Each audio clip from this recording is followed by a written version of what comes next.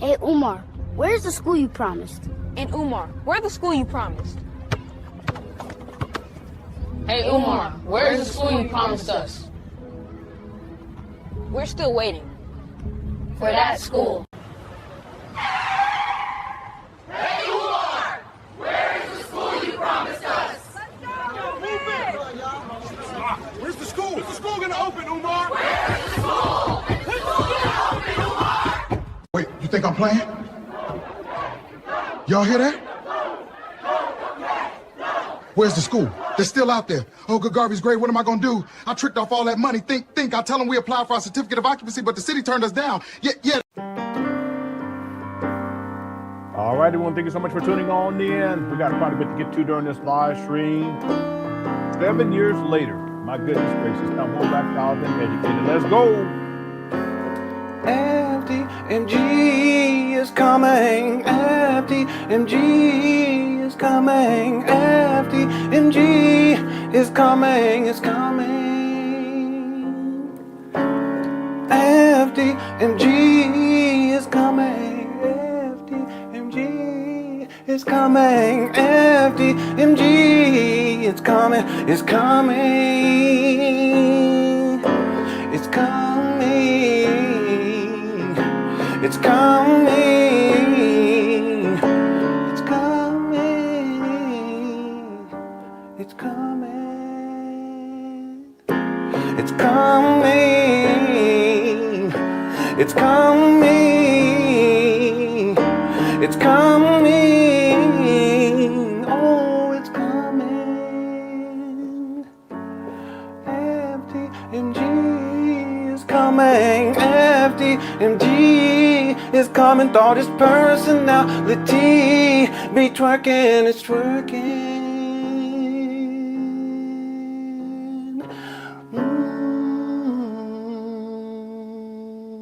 All right. Thank you all so much for tuning on in. Welcome on inside the Cook Crush Chat. Cook Crush Chat's Undefeated. Hope everyone's doing all right.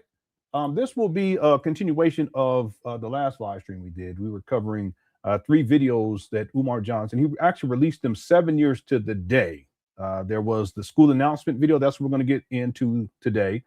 There was the school promo video, and then there was an outside tour video. We covered the outside tour and the school promo video during the last live stream.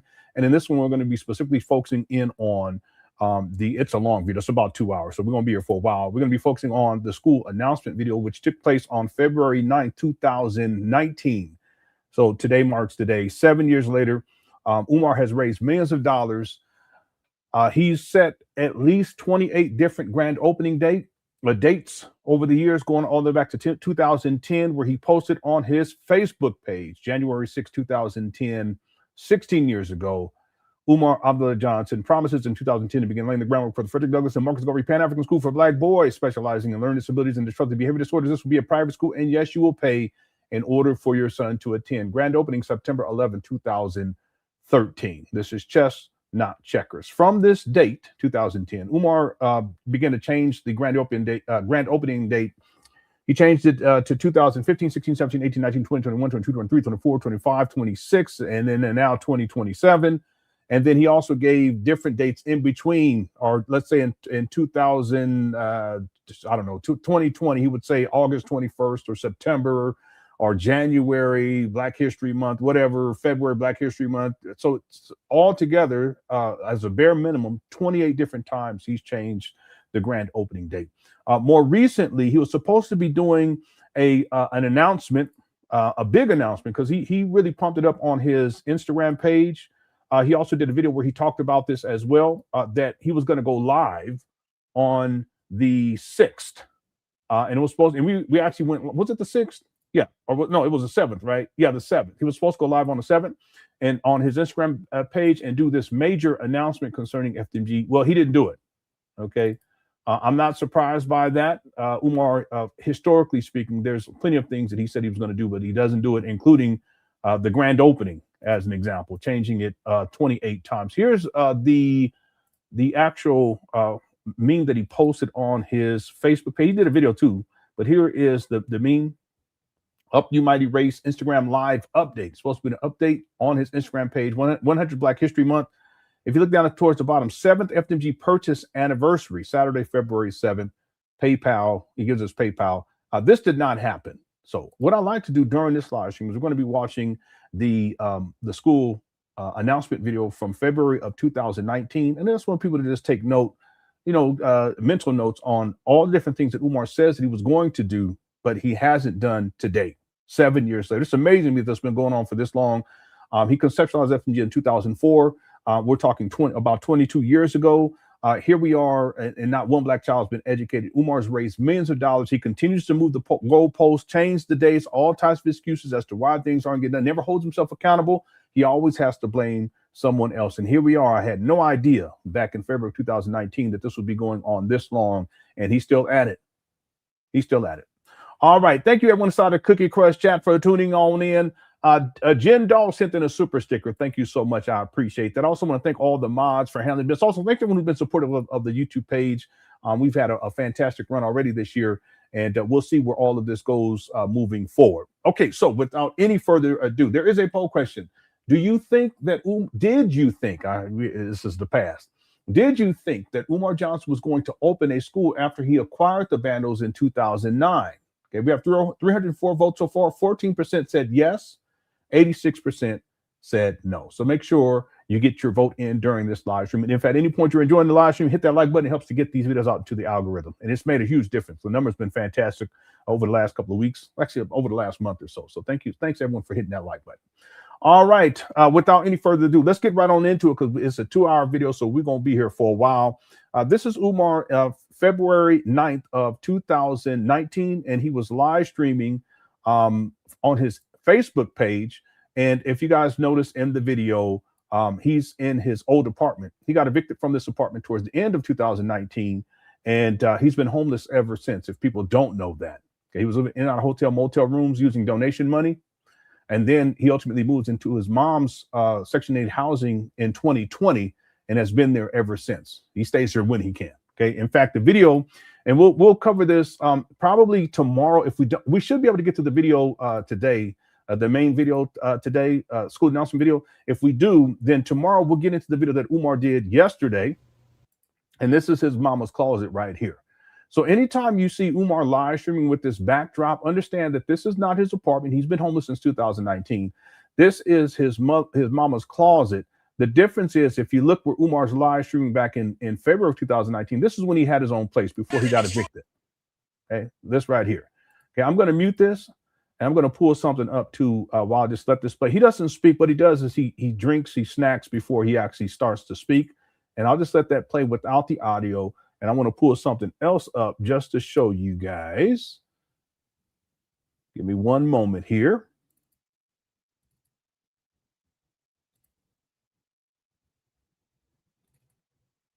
All right, so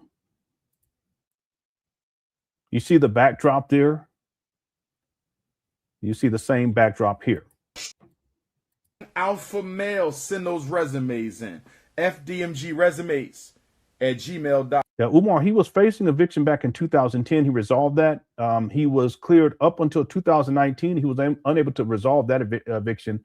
And at the end of 2019, you stopped seeing him live streaming here. You start seeing him live streaming in hotel motel rooms, and then ultimately you start seeing him live streaming in this space, which is his mama's closet, right? FDMG resumes at gmail.com. FDMG resumes at gmail.com is what we're looking for. Yeah, I just want people to be clear about something. When Umar's live streaming the school announcement video, he's doing it in filth. He's a hoarder. Look.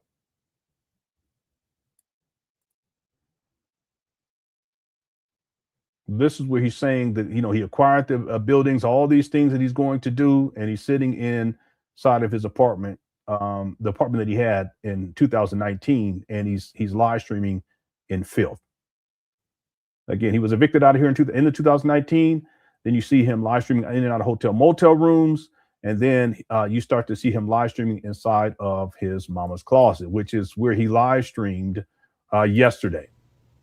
Right. So if everything goes well, We'll do this tomorrow. If we don't get to the main video today, we'll do this particular video that's on the screen. We'll do that on Wednesday. All right. And then here's the closet again. Tap in with the prince. If you look in the background right here, he actually has a banner in front of that kind of like teal purple banner that's all the way in the back, right? So there's one that's covering with Marcus Garvey. He actually flips the phone in here too, like he flipped it inside of his apartment, and it's filthy in here too. It's a real small space. There you go. History, Dr. Umar, but you keep doing your thing, Dr. Umar. You definitely got a lot of good followers out here. Good people. Appreciate you, my brother. I appreciate you. All right, now be blessed. See this? Okay. Right. So you guys can see it's an issue with Umar. Right. But when he live streams the school announcement video, he's doing it inside of his apartment back in 2019 before he gets evicted. He gets evicted later that year, and he was living in filth with the hoarder situation. And then he basically takes this same hoardism, if you will, and then transfers it over to his mama's house, takes over the whole second floor. And then a lot of the stuff that was inside of his apartment, he took over to the large gym up there at these abandoned buildings and turned the large gym into his own personal storage. Okay, we've been talking about that since he did the video to show the vandalism over there. Okay, so I just want to give that backdrop just so everyone understands. Anytime you see Umar, you won't see him live streaming with this anymore because he got evicted back in 2019. But anytime you see him live streaming with this backdrop right here, this is his mama's closet. Okay, all right, let's get into it. Here we go. I'm going to skip through to where Umar starts talking because he eats and snacks for a little while. All right, here we go. You are getting a February the 14th. Peace and love, Black family. All right, here we go. This is the Prince of Pan Africanism, Dr. Umar Johnson, the most requested Black scholar in the world, the #1 Black school psychologist in history, the #1 orator of the 21st century. Okay, none of that's true. This is all narcissism. As you all know, I promised you that on February the 14th, the 201st solar return of my great ancestor, the great Frederick Augustus Washington Bailey Douglas, to whom I am a blood relative, I promised you I would be. That's another lie. Well, he lies a lot. Giving you the FDMG school announcement. Well, for those of you who are tuned in right now, you are getting a special treat because I am no longer going forward with the February 14th announcement. Instead, I'm making the announcement today, February the 9th. Right now, I am making the announcement. This is the Frederick Douglass and Marcus Garvey Academy announcement. Today is the 9th. 9 represents the ancestors. And so what better day than to let you all know what's going on than today.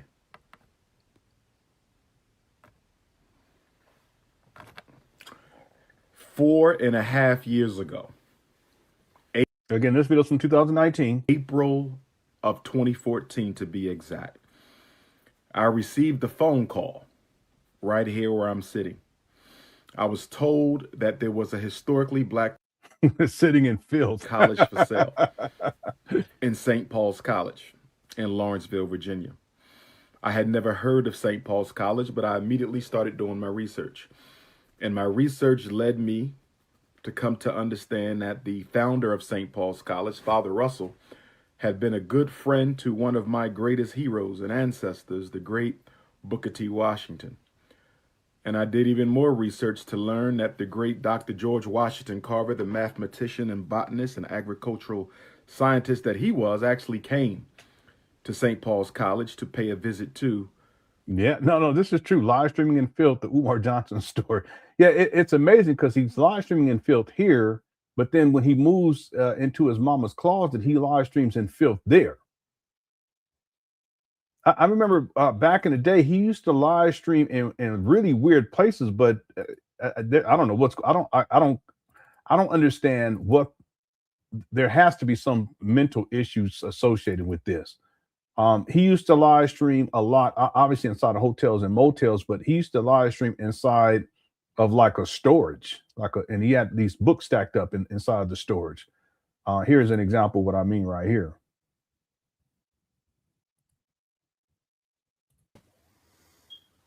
Peace and love, black families. The Prince of Pan Africanism, Dr. Umar Johnson, King Kong Consciousness. We are in the building. Yeah, he has a long history of this. I really don't get it. All right, Father Russell, the founder. Thank you for the super chat. Also, thanks so we began Jen, a fundraising for the campaign super sticker. Immediately. St. Paul's had chosen an auction company, Motley's. And Motley's auction was responsible for selling the campus. I called them up, told them I wanted it. I didn't have any money. They said, well, see how much you can get. Put in the bid. Let's see what happens. So I sent in the bid paperwork. Okay, the starting bid is $2.5 million. I had a lecture in St. Louis that was scheduled not too long after that. I collected my very first public donation for the Frederick Douglass and Marcus Garvey Academy at my St. Louis, Missouri lecture. And I want to say thank you right now. Thank you to the brothers and sisters of St. Louis, Missouri for giving me that very first donation. I wasn't comfortable asking you all for money. Those of you who were there probably remember that I wasn't comfortable. I had never asked for money publicly, and I didn't want to because I just seen the black community get swindled and hustled so often, Look who's talking. With public collections that I did not, want that for myself. But, excuse me for 1 second, brothers and sisters. But anyhow, I collected it, and that money that was raised in St. Louis, I think it was approximately $500, was used to pay an attorney in New York to put forward the bid on my behalf for the St. Paul's College. They invited me down to St. Paul's. I went on a tour. I loved it. For a mere $2 million, you would get an entire historically black college. Okay, again, the starting bid was $2.5 million. He's such a liar. Just $2 million. So I started asking people to send in their checks and money orders payable to the FDMG Academy. I immediately went to the bank, and at the bank, I started an account for the Frederick Douglass and Marcus Garvey Academy. And you started sending in your donations. I started getting complaints from black people that it was too inconvenient to have to mail in a check or money order. They recommended that I start some sort of online fundraising platform for people who were too lazy to go to the mailbox. There so you we go. started accepting money from PayPal. That got to a certain point, and PayPal had discontinued that fundraiser. The money is still there. We still have it, and we will be using it. But they said that they would need further paperwork in order for them to allow me to continue to collect money. He said it's still there. That means after he purchased these abandoned buildings, all of the money that he collected from PayPal was still there.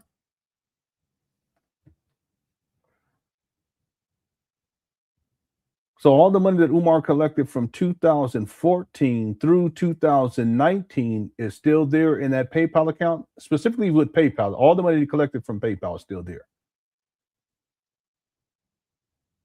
Well, then why did he start renovations right away then? Because remember, Umar stated that they had shut his PayPal down after he got to, what was the figure, $250,000? This guy, he lies so much, it's incredible. It's amazing how much this guy lies.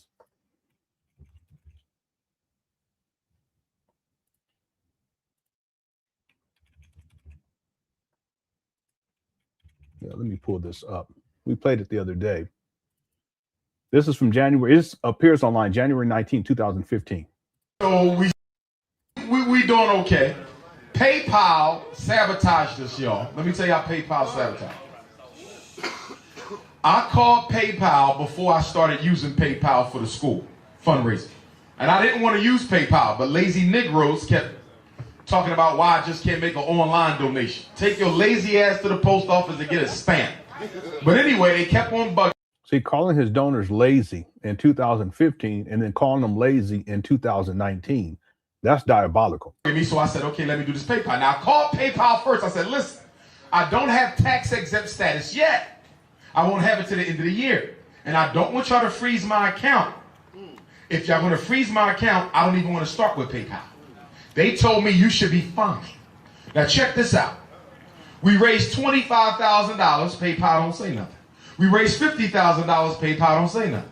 We raised $100,000, PayPal don't say nothing. So when I get to $125,000, they freeze my damn account. Okay, so 125,000 was a figure. So if Umar was sitting on $125,000 at the beginning of 2015, and he set up his PayPal account later, it wasn't like he set it up in May. So I would estimate that after, let's say after about, as an estimation, 6 months, he raised $125,000 just on his PayPal account alone. And then in this video from 2019, Umar says that all the money is still there as if it hasn't been touched. And that means that Umar should have been sitting on it as a bare minimum, $125,000 after he acquired the trap bandos on February 6th of 2019. That makes sense to people? All right, let's continue. It's called the Academy. And you started sending in your donations. I started getting complaints from Black people that it was too inconvenient to have to mail in a check or money order. They recommended that I start some sort of online fundraising platform for people who were too lazy to go to the mailbox. So we started accepting money from PayPal. That got to a certain point and PayPal had discontinued that fundraiser. The money is still there. We still have it and we will be using it. But they said that they would need further paperwork in order for them to allow me to continue to collect money through PayPal. So anyhow, we went back to the checks and the money orders. No, PayPal is not inconvenient. It's an inconvenience when you have to go to your P.O. box, because you have to get in your car, drive, or you have to walk, I guess, or take public transportation to the P.O. box. You pick up whatever cash is there, but then there's checks and money orders. You got to go cash those. Whereas with PayPal, it's a direct deposit in essence. You can get a PayPal card and just use that PayPal card like a debit card for that account. You don't have to go anywhere. All right. And the donations at the lectures, what didn't come that frequently. Most of the donations had come by check and had come by money order. So once again, the rambling started and brothers and sisters said. And that's a key point right there. Most of the money came by check or money order, not through digital means. I'll play that again. To the FDMG Academy, I immediately went to the bank, and at the bank, I started an account for the Frederick Douglass and Marcus Garvey Academy. And you started sending in your donations. I started getting complaints from Black people that it was too inconvenient to have to mail in a check or money order. They recommended that I start some sort of online fundraising platform for people who were too lazy to go to the mailbox. Horrible. So we started accepting money from PayPal. That got to a certain point and PayPal had discontinued that fundraiser. The money, $125,000. Money is still there. He hasn't touched that money or any of the other money that he's received from PayPal, because he was still asked for PayPal going through 2019. He still uses PayPal to this day. That's his main. That's what he promotes the most these days. We still have it, and we will be using it. But they said that they would need further paperwork in order for them to allow me to continue to collect money through PayPal. So anyhow, we went back to the checks and the money orders and the donations at the lectures, what didn't come that frequently. Most of the donations had come by check and had come by money order. So once again, the rambling started and brothers and sisters said, it's too inconvenient to keep on sending in these checks and money orders. If we can't send the money in through PayPal, then you need to start some sort of online platform. Yeah. So what he's saying is that the PayPal gets shut down. He's still collecting from, because he started with the checks and the money order to the P.O. box plus cash that people would give him, checks and money orders, cash they would give him at events. But what he's saying is when the PayPal gets shut down, that's when he decides to set up the GoFundMe. Okay? Because PayPal is a money exchange system, but it's not necessarily an online fundraising platform, although you can fundraise through it. So I started doing some research and I looked at Kickstarter and I looked at all the different online platforms because that really was not my milieu. I'm a social scientist, not a fundraising expert. So we went with GoFundMe. No. You're a habitual fundraiser. Hit the one. That's all you do. That's why you always saying get on your cash. Well, not Cash App got shut down from fraud. His GoFundMe got shut down from fraud. That's all he do is ask for money. Not one black child's been educated. Hit the one. All Umar do is beg for money, get the money, and then disrespect his donors. He was lazy in 2014, 15, 16, 17, 18, 19. He's lazy in 2026. Ain't nothing changed. But y'all lazy, you donors. Everyone, y'all who sending the money, y'all, because y'all lazy. Boy, I tell you. What's up, Smitty boy? Umar, a nasty old buzzer. What's up? What's up, Uncle? What's up? What's up, Smitty boy? Yeah, he's filthy. It's a mental health issue. He needs help with that to get coping measures. He's a hoarder. That's the problem. That's why. And it's not just that. He don't wash his hands. You know, he go use the bathroom during the live stream. He don't wash his hand. People call him out, and he gaslights the people. He's all, no, I wash my hand. No, you did it. Cut it out. He's filthy. Some people may say it doesn't. No, it matters because this is the person you're going to send money to. This is the person you're going to send your child to a funky school in Wilmington, Delaware. Ain't nothing but a trap bando. It absolutely matters. This guy can't even keep his apartment when he had one before. He's been homeless. He's a hobo. He's an international hobo. He's been homeless. Literally, I can pull up the paperwork and show y'all. He's been homeless since the end of 2019. And he can't even keep the closet, in mama closet where he live streams from. He can't even keep that clean. He couldn't keep his apartment clean back in the day. And then now in 2026, he can't keep his mama closet clean. It's filthy. And he ain't even gonna clean it up. I told him, I've been telling him, I don't know how long, how many times I told him to clean this shit. I told him so many times, he don't listen. He's filthy. The gym, the large gym is filthy.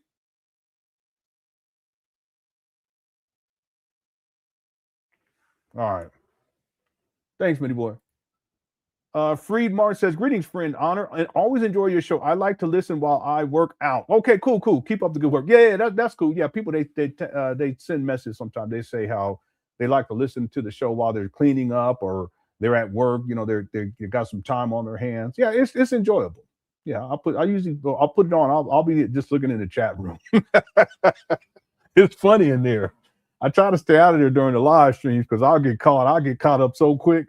Y'all be seeing me doing like this. All right. I got it right there. Okay. Well, enjoy your workout, friend Martin. Okay. Gains. That's what my son says. Thank you for the super chat. Sister Lene says he didn't want to use PayPal for the stashing of money orders. Rem and I sent the photo. He washed money orders. It's off the books until it's in an account. Okay, so what you're saying is PayPal, because it's everything's digitized there. Same thing with GoFundMe too. Same thing with CashApp. But that in particular for the money orders, Rem and I sent a photo. He washed money orders. Yeah, I don't think I've seen that photo. Yeah, if you haven't, send it to me. It's off the books until it's in a. I know what you mean. Yeah, that's I've talked about this as a possibility. It may have been a couple of years ago, maybe 2 years ago, that Umar, because he's a shady person, that it's probable that he's washing money orders when he can, and if he can wash checks, he can do that too.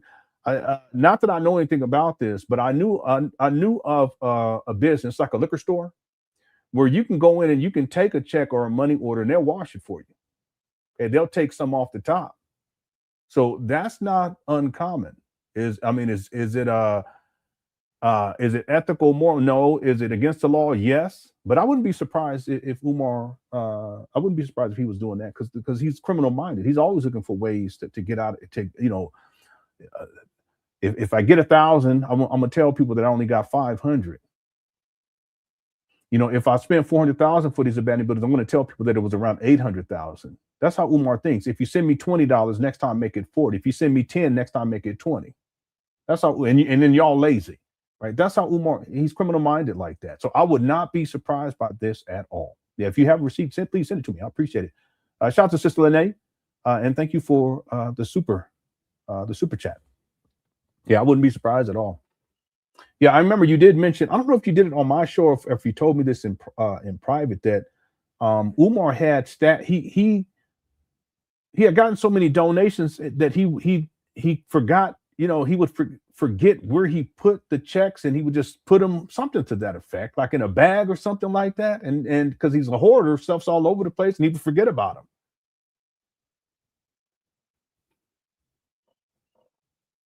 them. Thank you, sis. What's up, Black Wolf says, Cookware Chat Vet. Yeah, you're right. This exact moment of this video on the other side of the camera is literally funky, disgusting garbage, but Umar is giving a delusion of success. Yeah, see, even in this video right here, and he's living in filth, but he dresses up with this. He got on jeans on too, by the way. Not that that matters. Not that that matters. I don't want to be petty, but he has jeans on, Black Wolf. He's sitting up here with this tight shirt on, with the yellow tie, with two patches on. It's so pretentious. Everything about this guy, it's pretend. He's a pretendian. Y'all see this? He sits up here with the patches on the shirt, and then in the background, it looks as if, you know, he has things together. He's a Pan Africanist. You know, stuff is kind of organized, but then he flips the phone later on that year, and the whole time he's living in filth. But he gives the delusion of success. Yeah. Yep. Thank you, Black Wolf, for being a member for 62 months. Derek says he just called his supporters lazy. Why support? Yeah, this is a question I've always asked. Going back to the video where he called black people, he said lazy ass black people. He was gonna say N-word. He was gonna drop an N-bomb, but he caught himself. That's how Umar is. Lene talked about that. Umar, he's a really mean-spirited person. And including to you, he called his supporters lazy. Who does that? He's the one that ain't worked consistently since 2006. And I can ask the question, when you guys ever seen Umar do some real work? I'll wait.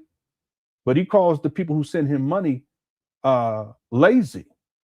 See, that's the narcissism. Narcissists, they feel entitled to certain things. And in Umar's case, he feels entitled to black people's money. That's why he's always trying to tell black people what they need to do with their money. He ain't talking to me, though.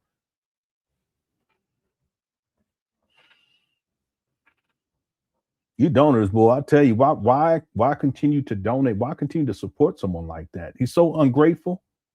I've never seen Umar genuinely thank and humbly thank you donors. I've never seen it. He calls y'all lazy. It's crazy. Thank you, Derek. What's up, Doctor? Says Nasty Fingers Jermaine, a.k.a. Umar, a.k.a. Manjaw, a.k.a. Room 130. Damn. Yeah, Nasty Fingers to call you, man. I be forgetting about that Manjaw comment. I remember when Sister Lene said that, I said, wait a minute, what do you mean by that? I was so confused. And then when she explained it, I was like shocked. I was kind of disgusted. I was like, what in the Manjaw Room 130 is going on? But then Room 130 happens, and now everything makes sense. You guys got to see the next segment of this documentary. It's an hour and 20. I think I said an hour and 20 minutes. I can't remember. I post on my timeline. I don't really post on my timeline all that much unless we live stream it. But you guys are going to trip when you see what Umar said back in 2011. Watch. Thanks, Daxter. How's it going, Jay Civic says, I wish an interviewer would just simply ask, have you used donations for anything other than FDMG? Yeah, that would be nice. I think it would be apropos. I don't think that's outside out.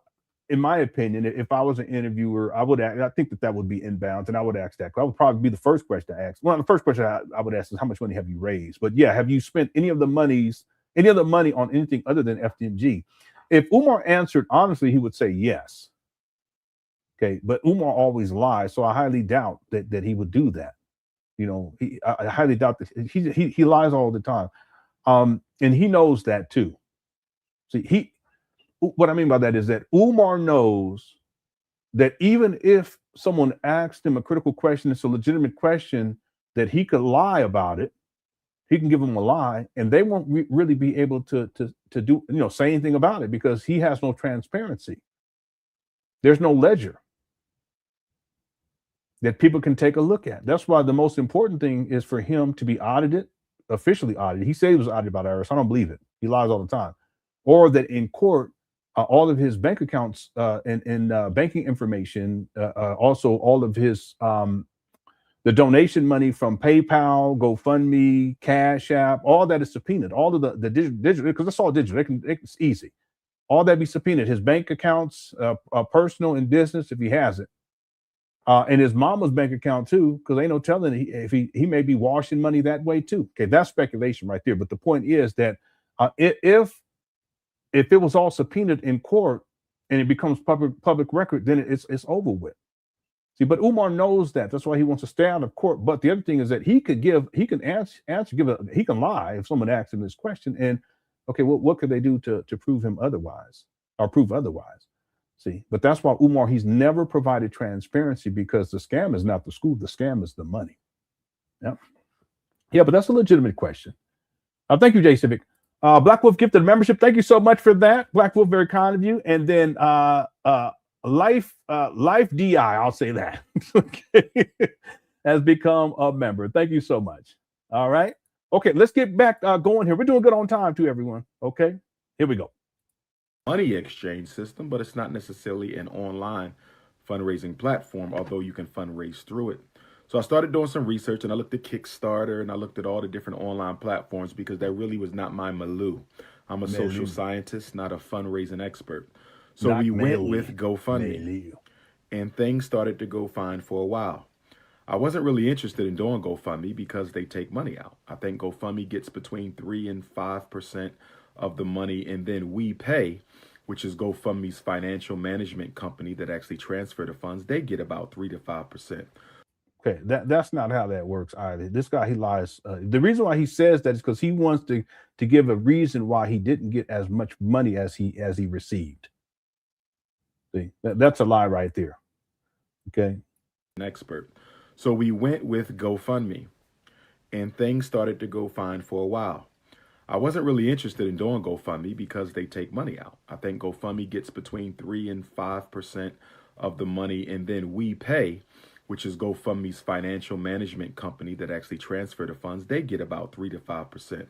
Overall, almost 10%, I believe, of the money. No, it's not 10%. It's ridiculous. In 2005, GoFundMe operated a free service that typically took 5% platform fee for each donation, in addition to a credit card processing fee, which is We Pay, of 2.9% plus 30 cents. Okay. So, and it says approximately 7.9% of the total funds raised were deducted plus the fixed per donation cost. Okay, so it's not 10%, but Umar, he always has to exaggerate. Money collected go to them. So we started raising money.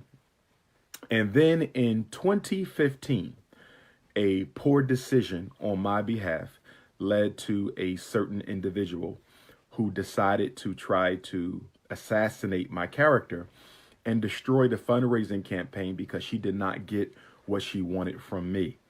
And so, okay, he's talking about the conscious stripper, because part of what she did was she was able to get her donation back, a refund from GoFundMe, and then she was telling people how to do it, how they can do the same thing. And Umar, he really got shook after that. So she started spreading rumors that I was spending the FDMG Academy money on her, which is quite interesting, because if that were the case, that means there should be some sort of paper trail of me using the FDMG credit card or writing some sort of FDMG check to a hotel, to a vacation company, to a restaurant, to somewhere, airline. There should be some track record of monies being spent from our account for her benefit, which was totally false. It was totally bogus.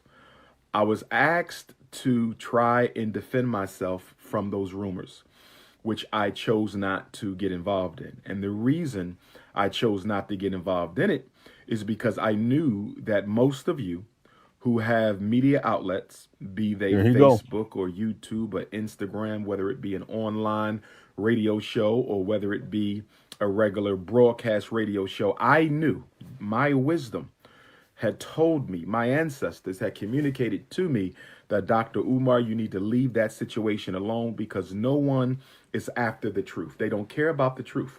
They want drama. They want sensationalism. And the very worst thing you can do is get involved in trying to defend yourself from people who could care less of whether you're guilty or not. They just want attention.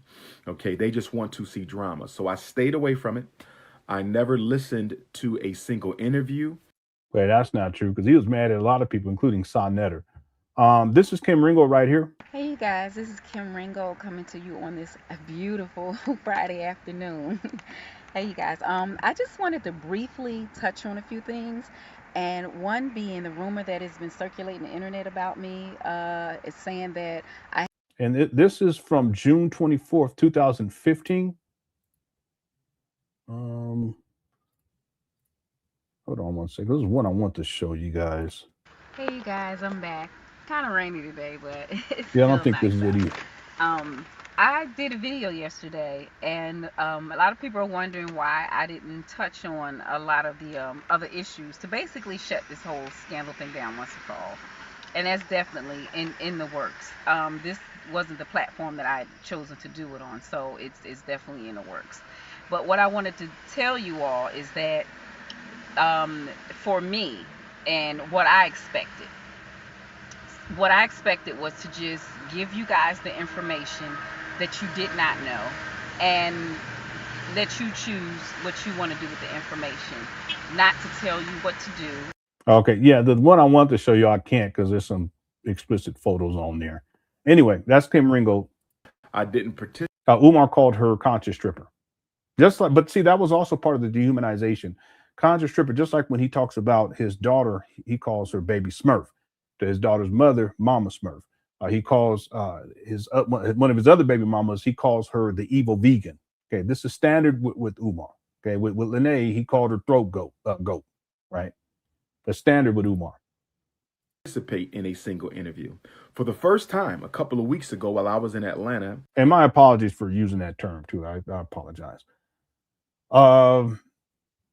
Okay, I got that one too. And then also, Manopin says, how many total platforms and jurisdictions has this unclean and shameless scammer been banned from raising money? That's a good question. He was banned off of PayPal for a while, but he set up another one. Either he set up, and I would be able to, I'm going to figure this out as I get to the timeline and documentary. Either he set up another one or he was able to get the first one that he had reinstated. From memory, he set up another one. Okay, so that's one is PayPal. He also got shut down off of GoFundMe. He got shut down off of Plum Fund.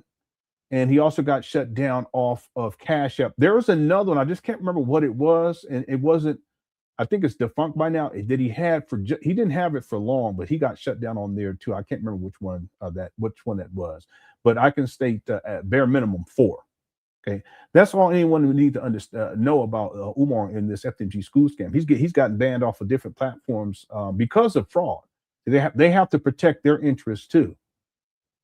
So GoFundMe shut him down, CashApp shut him down, PayPal shut him down, and Plum Fund shut him down. He tried to do Plum Fund after the GoFundMe got shut down.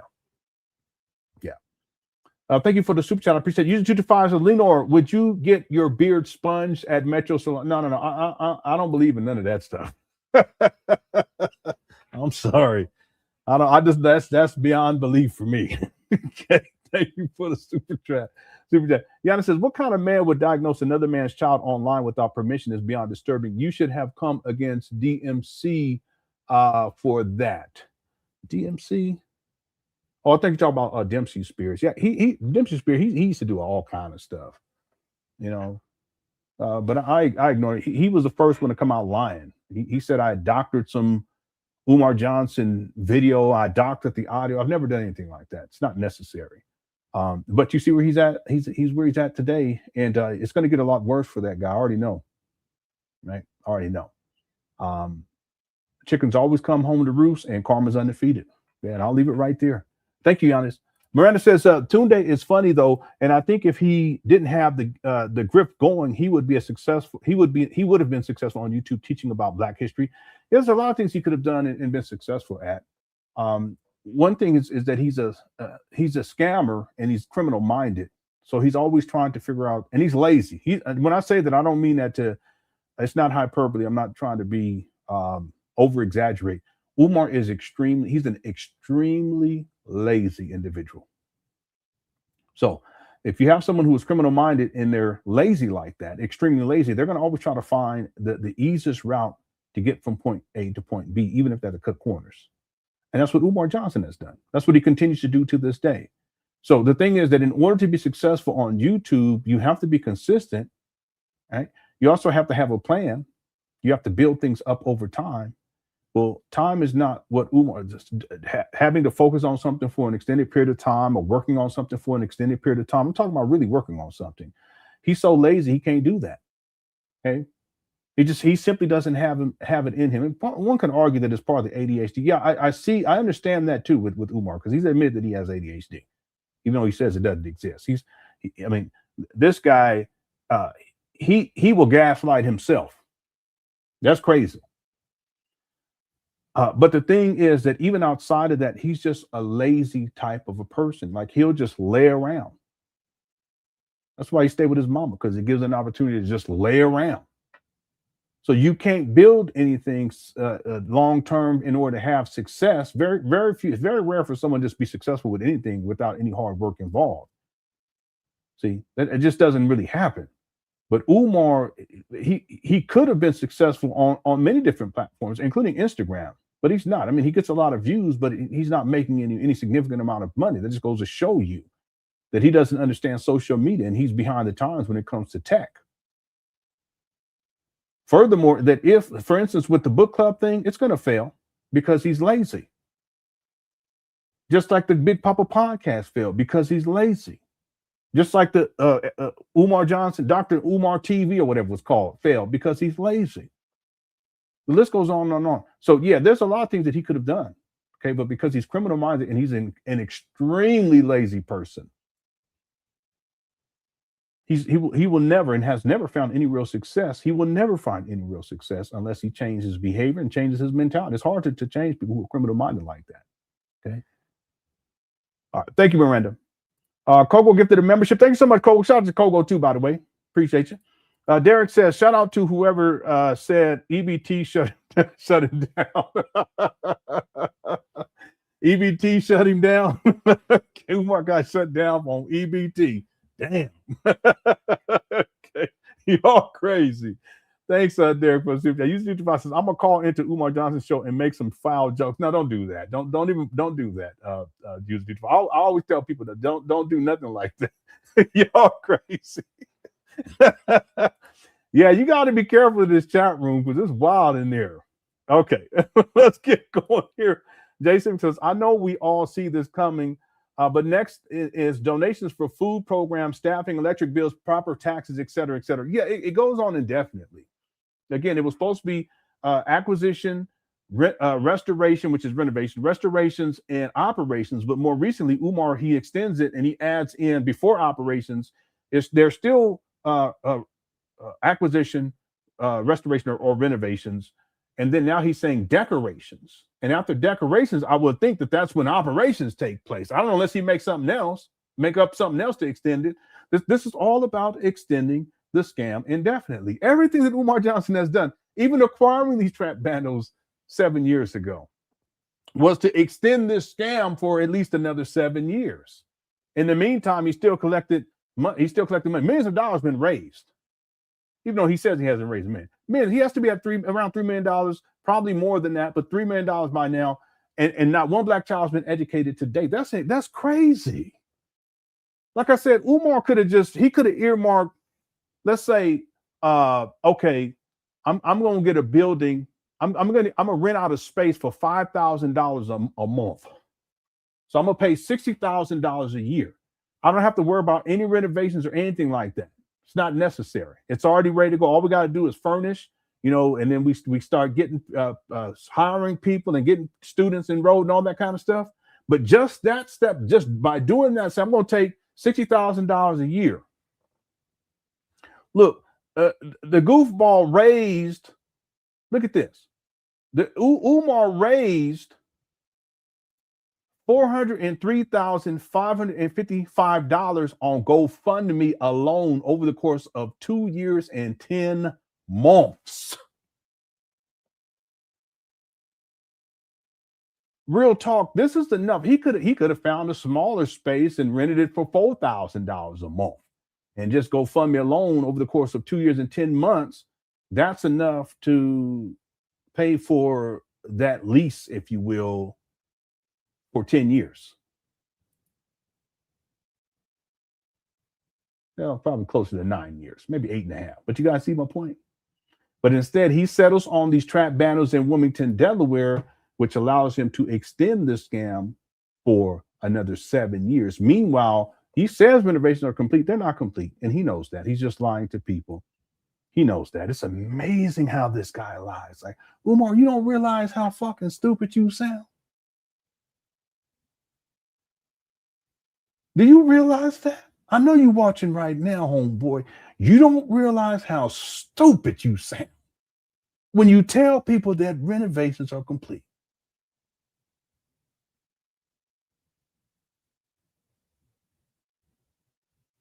Maybe you don't care. And some of these followers, I'm sorry, some of these goofy followers, the ones that ain't got no intelligence, they'll fall for it. We ain't falling for it up over here, homeboy.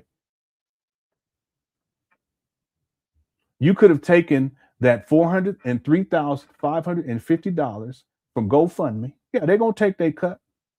It ain't 10% either, Umar. Cut it out. But even let's go with Umar's lie. They take 10% off of that $403,550. Okay. That's about $40,000. You should have had about $360,000 left over just from GoFundMe alone. That's enough to get started with something somewhere, homeboy. And we ain't even counting all of the PayPal and the GoFundMe, and then later on the CashApp. Since 2014, it's almost 12. It's about to be 12 years, homeboy, of collecting checks and money orders and getting cash and chasing after ass. What kind of man? And you ain't started nothing.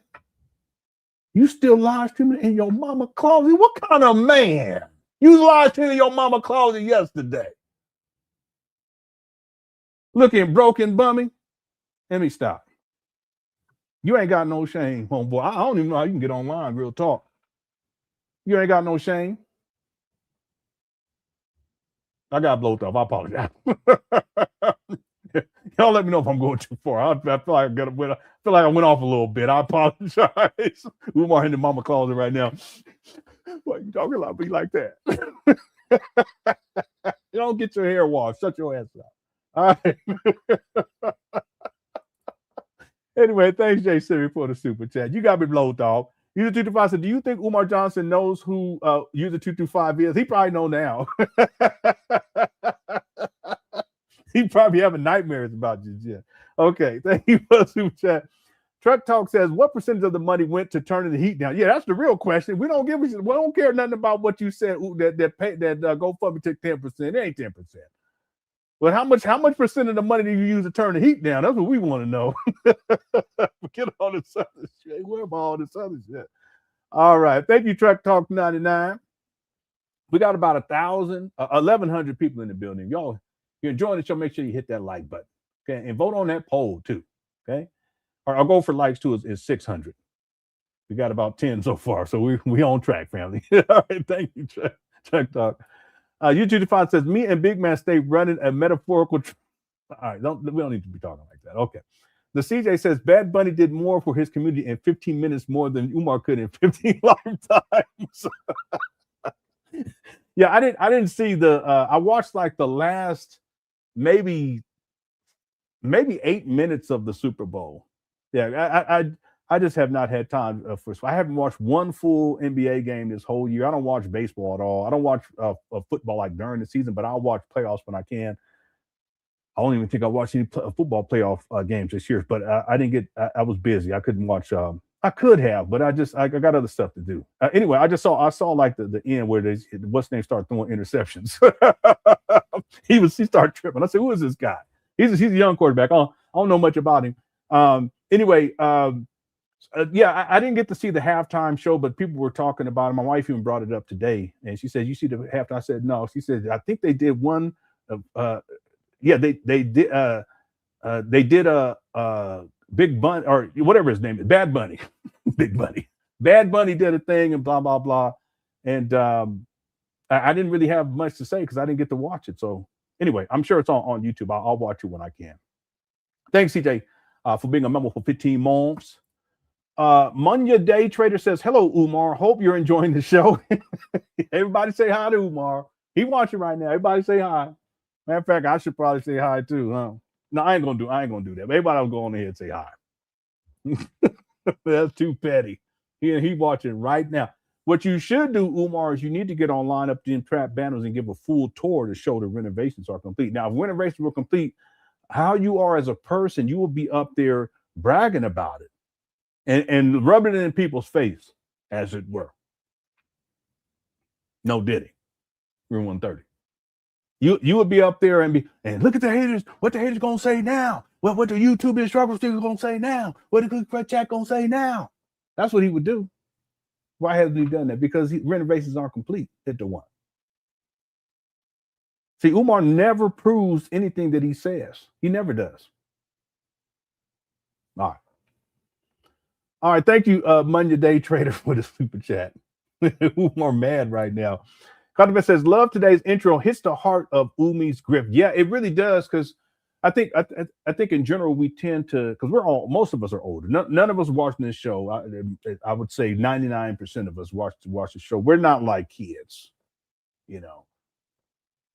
So I think part of what kind of gets lost in all of this is that Umar, his promise was not to Black parents. The promise was, I mean, it is in a sense, okay, when he starts asking for money and donations.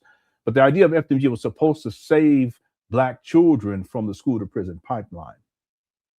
See, and if we think about it, the children who would have been going to this trap bando FDMG when it was supposed to open back in September 11, 2013, that's 13. That's almost 30. Let's say 12 years ago. A lot of them kids, they already done graduated high school and college. Some of them graduated from college already. So if we think just from a child's perspective, yeah, where's the school that you promised, Umar?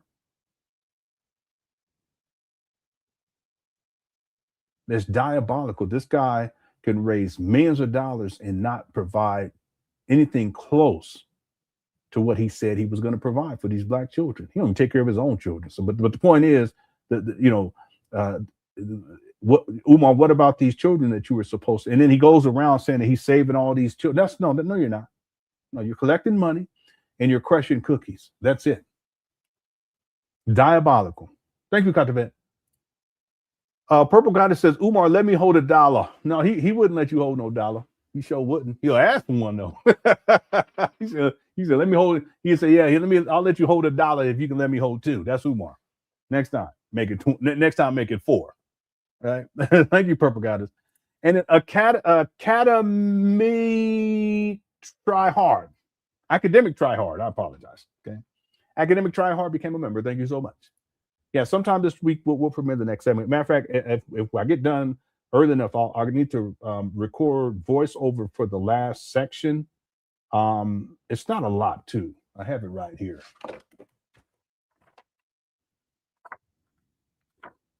Yeah, it's probably about maybe 7 pages, but it's not all 7 pages. The way that I have it outlined. We see that the dark or the font that's what is the word? Bold. That's different video clips. Everything else is the voiceover that I need to read. But my plan is to do that tonight, and then tomorrow I'll dump that. I shouldn't say that way, but I'll sync that audio up with the timeline. The timeline's already set, and then we'll live stream tomorrow though too. And then Wednesday, I'm just thinking ahead. Wednesday, that's when I'll probably try to finalize everything as a rough draft. Yeah, and then probably premiere on Thursday for members only. So thank you for becoming a member. Yeah, it's coming along really nice. What I need to do is put everything into one timeline to see how long it is so far. We're into 2011, 1974 to 2011. All right, thank you for becoming a member. All right, and the YouTube device says, have y'all ever seen Umar Johnson in the Cookware Chat sock account? Yeah, I haven't. I'm sure that he's probably been in here, over the years. I'm sure he has. But again, like I've told people, Umar, you ever want to come on and be interviewed, you're welcome to do so. Just let me know. All right. Thanks you to 225. Same thing with Umar Johnson family members. I've interviewed one of them. Actually, yeah, I've interviewed one of them so far. If any of you guys ever want to come forward and speak about Umar, you're welcome to do so, including Jamal Johnson. Yeah. Bugaboo. Thank you, User 225. Derek says Lenon Bad Bunny is the performer. Yeah, I know that. Big Bunny is the one mad as hell at Scrub Daddy. Okay. All right. So Bad Bunny is the performer. Big Bunny is the one mad as hell at Scrub Daddy for the Room 130 fiasco. We got Scrub Daddy, Big Bunny, Big Bubba. Let me stop. All right. That's crazy. I was like, wait a minute, I know who Bad Bunny is. I mean, I don't know who it is. Okay, like if someone showed me a picture, I wouldn't know. You get older, I ain't in all that, but I know who that is. The Big Bunny, okay, that's a whole other thing. All right, thank you, Derek. Well, y'all, wow. Okay, let's get going here. YouTube device says Big Bunny is Umar Johnson's favorite snow bunny species. Okay. On that note, let's continue. Thank you for the super chat, y'all. Let's go. Because I saw that the school purchase deal seemed to be likely to go through. So I said, you know what? We're going to get this school. It's not there was no purchase deal. It was a closed bid auction. And I explained what that is. I explained what that was a couple of days ago. I'll pull up the receipt and show it to you guys. So let me listen in on some of this garbage that went on a couple years ago. So I listened to an interview that was done with her, and I thank God that I never listened back in 2015, because had I listened 4 years ago, definitely, had I listened 4 years ago, I probably would have felt the need to respond. The lies were excessive. The lies were... He sounds so sassy, don't he? Now that I think about it, after the Room 130 situation, he really does sound sassy. Is it me or what? The lies.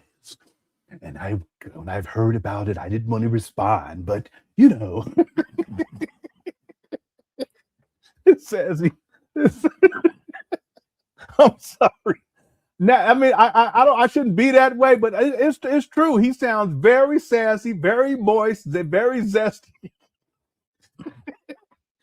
Now, you guys know I don't normally talk like that, but now I'm just going. Umar, he was calling me all this for years. And I didn't want, and I couldn't believe she said that.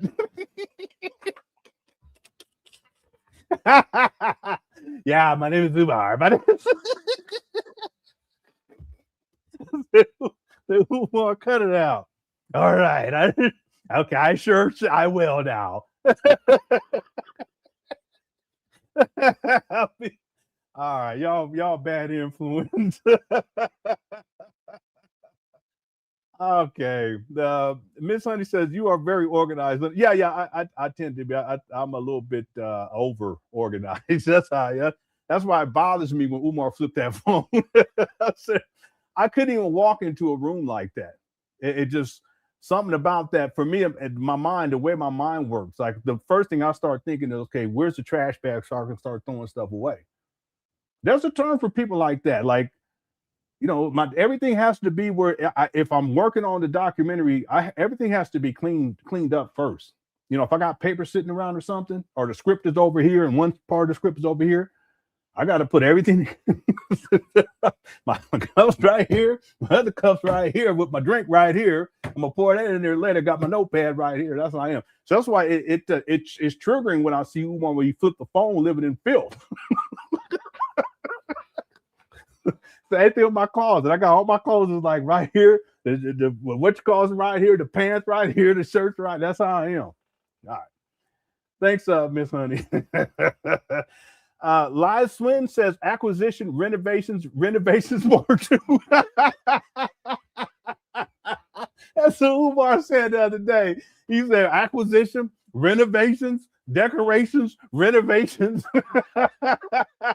See, because after they decorate, they're gonna mess it up, so they gotta renovate again. All right. Who dogs it on my steps? We're renovating again for that, family. Hit the PayPal, family, because we got to rent the dog and shit it again. That sounds just like Umar. He got to make something up. And the black contractors, they took a shit too. So we need the money. We got to. That's wild. That's wild. Who calling me? Oh, what they calling at this time? Yeah. Yeah, my son, he's supposed to be getting his braces off. He's so excited. Okay. Thank you for the super chat. That was funny. Mr. Zesternism. King Kong Zesternism. That is horrible. That is so horrible. It's funny though. Thank you, Derek. All right. She just says that the tailors that stitched those stupid patches on his shirt should be ashamed of themselves. Yeah, he didn't do it. Someone else did it. They did it. They sent it to him. And it's all a figment of his imagination. None of that's real. The NIBPA and the Team Pan African or whatever he calls it. But he got patches for everything, don't he? And none of that exists. Where's the website for? Where's the website? What are the office hours for these organizations? What's the phone number to call? When do you guys meet? Where are the minutes? What's the budget? Are there a board of directors? Well, none of that exists. It's a figment of Umar Johnson's imagination. But they put the patches on the shirt and he wears a shirt. It's all smoke and mirrors with this guy. Thanks, CJ. Manam Pin says, along with platforms, didn't the Commonwealth of Pennsylvania in March 2022 send the Philly scammer a cease and desist letter because he was fraudulently collecting money for FDMG without it being registered as a legal entity? Yeah, we covered that back then. I'm sure I have it in my files somewhere. But if you guys don't know, it's funny because one year Umar sent me a cease and desist. Goofy. Here's the video where he's discussing it. Let's see. He got a gang of keys, y'all. Look at this. Not organized at all. See, he don't even know what he don't know. It's amazing. Look at this.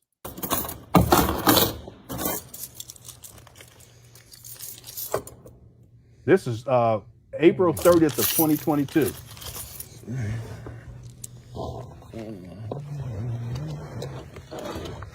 He always sing that song too. Y'all hear him do it?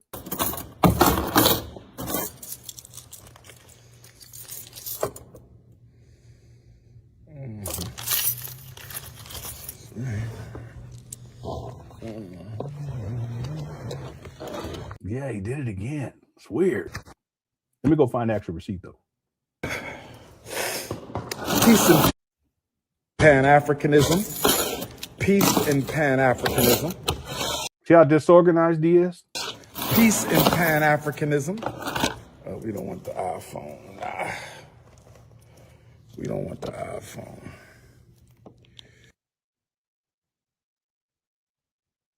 Country in this millennium, this century to be built. No white donations, no white bank loans. Yeah, see, he was really upset because this is after he got the cease and desist. Here's a cease and desist right here.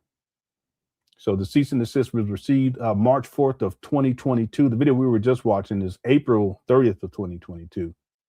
And we reported on this.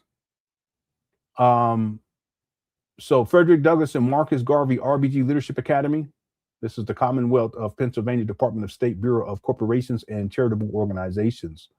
It says, and now the 4th day of March 2022, the acting secretary of the Commonwealth, having found that Frederick Douglass and Marcus Garvey, RBG Leadership Academy, P.O. Box 9634, Wilmington, Delaware, 19809.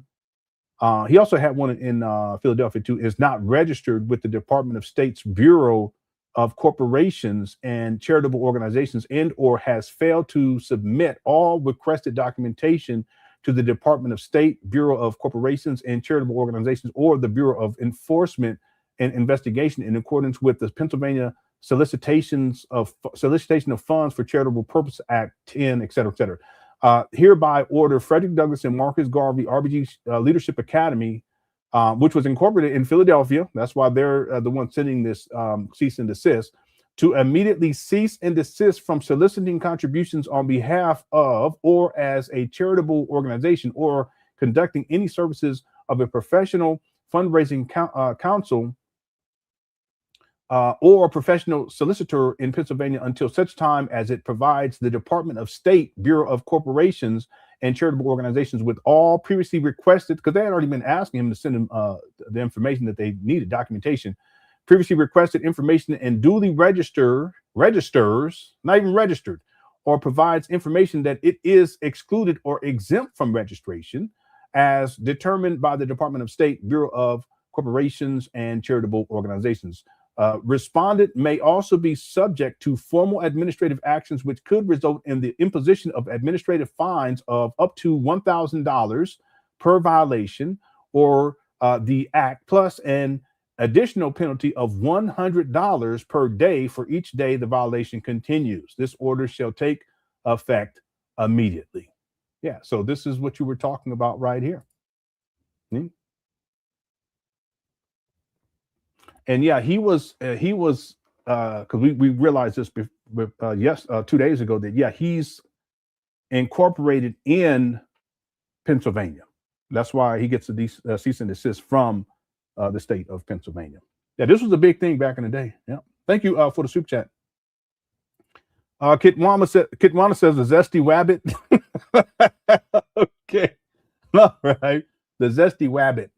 Thank you, Kitwana. J6 says public schools in Delaware cost over $21,000 per student annually, but that's with funding from the state. The math ain't mathing for this to work. Yeah, there's no way that this is going to work. All right, if Umar's asking for $500 a month, a teacher's salary as a bare minimum $50,000, $55,000. Someone actually posted, I think it's close to $60,000 now in the state of I was going to say Pennsylvania, in the state of Delaware. So let's just say 50,000, right? Okay, well, how many teachers is Umar going to have?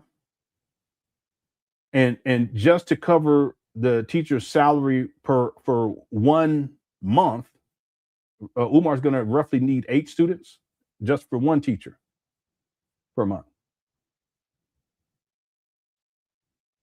Take 8 multiplied by 5, about $44,000 a month, which is about $48,000 per year. But again, the school year would be roughly 9 months. So we'd have to factor that in too. But see, on top of this, so remember, Umar's going to be taking these children over to Africa. He's going to have a dirt bike team. He's going to be teaching them how to fly airplanes. He's going to be teaching them how to float ships. Okay, where's that money going to come from? He's going to have uniforms. Where's that money going to come from? It's not financially viable, and that's why Umar, he doesn't want to get to the operations phase, because that's when everything will totally fall apart. It's already broken, but I'm talking about where it falls apart. You know, something can break, but doesn't mean that it crumbles to the ground. Right? You can have a crack in the foundation, but doesn't mean the whole structure is going to fall right then and there. But if this ever gets to the operation phase, that's when everything, the house of cards, crumbles completely, because financially it's not going to. There's no way. It's not viable, and he knows that too. That's why he doesn't like talking about it. He don't like talking about operations. He don't like talking about, okay, well, how are you going to pay faculty and staff? What about the different insurance? What about the 401k plans that you're going to have to be paying into? What's the other thing? What about workers' comp? What about the electric bill, each month? What about the internet? Because you're going to have to go into contract with the ISP. No, you're not going to have a wireless router that everyone else has in the neighborhood. No, that's not how that's going to work, Umar. You need IT infrastructure, which doesn't exist. Talk about renovations are complete. That's definitely part of renovations. Go show us the server room. Show it today, Umar. Going up there. Go get your lazy ass out your mama closet and watching this live stream right now. Going up there to these trap banners and go show us the server room. And we need to see some lights blinking. I don't know. Let me stop. Anyway, yeah, it's not fancy, Bob. That's the whole point. Okay, thank you, Jay Civic. There's all types of other costs. There's all kinds of costs that we come up with that Umar, he ain't even thinking about. Right? Water bill. All right. Thanks, Jay Civic. It says Umar doesn't see Black people as critical thinkers. You're right. He doesn't. I don't think he sees Black people as a resource. So it's part of the narcissism. It's just a resource. It's a supply. So just like, let's say, if you find a mineral deposit somewhere and you want to extract that resource, you don't see that resource as being critical thinkers or a critical thinker. It's an inanimate object, right? But you can take from it and pull from it in order to generate money. Well, that's how Umar sees Black people. That no, it's not that they are intelligent beings that can ask critical questions or worthy of human decency and respect. No. That's why he's comfortable with calling you guys lazy after you send him money for nothing. He sees you guys as a resource. You guys, when you guys watch what I break down from the 2011 video, the seminar for Sisters Only, it was called Message to the Black Women. When you guys see that this week, you members, it's the next segment of the documentary, you'll see very clearly how conniving and diabolical Umar is and how he sees people as a resource, whether it's for financial exploitation or for sexual exploitation. And in the breakdown of the video from 2011, I illustrate both, how he is seeking to sexually exploit the women in attendance, but also trying to financially exploit them as well. And then I'll bring in a special segment from 2024 that some of you guys will remember. And you can now put it all together. All right. You're right. Thank you, Amina, for the super chat. Munya says donations for decorations is wild. Yeah, absolutely. While the buildings have zesty mold. Now on, let's call it zesty mode. We should do that. You guys, bad influence. Donations for decorations is wild. While the buildings have zesty mode, and while Umar calls donors lazy and trifling. Yeah, it's like someone said earlier. Why would you donate to someone who talks to you like that and disrespects you like that? It's like I always take the time to acknowledge super chats or super stickers, or if I get CashApps or PayPal, I always take the time to acknowledge that because it's the right thing to do. It's a sign of respect.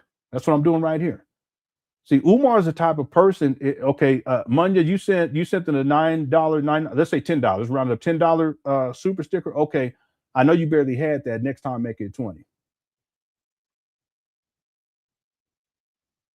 And then he moves on. That's Umar. And then it's like calling you lazy and trifling too, at the same time. Who does that? See, it's just Umar. He's a trip. See, he's been enabled this way. Like I said, he's had everything provided for him in essence since he was in the 9th grade when he's shipped off to military academy to present. Because after he graduates from high school, he's in higher education for 20 years, taking out student loans, not having to be responsible as a man who is a professional standing on his own 2 feet, which continues to this day. He's not a professional, but he's living off of Black people under this whole idea of opening the school FDMG for Black boys. And not one Black child has been educated. But then he calls you donors lazy and trifling. That's diabolical. Thanks, Money. But again, he's been living like this for such a long time. Most of his life, he's been living like this. So, I think in his own mind, he doesn't see any other way. He just feels entitled. Okay, thank you for the super chat. YouTube Device says GNA be Pookie teaching kids how to do the fentanyl. Okay. Oh, you're saying gonna be Pookie teaching kids how to do. All right, that's what you're talking about. What insurance costs? Yeah, and there's all types of insurance associated with the school. Like this. What insurances would you need to open a private school? I looked this up a long time ago too, because when I first started on the second documentary that I'm working on now.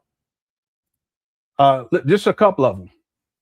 Essential insurance policies for private schools: general liability insurance, commercial property insurance, workers' compensation, abuse and molestation insurance, directors and officers liability, educator liability, errors and omissions, commercial auto insurance, cyber liability insurance. Here we go.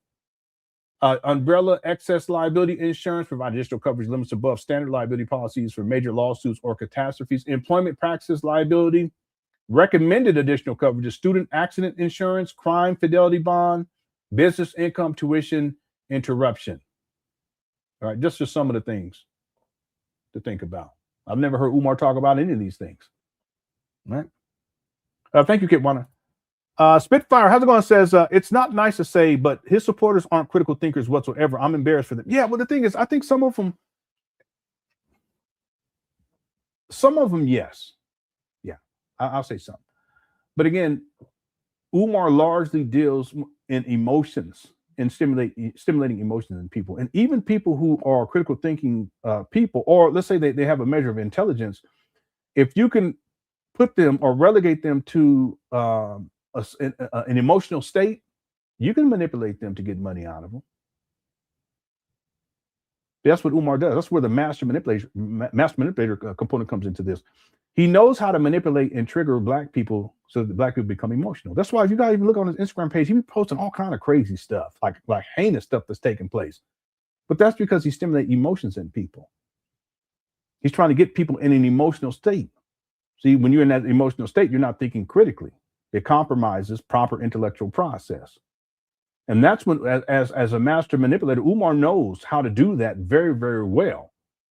He can do it when he talks to people, when he's lecturing or whatever. He knows how to do that. And so you get people all riled up, get them all into their emotions, all into their feelings, and then, get on your CashApp, get on your PayPal. Back in the day, get GoFundMe. And then people sending them money, checks and money orders. Not because they thought about it critically and said, okay, where's this money going exactly? Where is he spending this money? How do we know how much money he's collected? Is it possible that he's already collected more than he needs? Critical questions. Is it really even financially viable what he's proposing here? Because it's not. And if it's not, okay, should I be donating then? Why am I donating? Is it because of emotions? Because I like what he says? I like the idea? But is that tangible? And is it worth my money? The critical questions. See, so Umar, he's very good at getting people riled up and getting them emotional to where all the critical questions that they should ask, they don't ask. They get emotional and then they act. See, that's Umar. But yeah, in all fairness, some of them don't have intellectual process. It's true. Some of them, they're not critical thinkers. That's true. Okay? I just try to be kind to his donors in particular and his followers, but donors in particular, because they're victims in all this. They just don't realize it. Right? Thanks, Spitfire, for the super chat. I appreciate it. Lewis Luck says he doesn't need to actually do anything as long as he promises the idea of a school and distracts people with trigger words, terms like global white supremacy. Again, get people emotional. Racism, get people emotional. He can almost go indefinitely. Yeah, he could. But I have a sense that around this time next year, that he won't be in a position to continue to operate like he's been operating. I think that the chickens will come home to roost paperwork wise. That's what we're really waiting on. Okay? But you're right. What he does is to distract people, just to distract people. A lot of stuff, in my opinion, I don't be speaking on this, I don't get in all this, but a lot of stuff that's going on in the news it's really a distraction from the Epstein's files.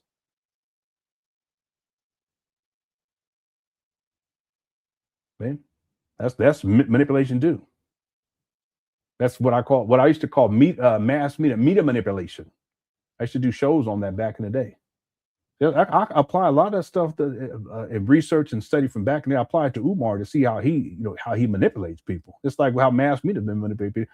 So a lot of stuff that Umar does is to distract people from deeper core issues. The financial component is what Umar wants to distract people from more than anything else. And I'm not just talking about how much money he's raised and how much money he's spent, but also the financial viability of FDMG up there, these abandoned buildings in Wilmington, Delaware, where he's going to be charging $500 to $600 a month to parents in an impoverished community, where these parents aren't going to be able to afford that. How's Umar going to pay faculty and staff? Operating costs. See, everything else is a distraction away from it. In fact, Lewis Luck, decorations is a distraction. See? So yeah, he could do this indefinitely, but I don't think he'll be able to do this past another year. I don't think so. I've been wrong in the past, so if a year from now he's still doing it, I'll get up here and I'll apologize. Say I was wrong. I've done it before. All right. Thanks, Lewis. I was just talking about this. Yeah, he does. He uses triggers, for Black people, to trigger Black people to get emotional, and then that's get money out of people. Yeah. Thank you, Lewis Duck. And then Spitfire says, but after so many years, and I know. So listen, I will say this. I try to be kind to the donors and his supporters. I try to be kind because I do look at them as victims. But I've said this and I've phrased this in the past this way, that if you've known about Umar for 2 or 3 years and you still support him and you want to send him money for FDMG, I can kind of get that because you don't know the history. I'm just talking about the donors, the people who support Umar. You donors, you guys don't know the history. You haven't done your due diligence. You haven't done your research. You don't know what type of person Umar is, and you don't realize that FDMG is a scam. Now, how can I say that? Well, because if you are a critical thinking person and you knew the history, you've done the research, you know the type of person Umar Johnson is, and that you would know that FDMG is a scam, and therefore you wouldn't be donating to him.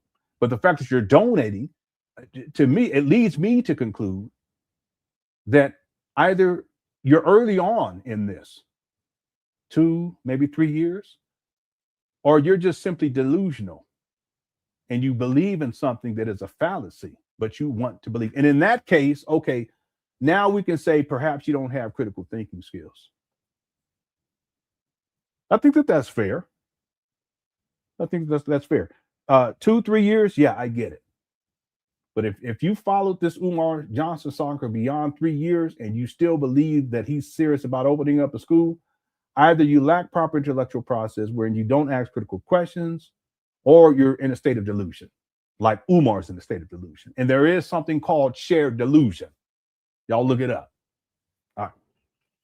Thank you again for the super chat. Kidwana says he believes he's the smartest person in the room, yet he's not that smart. His ego can't imagine anyone is smarter than him. Yeah, I don't see Umar as someone who is particularly intelligent, especially as it relates to applying intelligence to everyday life. This is to say that Umar, there's a term for this. He's like a functional idiot. Okay, and I'm not saying that to be mean-spirited. He is. This is to say that, yeah, he can speak well. He can also regurgitate facts. A lot of times he's making shit up, but he can regurgitate facts. But in terms of practically speaking, in the real world, he's a dunce. He doesn't know how to pay bills on time. He doesn't have his own car. He lives with his mama. Second-aid housing. He got 3 baby mamas. At least 3 baby mamas in Philadelphia alone. Don't care for his kids. He's the deadbeat. He don't even know how to shop. You guys remember the video where Umar was, I don't know if it was a cleanup day or another paint day, and he has a cart. He's outside, and I played it recently, and he's outside with the cart. He's putting stuff inside of the trunk of the car, and you look inside of the actual cart, nothing's in bags. Anyone see that? Everything is just thrown inside, and so he's not functional. Same thing when he's out there picking up trash at these abandoned. This is another example. Then we move on. Another example, it's not intelligent. When he goes up there to go pick up trash at these bandos to beg for money, as if he's doing something significant, he'll take the trash bag, sit it over here on this side of the street, walk across to the other side of the street, pick up some trash, and then walk back, put that trash inside the bag, and leave the bag there, and then he'll walk down the street, pick up some more trash, and walk all the way back, put the trash inside the trash bag, then he walked the other direction. He's a functional idiot. And I don't mean to say that to be mean, and I feel bad for saying it. I really do. I feel bad for saying it, but it's the truth.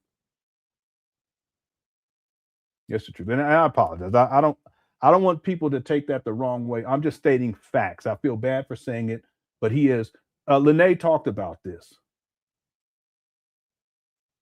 Yeah, but then there's other things that he does, he run his mouth, he knows how to lie really good. Polite's the same way too, by the way. Totally dysfunctional in society. Doesn't know how to handle business, doesn't know how to do things, don't pay bills on to anything that an adult would do. They're like stuck in a state of arrested development. Well, that's Umar. All right, anyway. And you're right. He believes that he's the smartest person in the room. He thinks he's smarter than everybody else. Okay, and I'll tell y'all straight up, real talk, on God, he's my intellectual inferior. And I'm not trying to be boastful. I'm just stating fact. See, part of intelligence is to be able to apply that to your everyday life. Umar doesn't have that capacity. He's a functional idiot. All right, I'm going to leave it right there. Thank you, Kitwana. New T. Diggy says, page 29 of what I sent shows estimated annual operating costs for a 100-student private school. It's going to run $665,000, $890,000, covering faculty, staff, maintenance, and food service. Table begins on page 30. Okay, I don't have time to get into this right now, but I do want to say this. That Umar has stated, he stated in 2024 that he hasn't even raised $1 million. So what that means is, what he's saying is that from 2014 through 2024, he hadn't even raised $1 million. That's in a decade. So if Umar can't raise $1 million in a decade, where is he going to come up with $665,000 to $890,000 a year to cover faculty, staff, and maintenance and food service?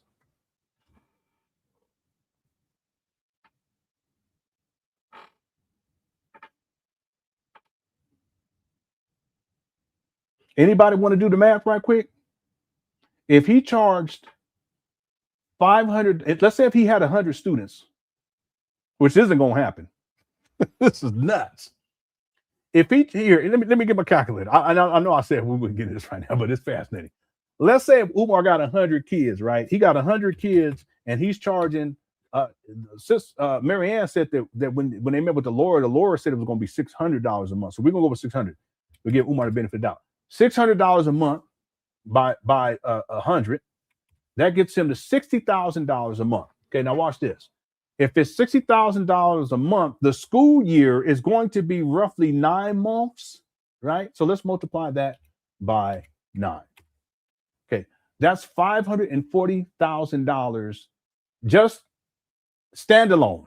$540,000 in terms of if he had 100 students and it was a 9-month calendar school year, that's going to bring in about $540,000. Well, what you're suggesting here is that in Delaware private schools, it's going to run $665,000 to $890,000 to cover faculty, staff, maintenance, and food service. We're not talking about everything else. Teaching the boys how to float ships and fly airplanes and teach them how to be black ramblers and taking trips to Africa and all this other stuff. It's not financially viable. This assumes that he's going to have 100 students paying $600 a month. Okay, that's not going to happen. That's an impoverished community. He's probably not going to get anybody, real talk. Especially when they can go, I think it's 6 blocks, I want to say 5 or 6 blocks over, there are schools already there. There's a new school that was open in that area too. I think it opened last year. It's a STEM Academy. They built it from the ground up. And the children go there for free. But they're gonna go to these trap bandos. See, it don't even make any sense. It don't make no sense. And let me write this down just so that I can go back to this when I have some time and look at the document. It's really well done too. I know I said it before. Page 29. This is the annual operating cost. And this is just for 100 students. There's no way he's going to get 100 students to get their parents to pay $500, $600 a month. That's not going to happen. Okay.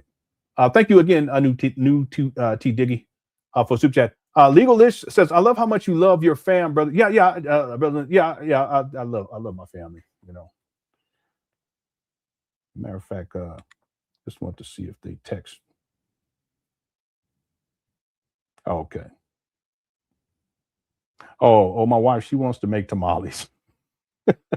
She mentioned this earlier. Okay.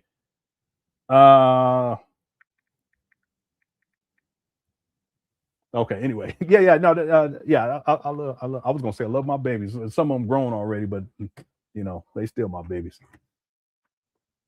Okay, I'm just checking these batteries. Thank you so much, Legalish, for the super chat. I appreciate it. Lewis Suck says he can go longer if he reinvents himself and tweaks his talking points. He's charismatic enough to stick around. That's how he still can get on a big show like the Breakfast Club. He's good at finesse. Yeah. Well, he's a comedian too. As a master manipulator, he knows how to shift and morph to be whatever he needs to be to exploit people. So yeah, he could do that. He can do that. I think what's become more and more difficult for Umar is that the substance abuse and the mental health has deteriorated to such a degree that he can't finesse quite like he used to. So if we go back in time, part of Umar's finesse back in the day was he would dress in suits and ties, and he would speak a certain type of way. Let me give you a quick example. Y'all know we got blowed off.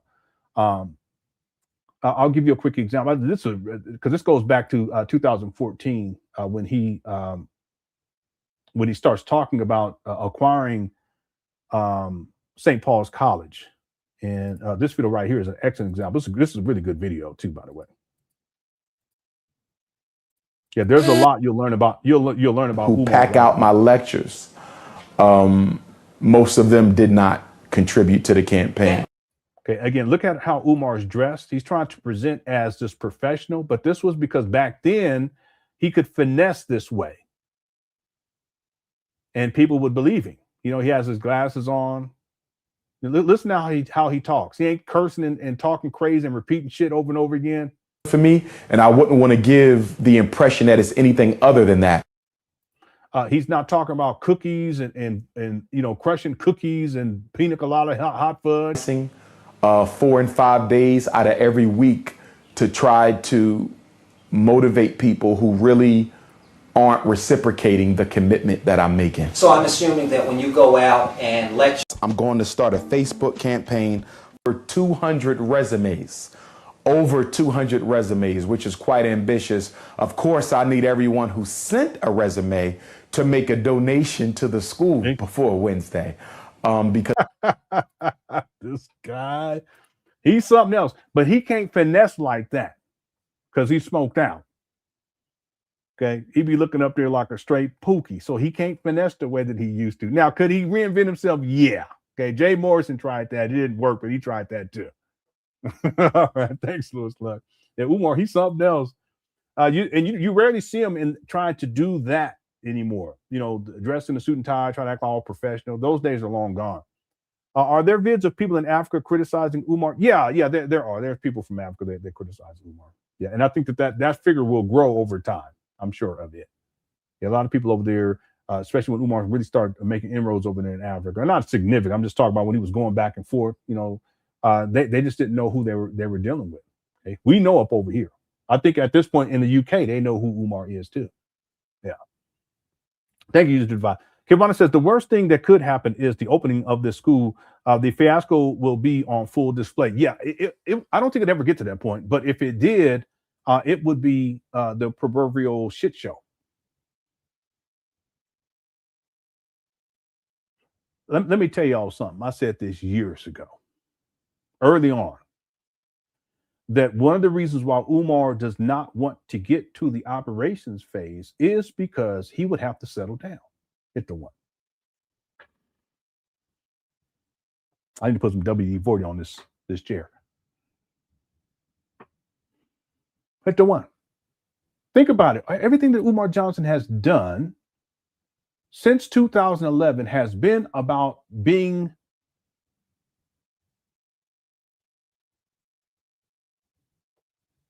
I should phrase it this way. It centers around Umar moving from place to place. It centers on Umar traveling. It centers on Umar being away, whether it's in another state, another city, or another country. Now, what would happen is that if he opened up, he would have to be there at least, bare minimum, Monday through Friday.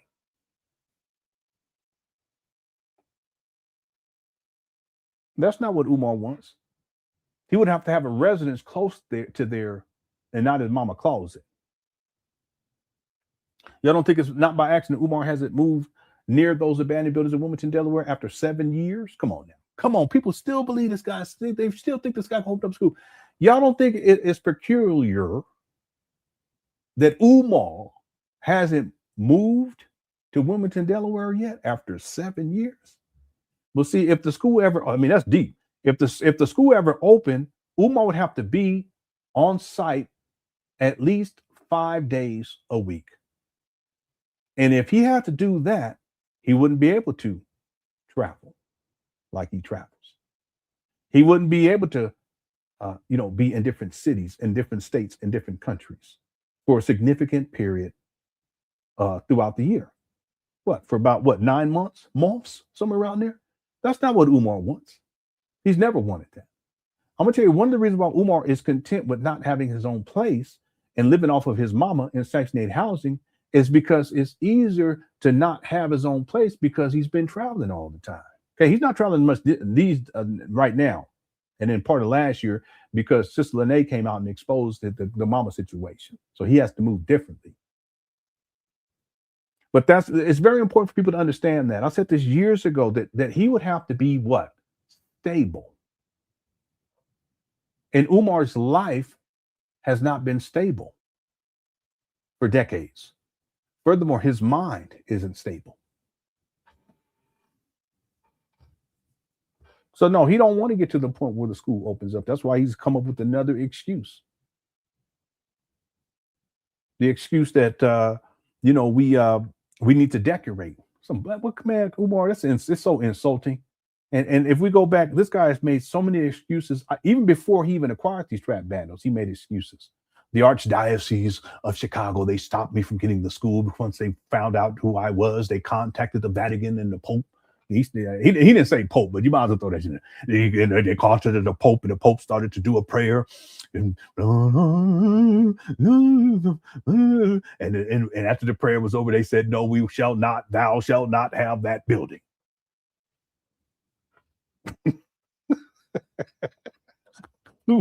Umar be taking shit too far. But that was the excuse back then. The white lawyer, everything. He always had an excuse. And then when he gets the trap bandos, what was his excuse? Well, for some reason, they couldn't find the blueprints. And then it takes him like a year and a half to find blueprint. Anyway, let's move on. Thank you, Kenwada. Awadu says, sad, but Umar's childhood traumas probably created all of this, probably really just needed some counseling. Yeah, I think he needed counseling. I think he needed psychiatrists, real talk. Mood stabilizers, Umar,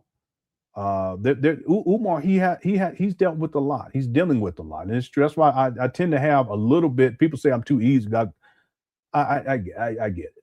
But still at the age of 51, there is no childhood trauma that we could present that would excuse Umar's behavior at the age of 51 and what he's doing and how much damage he's causing in other people's lives. He's hurt a lot of people,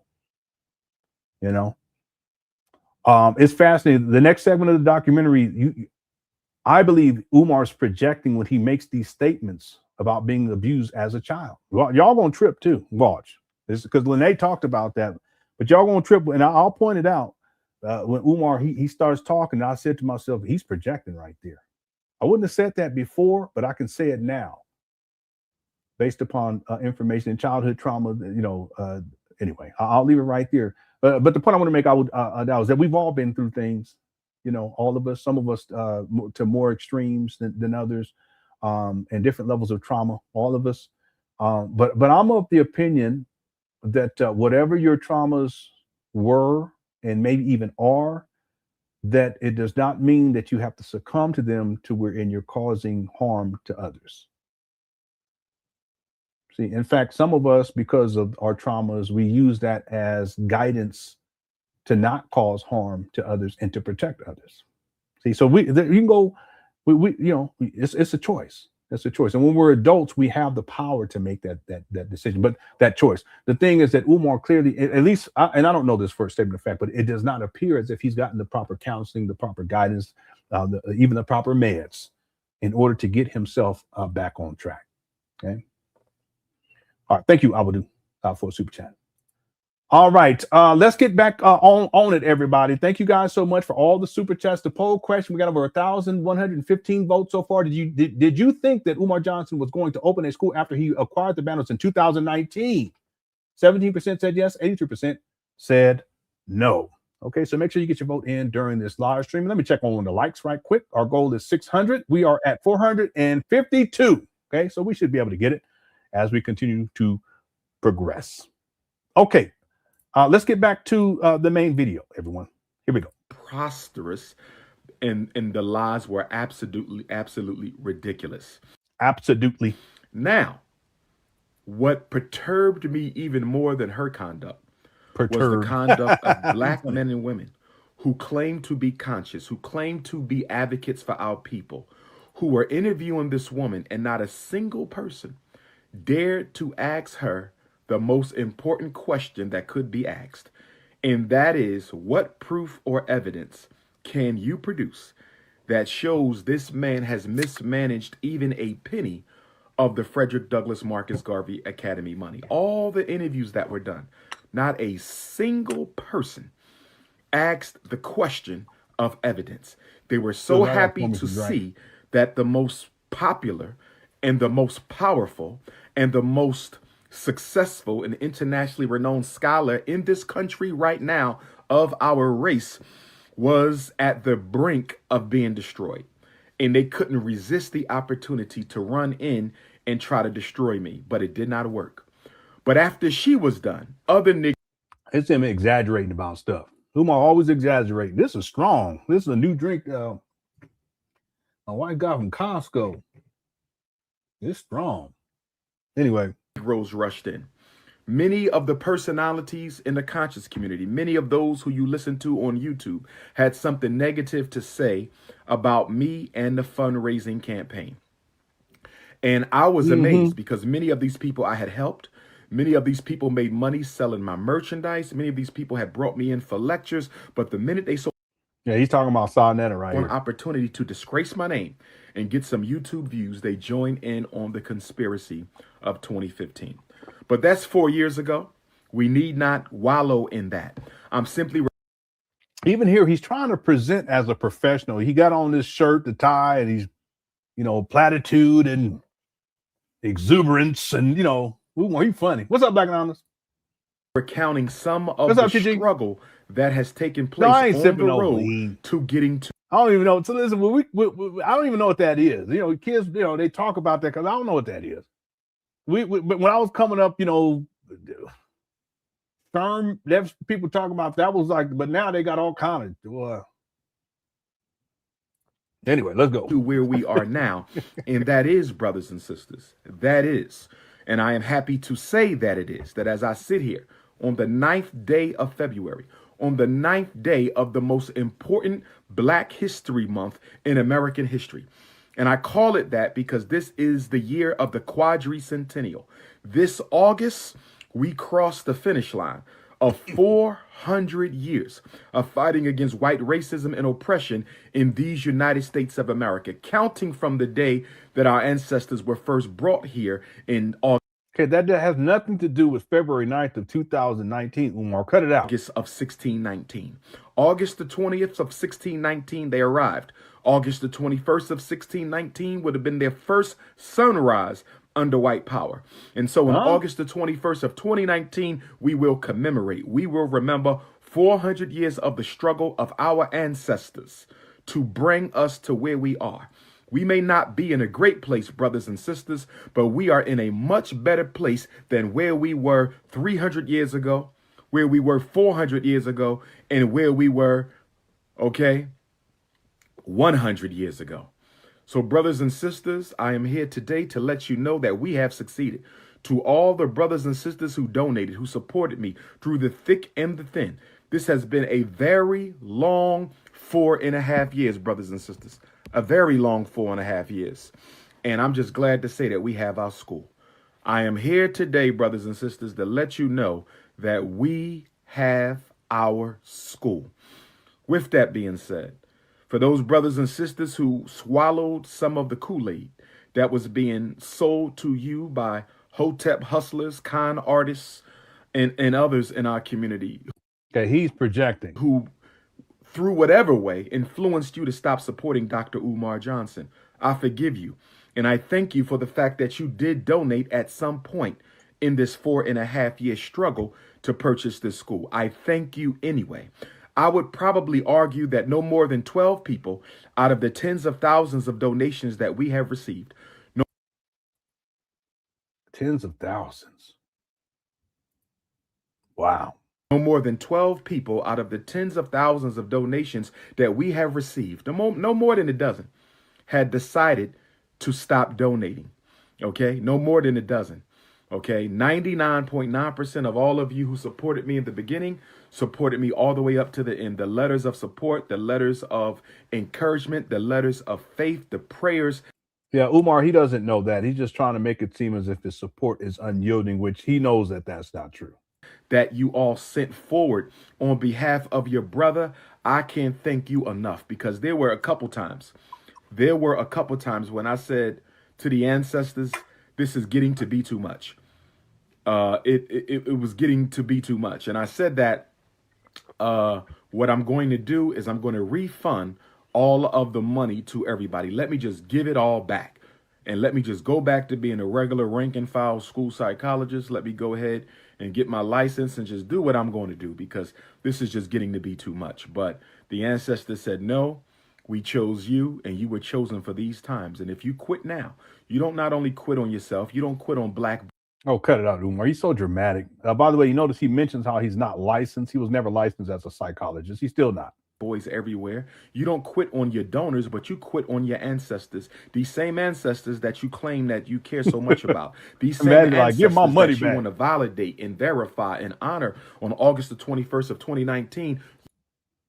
Yeah. He never had a license. He was never licensed. That's why when he says that he's a therapist, no, he's never been a therapist. He said that he's a child psychotherapist. No.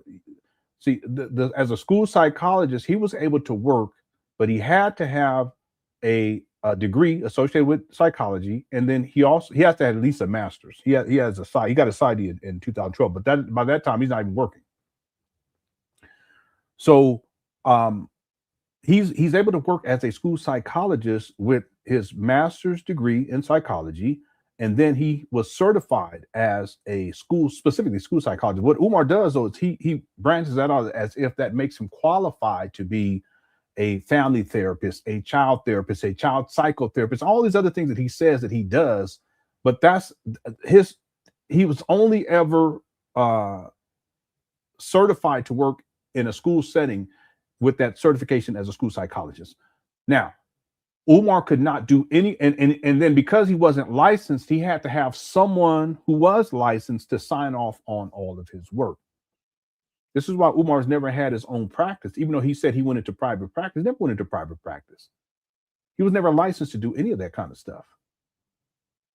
And see, it could be argued, well, what if he started his own practice, but then he had another psychologist sign off on all of his work? Let's be clear about something.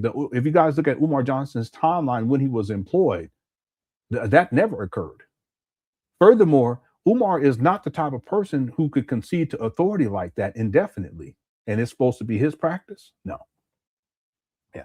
So to be clear to Umar, he exaggerates this when the state of Pennsylvania brings him into court.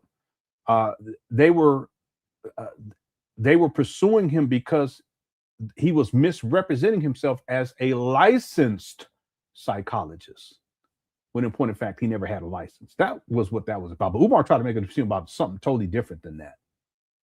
Anyway, he admits it there. I have him admitting it in other videos too, right? What's up, Swagonito? By the way, Umar, he doesn't even have he's not even certified in 2026. He wasn't certified in 2025, wasn't certified in 2024 to be a school psychologist. He has no certification because you have to re-up on that, right? Continuing education. Let's go. You quit on them. So the ancestor said, Ifa Tunde, do what you must do, and you keep on going. So through the 4 years when I would go to the slave dungeons and in Ghana and Senegal, when we would go to the different spiritual towns in Togo and Benin and South Africa, when I was in Malawi and Kenya and Egypt and taking the cruise down the Nile River this past summer through Kemet and Ethiopia, you know, I just called on all the ancestors to bring me the power and the strength that I needed to see this thing through. And they finally did it. So to my donors, I want to thank you. And it's so many of you. Listen, so many donors. Real quick, I just want to say this to the people who donated to Umar, because I really feel I'm feeling bad right now, because this is 2019, 7 years later. There's nothing wrong with believing in someone or believing in an idea. There's nothing wrong with supporting someone or supporting that idea. There's nothing wrong with financially supporting someone or supporting an idea. There's nothing wrong with that. But you have to make sure that the person or the idea that you're donating to is worth your donation. Umar's not worth your donation. And 7 years later proves it. Time always tells the truth.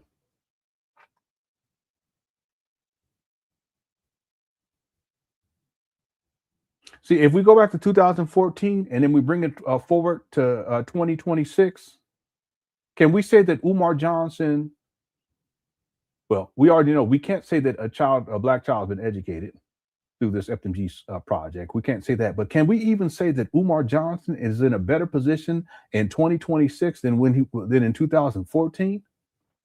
Y'all think about this for a moment. We can't even say that. So how is it that this guy can raise millions of dollars and be worse off today than he was when he started? See, he was never worthy of y'all's support like that. He's still not worthy of it. He hadn't even transformed his own life for the better. But why would y'all think that somehow he's going to open up a school to transform the lives of black children when he don't even take care of his own kids? Just some things for y'all to think about.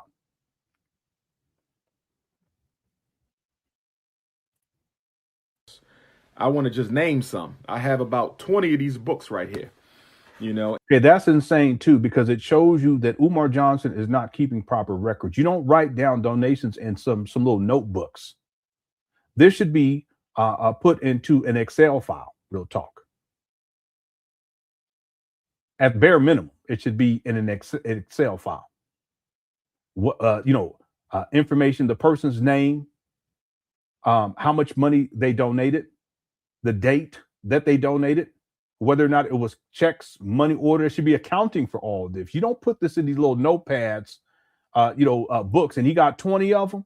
Now, real quick, y'all, I want y'all to think about something. If Umar's putting y'all donation information inside of these little books like this, what's the likelihood that Umar knows where all of these 20 books are at?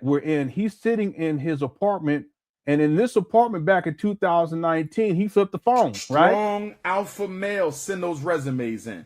FDMG resumes at gmail.com. FDMG resumes at gmail.com. FDMG resumes at gmail. This is the same apartment. So you mean to tell me that you think that somehow him writing your information and everybody else's information, writing it out? This is nuts. This is in 2019, y'all. He writes it out into these little books, these notebooks. You get them from the dollar store for $1. Well, now it's like $1.50 with inflation. They need to rename them shits $1.50 stores. Okay. Anyway. Y'all really think he knows where all this information is located, and he has an accounting for all the donations that he's collected since at least 2014? It makes no sense. But it shows you, in addition, yes, Swagonito, you own the one. As they say back in the day, on the one, you own the one. In addition to the squalor in the field, in the hamster cage, shout out to Lede, you have someone who's writing down your information about your donations inside of 20, count them. Umar exaggerates. 20. I'm surprised he didn't say 200. 20 little notebooks, and somehow he has everything accounted for. It proves another thing, that in terms of tech, he's so far behind. Why would you do that in 2019? That's crazy. Let's keep going. Right now, converting all of the written information to computerized information. We're putting all this in the chart because that's so stupid. Umar, stop. That's not how you do things. See, listen, all the donations that come through, because this is 2019, that came through digitally, okay, you could have had all that automated. You have one bank account, that all that you just transferred, and then what is that called? You could have got every dollar. That's nice to use back in the day. And you could just have everything just automatically load into you. You know what I'm saying? It automatically load into. There's other ones you guys could use. You guys know what I'm talking about. Okay, the one that most people use, I can't even think about, QuickBooks. And it just automatically goes in there and it separates it for you. It's all automated. But this guy goes and gets little booklets and he's writing down all this stuff. The time it takes to write this down, all that could have been transferred automatically, digitally, in a second or two. Yeah, he said he's going to put it in a chart too, by the way. But that's because he knew he has a time machine. He knew that Sister Mary Ann Lauren was going to be. So that's why he had to. This is nuts. It's nuts. Let's go. We want to properly honor all of the donors at a special ceremony at the Frederick Douglass Marcus Garvey Academy. So just to say thank you to a few. This isn't everyone. This is no one from PayPal. This is no one from GoFundMe. And one of the reasons I need you brothers and sisters who donated from PayPal and GoFundMe to get your receipts is you're going to send all that to me, okay, to help me make sure that you. No, that's not how it works, Umar. That goes to show you, it proves my point. He's not organized. You don't take money from people on GoFundMe and through PayPal and then tell them to send their information to you so that you can acknowledge them. That's not how that works. See, he's inept. I'm talking about from a text perspective. He's inept. That's not how you can go into GoFundMe. You can go into PayPal and see everything, right? He even complained about that, because the lazy black people wouldn't go get a stamp. And he says, every time I looked at my PayPal, it said payment skip, payment skip. Well, if you go into PayPal, you can actually look, and that PayPal account should be for only donations anyway. So whatever goes into that account, all their information is going to be, and all you got to do is click a button. You can have all that automated too, by the way, into QuickBooks. Well, same thing for GoFundMe. Umar. But the way Umar is working, see, what it shows you is that he's not keeping an accurate account of who's donating and how much they're donating, because if he did, he wouldn't be asking them to send the information that he already has, right? See that? That don't mean I'm crazy. That's just me. I do that when I tell how my mind works. He should already know, because the information is already there. So why doesn't he know? Well, he don't know because he ain't keeping proper records, and it's not automated like it should be. All right. Are given credit for the donations that you have contributed. So I'm going to contact GoFundMe and try to get all that donor information. That's crazy. That's absolutely crazy, Umar. You should have done that. You should have had an accounting day one in 2014, homeboy, so that when they shut you down, you already have it. And they didn't just shut him down out of the blue. They were communicating back and forth. That's how they work. And if you knew that, and he knew it was coming down the pipe, you should have got whatever information you needed to get up off of there. You should have got it. It's just that you downloaded. I think it's, what is it called? A CSV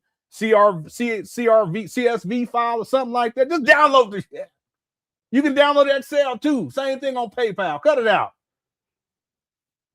I'm sure I should be able to pull it up on PayPal, but you would be such a big help to me if you would start collecting all your money now. See how lazy this guy is? Yeah, CVS. Did I say CVS? I don't know. Did I say, what did I say? CVS? It's CSB. That's what it is. Did I say CVS? I apologize. You know, just download the Kroger file. Download that Kroger file. You know what I'm saying? Download that Safeway file. They still got Safeway. You know, that file extension is WAL. Okay, Walgreens. That's crazy. All right, for you accountants out there, you know.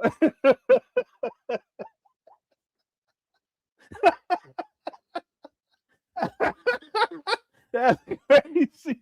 The KROG, that's Kroger file. Get that shit. Okay.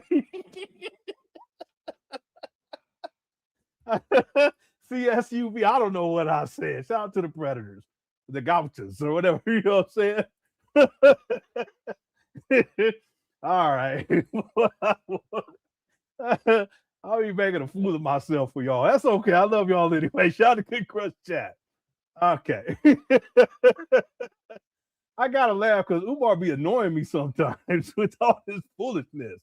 There's always something with this guy. And so if you can really be, you guys would really be a help to me if you can send me that. Send me that. I say, you big musty. Can't you do anything yourself? All right. let me get out. Let me get out this chat room. Jay Simmons said, also, if inflationary rates with food costs, materials for repair, on and on, this doesn't have a proper ecosystem to make it a self-sustaining operation. Yeah, that's what I mean when I talk about how it's not financially viable. See, Umar, if he claims that he's not going to use any state funding, any federal funding either. So it has to be, and I'm glad you used this term, it has to be a self-sustaining operation based upon the model that Umar has come up with, if we want to call it that. Really, the model is an excuse. The model is designed so that Umar can say, well, we're just taking money from Black people, and that's why it's taking so long. We're not taking, but we're Pan Africanists, so we're not going to be taking state or federal money. Yeah, but he has tax exempt status from the IRS. That's federal. See the game? He used the tax benefit, but then he don't want to take money from the state. See, now if he so in other words, it's designed to perpetuate this indefinitely. And what I mean by that, it's designed to perpetuate the need for people to continue to send him money because it's never going to be enough. Because we're not getting money from the state, from the feds, right? So if that's the model,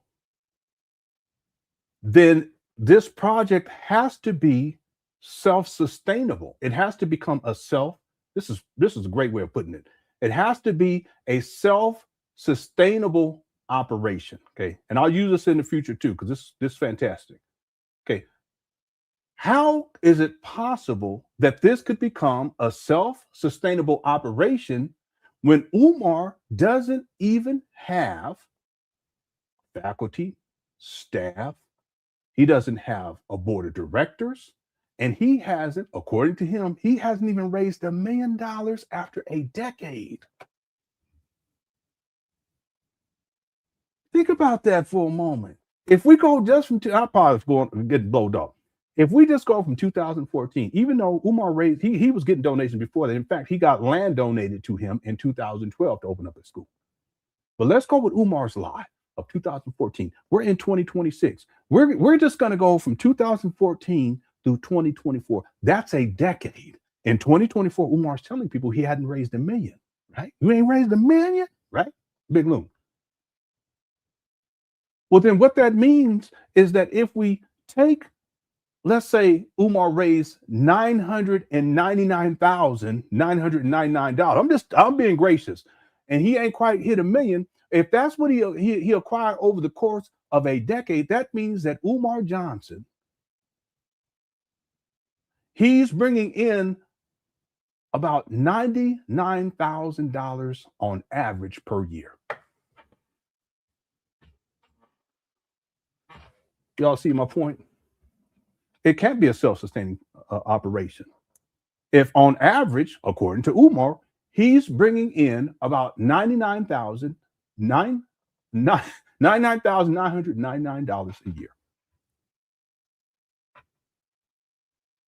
Do y'all see what I'm saying? Hit the one. I'm sure some of you guys who are it's the accountants, you can break this down better than I can. This is just basic here. So how is it possible then? Let's just bump that up to $100,000 a year on average. You're going to run a school on $100,000 a year? All right. Again, it's supposed to be a self-sustainable operation. That's part of the so-called business model that Umar Johnson has proposed. But it's not financially viable. All right.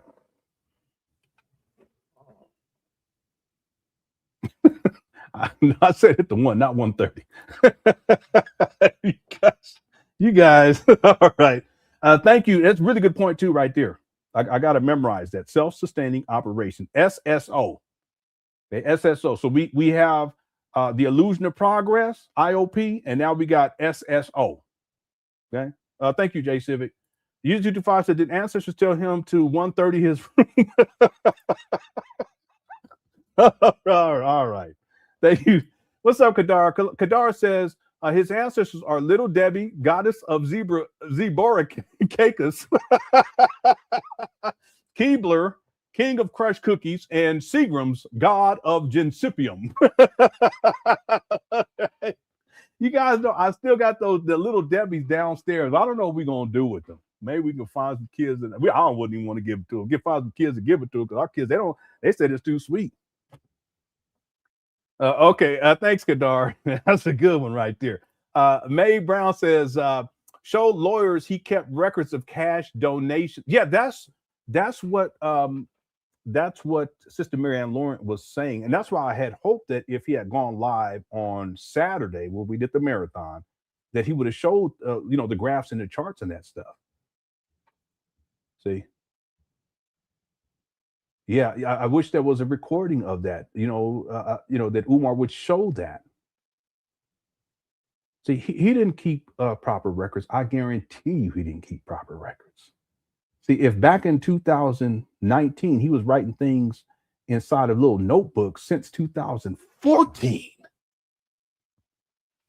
Come on, y'all, that's just what in the world are we dealing with here?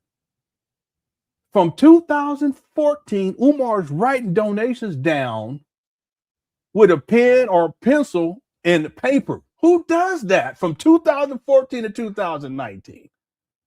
It's not digitized. And then we're supposed to believe that somehow from 2014, where Umar's writing shit down in notebooks until 2026, he's keeping an accurate accounting when he's living in filth. He gets evicted in 2019. He got shit all over the place. I already showed people, look at this. Will you look at it? Look at it. Will you look at this? Y'all mean to tell me Umar has all of the receipts? Oh, come on, stop. We need to stop the cap.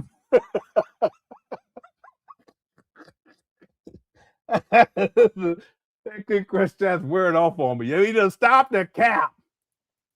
All right. All right. Now, someone could argue, yeah, Lynn, but you know what? That's from 2019. That's back in the day. He's cleanly now. All right. There, you look at 2025. This is last year. See, all this inside of this is the large gem. All of this, I'm trying not to curse so much. All of this filth in 2025, a lot of it is the filth that was up over here inside of his trashy apartment, where he's taking notes on how much money he's raised and writing it down in little notebooks. Look at this. Excuse me. You see this right here? Look at this. A lot of this stuff, including that big back TV, he put in here. See, that's why all his books is up in. He got his bookcases over here. And y'all think somehow Umar has kept records of all your donations, writing it down on little notepads, 20 of them in 2000. If Umar had 20 in 2019, after collecting donations since 2014, how many of y'all think he got in 2026? That's a what? He had 20 back then. He probably got it. He has to have at least 45 of them.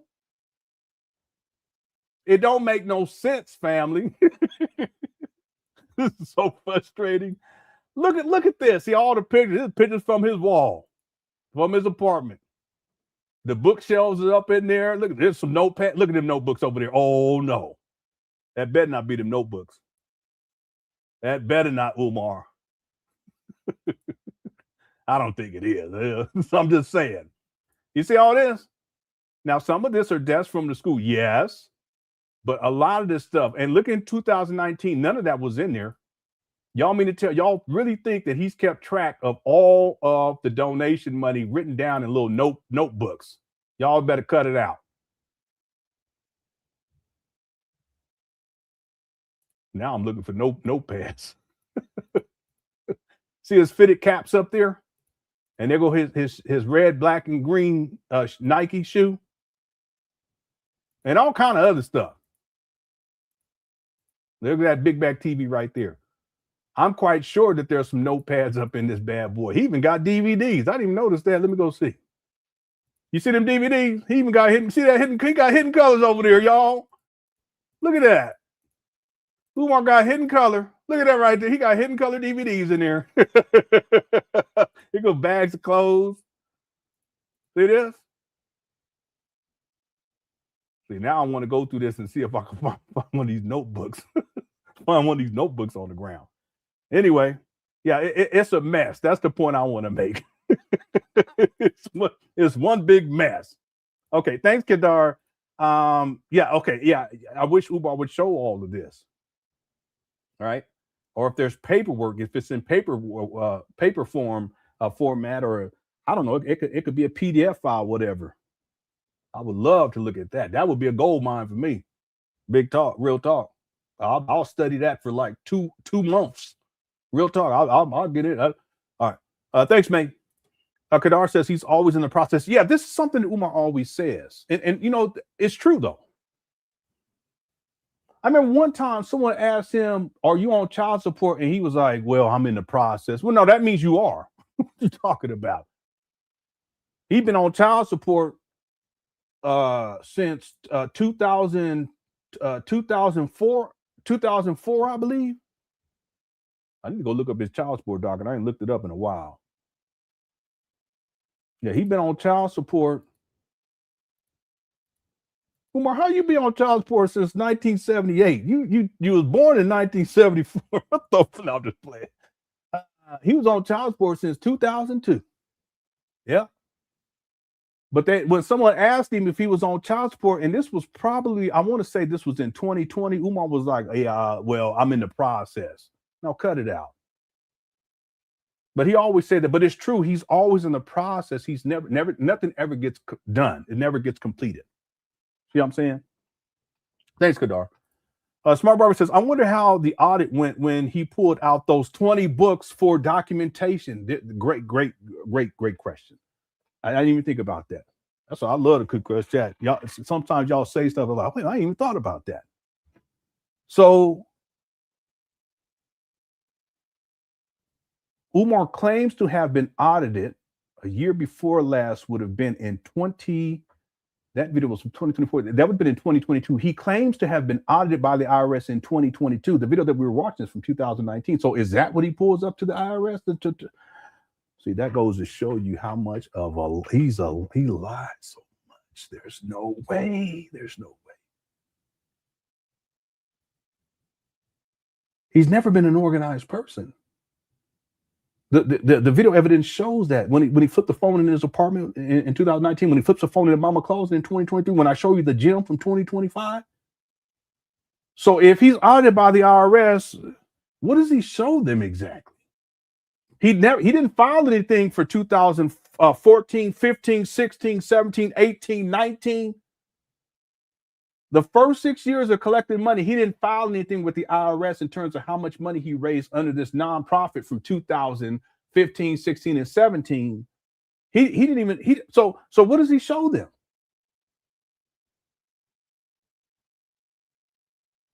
If everything was written down in notebooks in 2000, because I showed y'all the video from 2014 when he's dressed in that suit, he has notebooks and he starts talking about the people who donated. I skipped through that part, but that's what he does. He started talking about the people who donated back in 2014. He does the same thing in 2019.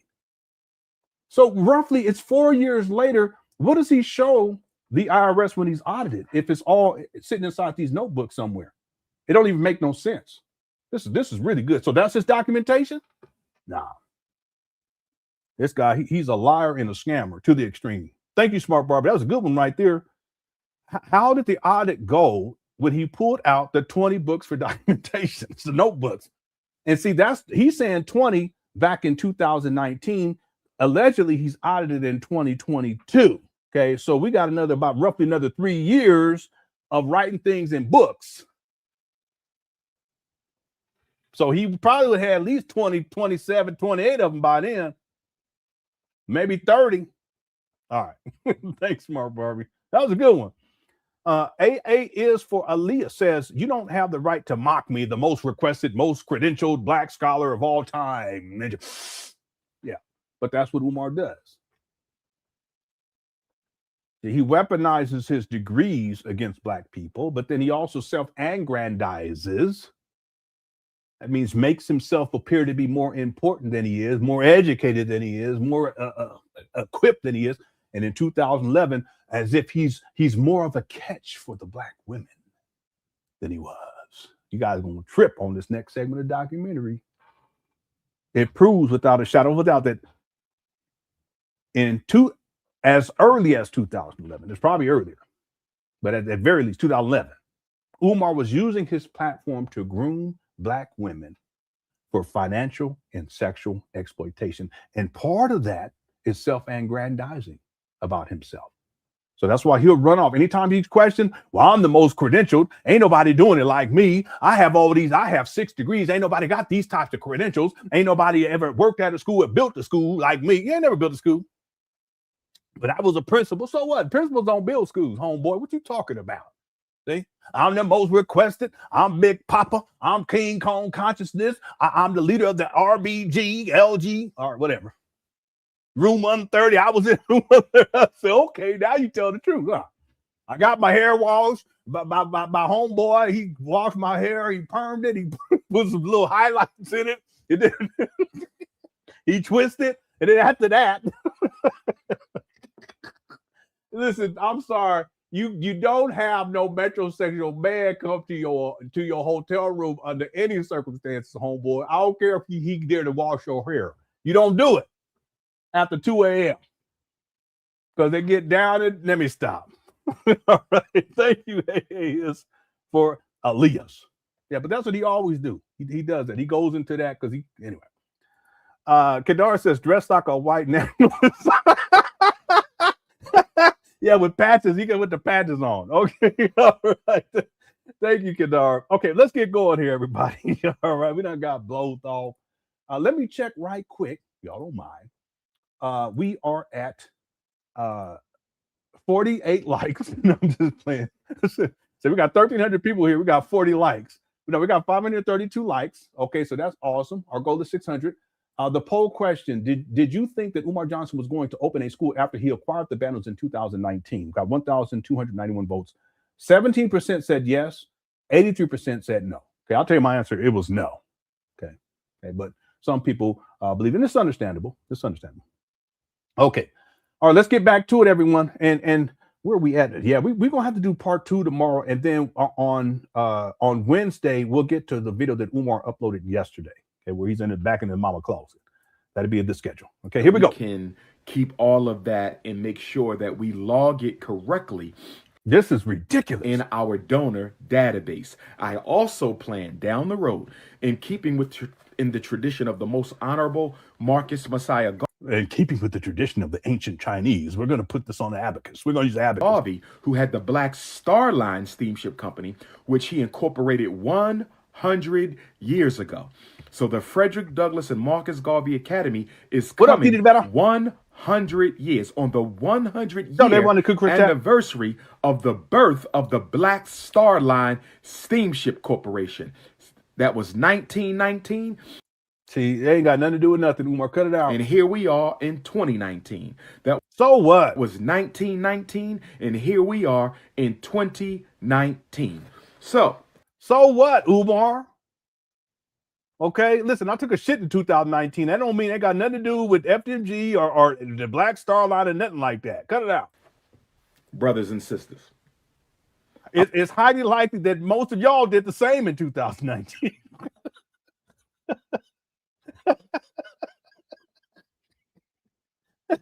Hit the one. It's highly likely that everybody in the chat room did the same thing in 2019. Is it special? No. Okay.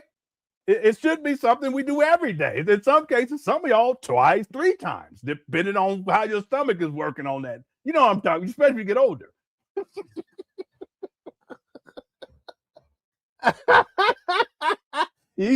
I'll tell you, you get to the 50s, boy, I'll tell you, sometimes you be up in there 4 or 5 times that day, okay? 50 times a month. All right. I know that's a little bit beyond the scope, but I just want to share that with everyone because I've been dealing with that recently. Yeah, you know, so yeah, especially when you wake up at the nighttime, you know, you have to run to the bathroom. You have to scoot to the bathroom, family. Late at it'll be about 3 a.m. And all right. Yeah, you young people don't know about that, but you'll get there someday. Just hold your horses. All right, here we go. I want to thank Brother Moses and Sister Serena of Sacramento, California. You made. Come on, Brother Moses and Serena. Come on, stop.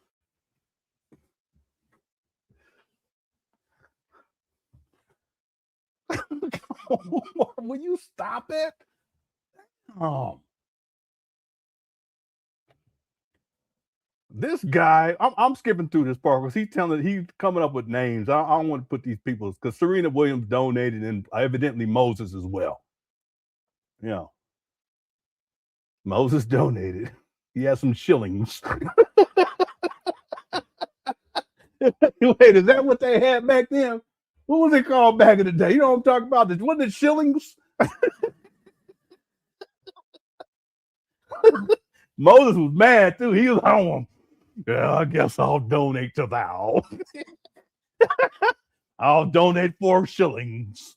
All right. It's something like that. I don't remember what it was called. Y'all know what I'm talking about? Anyway. No, it wasn't yen. They didn't have yen in the Middle East. I thought it was shillings. Yeah, shekels. Well, y'all, wow. Moses was like, I shall donate to thou 5 shekels. I shall reach into thy quiver. You know, that's how they used to talk back then. You know what I'm saying? Thou shall reach into thy to get the shekels. All right. Yeah, Moses was mad too. He didn't because he knew it was a scam. Moses knew it was a scam. He built that ark. He said after that, because he had to deal with them animals for a lot of months. He got to deal with all them animals in that ark. He knew what because the monkeys was all the monkeys be scamming. He had a couple of monkeys and a gorilla. It was a monkey and it was a gay gorilla. I kid you not. So he know what the scam because the monkeys was in there scamming the gorilla, y'all. I'm sorry. I done went too far. I apologize. All right. I'm just playing around, but I went too far. My apologies. Okay. Suckles. That's wild. All right. Oh, it was all my bad. Oh, man, damn.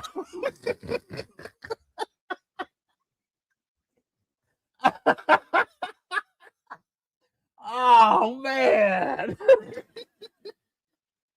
I meant to say we went up to the mountaintop. Oh, man.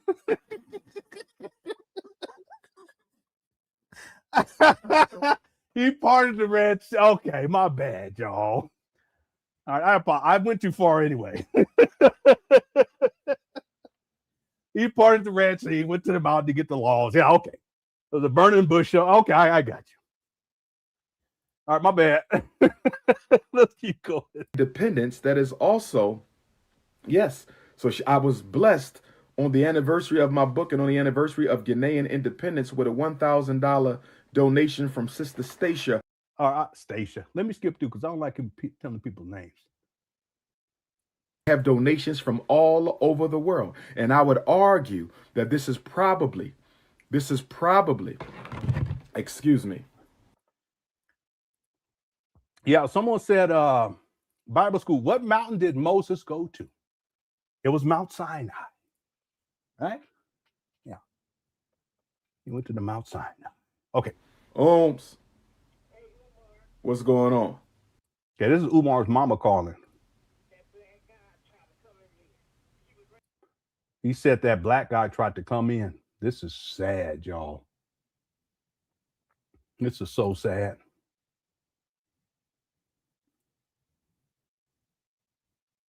I mean, I don't know if you guys can hear it, but I can hear it. Have donations from all over the world. And I would argue that this is probably, excuse me. Ohms. What's going on? That black guy tried to come again. He was right. Okay. He was right there, something, and I never answered the door. Boy, this is sad. One more time. Have donations from all over the world. And I would argue that this is probably,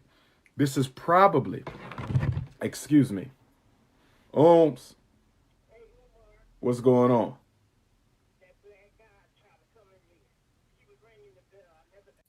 He was ringing the bell. I never answered the door. Okay, leave that door alone.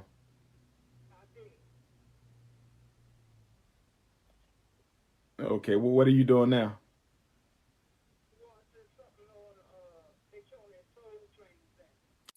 She said she watching something on the Soul Train. Oh, man. Okay, I'm going to call you back in a few. But you good?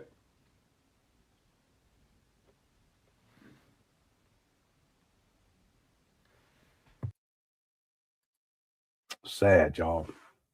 I know we joke and stuff, and I know I go too far sometimes. I'm all sweating and stuff. But it's just sad. See, even when we listened to this back in the day, and we watched it over the years, it was different because we didn't know exactly what was going on with Umar's mama. You know, free Barbara Shoemake. And I mean that sincerely. I know we goof off. But now when we listen to this in 2026, the 7-year anniversary since that phone call was made and everything else that he's saying, it takes on a different dimension because of Sister Lene and what she shared and how she blew up the spot in 2025. So when we listen to it now, it means something different than it did back in it was a problem back then, but now it's crazy because he says he's gonna call her back. I don't remember him calling her back.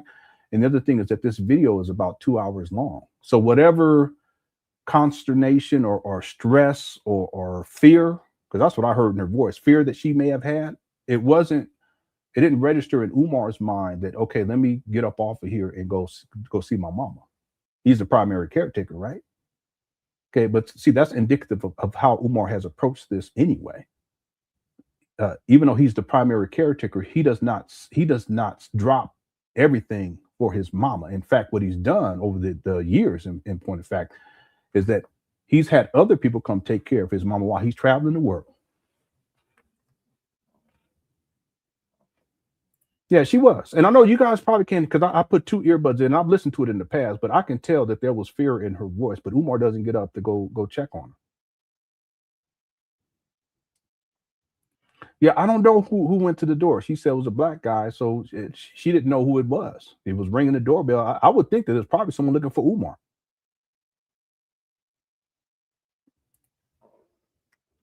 Well, I mean, who else would it be? Well, they're not coming there to see his mama. What would they be coming to see the mama? She don't know who he is. She's scared. He rang the person ring the doorbell. If she knew who it was, she would have opened it, right? Or maybe not. Huh?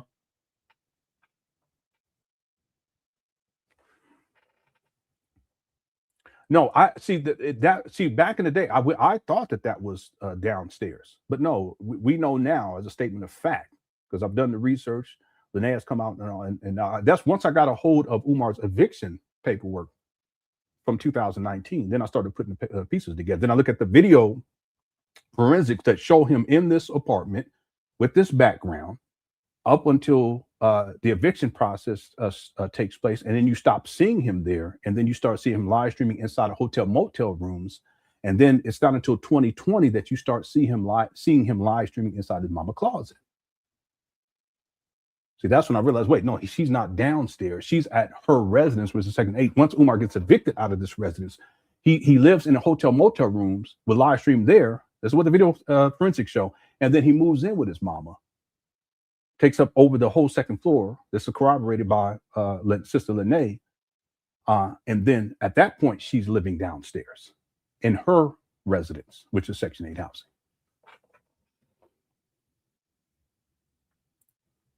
Diabolical, y'all. Diabolical. On my mama says, how he gonna go from not working for 10 plus years to all of the jobs at FDMG? I know that's what I'm saying. This guy, he's so fraudulent. I mean, he's collecting resumes since 2010. He didn't start just in 2014. I have the receipts. He starts collecting resumes in 2010. Umar been collecting resumes now for 16 years, as if there are jobs available for FDMG. Meanwhile, this guy hasn't worked consistently since 2006. He worked intermittently up until 2010, give him some grace, 2011, and he ain't worked consistently at all since.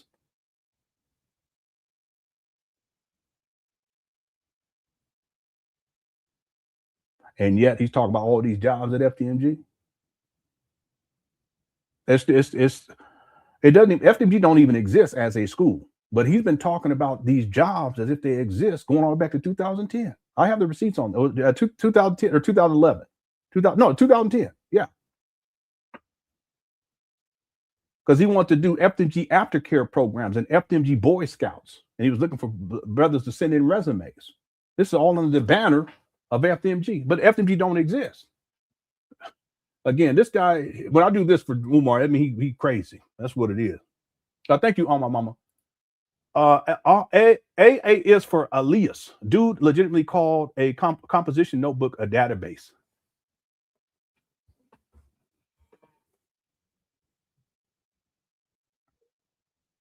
That's Umar. One time he said that they were coming to work on the data system. But he was talking about the intercom. In a school setting, an intercom, that's not a data system. An intercom, that's a communication system. There's a difference between the two.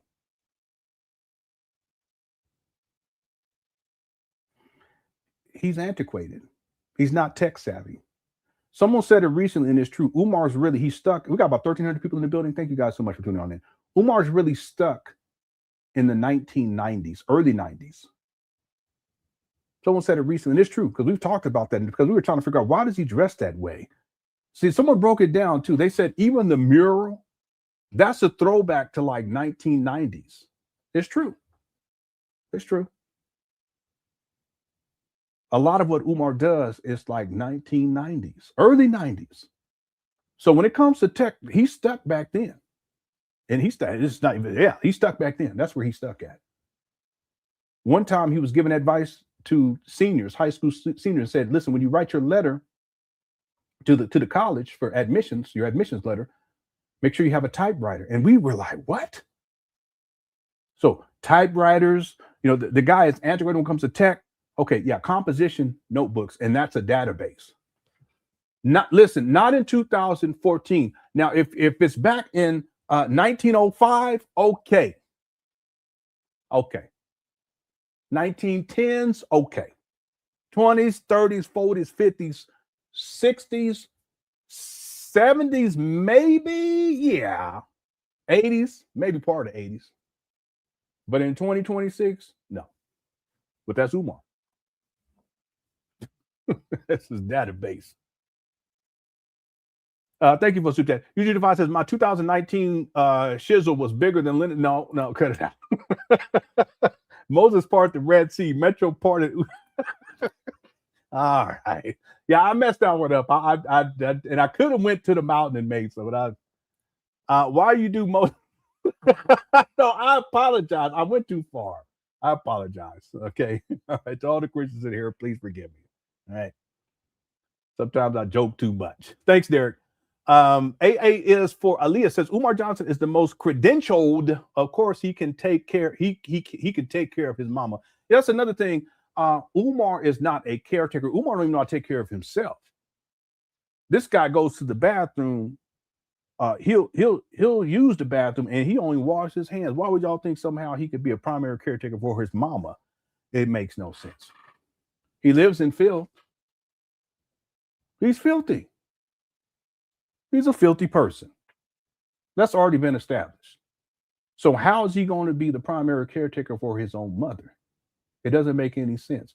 The reason why Umar holds that title is because he sees his mother as a possession. He also sees her as a resource, like we were talking about earlier on this live stream. She's a financial resource.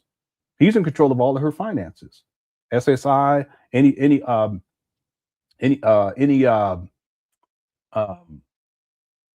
retirement funds coming through, he's in charge of all of that.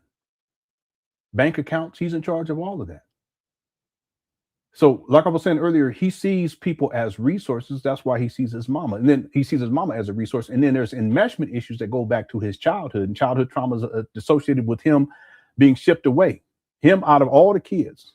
There's a gang of siblings. I think Umar quoted 11. One time he said 10, one time he said 11. Let me give you the exact number right quick. 5, 6, 7, 8, 9, 10. It's 11 altogether. Wait a minute, hold on. 5, 6, 7, 10, 11. It's 11 altogether, if memory serves me correctly. But out of all these kids, Umar's the only one who shipped away. And he already had enmeshment issues with his mama. Well, here we are in 2026. Those issues are unresolved. And so he tries to keep her as close as possible. And it's not close to him because he's traveling all around the world until last year. But the idea is to keep her as a possession, to keep her under his control. He doesn't let anybody else see her, family members included. See, in essence, his mother, and it's sad. It goes to show you that Umar has no respect for women. If you don't respect your own mama, he sees her she's his hostage. And she's his resource. She's also his excuse to not function as an adult at the age of 51. Living with your mama and living off your mama at 51. All right. Thank you for super chat. It was Don looking for Umar. No, I don't think so, because this was in 2019. I think they were still cool back then. This is February of 2019. This is shortly after Umar acquired these trap battles. So no, that doesn't work with the timeline. But I thought I had to think about it for a second. Thank you, Hen Wall Gordon. And then M. Romaine says nobody's going to pay $500 for their kid to go to a non-accredited school. Right. Then go to school for another 4 years to get a degree. Right. Doesn't even have a .com. Right. Okay. All the statements of fact all across the board. The thing is that if these children go there and their parents spend $500 a month when they allegedly graduate, it won't be an official graduation because it won't be acknowledged by the state. They would have to go and get their GED, or if in order to get a job, they're going to have to at least get their GED. If they want to go to college, they're going to have to either test in. This is nuts. Why would you pay all that money for this? Test in to qualify, but they're still going to want something. So they're going to have to go get their GED, or they're going to have to go back to school and graduate before they turn 21. But why would you do that after paying $500 a month? In some cases, if these kids, hypothetically, let's say they start in the 4th grade, and over the next 8 years, their mama or their daddy, mama and daddy paying $500 a month. Anyone want to do the math on that?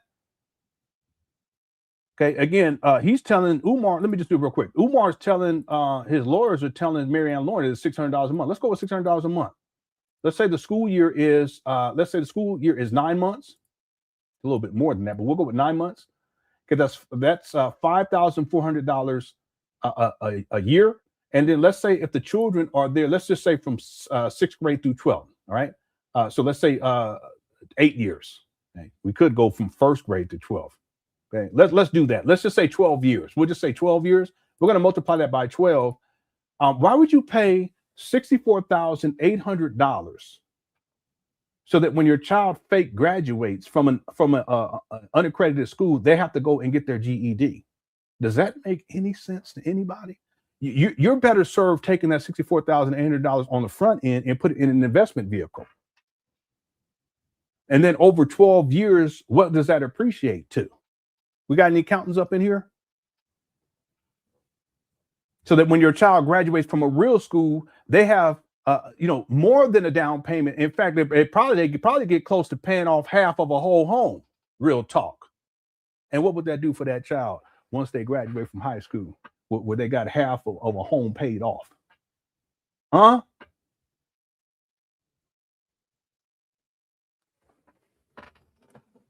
It don't make no sense. None. All right. Thank you for the super chat. That's like we were saying earlier, and I already forgot what the thing is. We got IOP. What was the other one? I got to write this down. SSO, self-sustainable operation. It's not sustainable. It's not sustainable for Umar, and it's not even sustainable for the children who will be going to this unaccredited or non-accredited school. Okay. All right. Thank you for all the super chats, everybody. We're going to go for another 45 minutes. Okay. And then we'll do part 2 to finish this up tomorrow. And I want to do while we do this is I'm going to go look up these other 2 schools to see how close they are to FDMG, and one is a brand new school. Okay, it opened either in 2025 or 2024. I'm gonna go look that up right now. Okay, I'll be right back.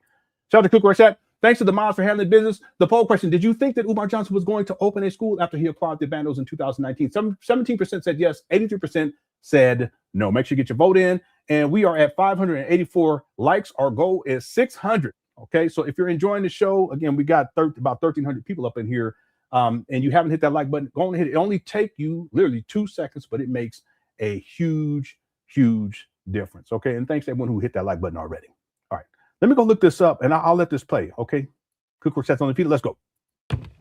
All right, pardon the interruption. Sister Stacia of Yonkers, New York. Sister Stacia. I like that name. Let me skip through because I don't like him reading people's names out like this because some of these people are probably embarrassed now. $50 on March. Peggy from Anderson, South Carolina. It doesn't just belong to Black people in the city. Here we go. Where the first academy will be. The DNA, the financial and spiritual and cultural and historical DNA of all African people is on the Frederick Douglass and Marcus Garvey Academy. We have Canada donations. We have Europe donations. We have Africa donations. We have Caribbean donations. See, all this means that he scammed people all around the world. We have donations from all over the world. And I would argue that this is probably This is probably, excuse me, Ohms, what's going on? Oh, we already played this part.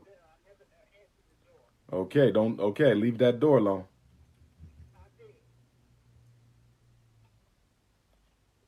Okay, well, what are you doing now?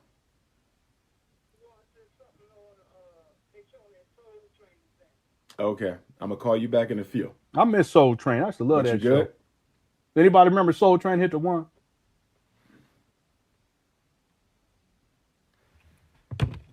All right, pardon the interruption. Sister Stacia of Yonkers, New York. That's deep. Why would you say interruption? That's your mama. You know what I'm saying? Like if my wife texts me, I don't say pardon the interruption. That's my wife. What you talking about?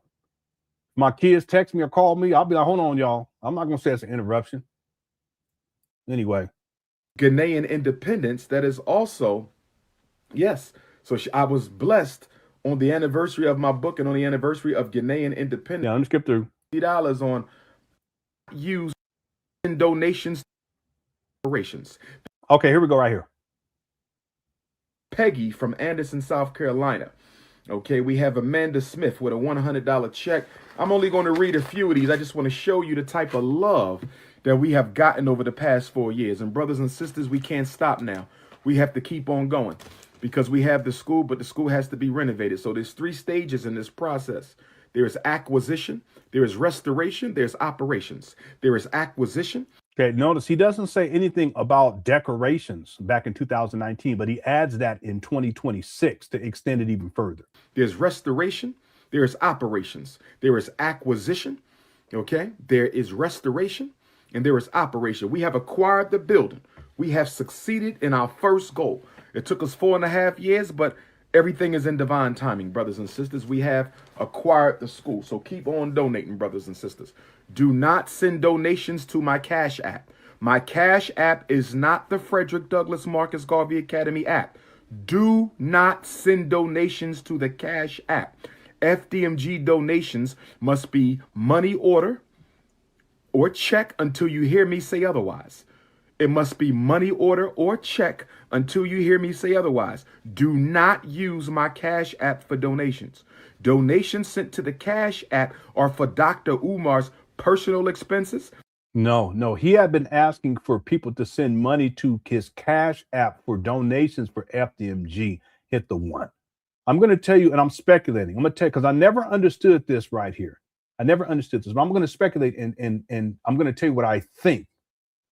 What I think what Umar is attempting to do is now in February of 2019, Umar had acquired these trap bandos. I think what he's attempting to do now is to separate the money that he receives from to his Cash App, separate that from the FDMG, the money that is supposed to go towards FDMG because the school's already paid for. You see what I'm saying? I know it doesn't make sense. It's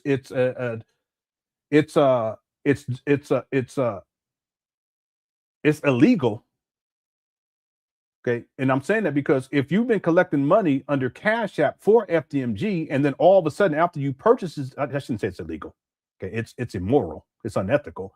And then all of a sudden you say, listen, don't send money to the Cash App because the Cash App is just for my personal expenses. Well, if you already purchased these trap bandos, now he can simply say all the money, whatever's left over from the Cash App, that's all for him. He can do whatever he wants to with it. That's what I think Umar was trying to do here. Okay, I'm speculating, but it makes no sense. Why all of a sudden you don't want people to send any money to the Cash App? When for years up to that point, that was the main way that Umar got money out of people was through the Cash App. The GoFundMe got shut down. His PayPal got shut down. Checks and money orders were coming through, yes. But in 2019 and all the way up through 2025, if memory serves me correctly, when his Cash App got shut down at the beginning of 2025, that was the main way that Umar collected money. So why all of a sudden in 2019, he says, no, don't send it there. That's for personal. Okay, now, in all fairness, Umar had 2 Cash Apps. He had one for the school and he had another one for his personal. But when he collected, mainly he promoted the one for the school. But then all of a sudden he's saying, don't send any money there. See, anyway, I'm speculating there because I don't know. Who knows what was going on behind the scenes? But that's what it sounds like, that he's trying to say, because now that the building's purchased, he can say, okay, all whatever's left in there and whatever money that people may send to that Cash App, that's my money. See, I never understood this, never. But that's what I think Umar is attempting to do. And to also offset other expenses related to my various nation building projects. Okay, it is not for the school. Do not use it for the school. Those donations are for me, for my personal usage and travel and expenses in the cause of nation building. Wow. But it is not specific to FDMG. Wow, man, I forgot about this. This is crazy, Hito One. Don't y'all find that suspicious? This guy is something else. Yep. So now he can say he told everyone, and it's not a crime. I know. Yeah. There you go. There you go. Let's go. Now, with that being said, I think it's time to announce the location. Where can he legally get money from now, especially with the law and Miss Marianne? Yeah, I know. Past 2 years, we've been looking all across. We've been looking all across the country for this first school. I thought the school would have been in Detroit, several schools in Detroit, but it didn't happen. I thought we were going to get the charter school in Southfield, Michigan, across the street from Detroit. I didn't get the help that I needed. I didn't get the push that I needed. Brothers and sisters, just didn't make it happen in Detroit. We thought it was going to be in Chicago. Had a school. He blames the donors. School in Chicago, had it inspected. They told me that wouldn't work. I had a school up in Mount Vernon, New York, but the Archdiocese, the Catholic Church, denied me. Another Catholic school here in Philadelphia, they denied me. Another Catholic school in Trenton, New Jersey, they denied me. We've been looking all across this country for the perfect location. And let me tell you how we got this location. It was truly divine timing. Truly divine timing. I want to go back to 2017. Last week of July, first week of August 2017, I took my 4th or 5th Pan-African group tour to Ghana, Togo, and Benin. We visited the Elmina and Cape Coast Castle slave dungeons. We visited the Asen Mansour slave river. We went to Togo, Benin. Yeah, real quick, before he tells his story, he always got to tell something. This guy, he's so dramatic. Actually, let me let this play a little bit. I want to share some of the schools that are in near these trap battles in Wilmington, Delaware. People shouldn't go to for free. I'll share that just a moment. Is the voodoo capital. We visited the hometown of Toussaint L'Ouverture, the leader of the Haitian Revolution. We did all of that, and when we came back from Ghana, Togo, and Benin, I was due to celebrate the total solar eclipse on Nat Turner Day. So we went down to Nat Turner Land. We went down to Nat Turner Land, and on August the 21st of 2017, we witnessed the first total solar eclipse that was able to be visually seen from the United States since the days of Garvey, 1918, which I believe was prophetic. Since the days of Garvey, the last time we had a total solar eclipse in this country that was contiguous and invisible consistently through the skies of America was in 19 during the rise of the Marcus Garvey movement. So 100 years. We hadn't seen one for 100 years. And so down on Nat Turner Land, we watched one of the most beautiful spectacles of all time. And I started doing research on a total solar eclipse. And a total solar eclipse said that this was the beginning of new things. So I said to myself, if this is the beginning of new things, that means we're going to have a school soon. If this is the beginning of new things, that means we're going to have a school soon. But a school didn't come. Now, a couple days later, right after the Nat Turner eclipse of August the 21st, 2017, a couple days later, right after the Nat Turner eclipse of August the 21st, 2017, I learned of a school that was for sale. And I went and visited the school, and I loved it. It was a mini campus, not as big as St. Paul's, but in better shape than St. Paul's, although it's still going to need some restoration. But the asking price was too much. This was a couple days right after the Nat Turner eclipse. I want y'all to show how the eclipses are real and what they represent as it relates to the end of one era and the beginning of another era is profound. So we just came back from the voodoo capital, Benin. We just came back from the slave dungeons of Ghana. We just came back from Togo. We go to Nat Turner land on August the 21st of 2017, okay, to experience that historic eclipse on the very site of the greatest revolutionary black act in American history. A few days later, I go to this wonderful school that I would love to make FDMG, but we can't afford it. So I didn't give up, though. I didn't give up on that school. I said, we got to push, we got to push, we got to push. A couple days later, I go to Cuba. That Sunday, I go to Cuba. So I'm in Nat Turner land for the eclipse on that Monday. I think that was a Sunday or a Monday. I go to Cuba that Sunday, okay? And between Nat Turner and Cuba, and of course I was initiated into the mysteries of Ifa while in Cuba. I was initiated into the mysteries of Ifa while in Cuba. I was initiated into the mysteries of Ifa while in Cuba. So between Nat Turner and Cuba, I visit this school. This is August of 2017. 18 months ago, a year and a half. I didn't think I had any chance of getting this school, so we continued to travel the country looking for a school. So then, all of a sudden, divine intervention took place because we raised just under $750,000, but the asking price was much more than $750,000. So I didn't know what we were going to do, but I wanted this. I'm sorry, mute him. He's diabolical because what he reported to the IRS was that the purchase price was around $400,000. Hit the one. This guy, he's diabolical with it. That's what he reported on his IRS filings for nonprofit status. He put 436,000, something like that. Well, if you had $700,000 right there, what's the big deal, Umar? See, he told people that he paid more. He paid around $700,000, but the online records say $400,000. What he reported to the IRS in 2021 was that it was $430,000. But the $430,000, that could be appreciation that took place since he acquired them in February of 2019. He didn't report the $430,000 until 2021. You guys see what I'm saying? But if you listen to what Umar is saying here, he contradicts himself because he actually acquired these trap bandos for about $400,000. School. So we continued the negotiations, brothers and sisters. And finally,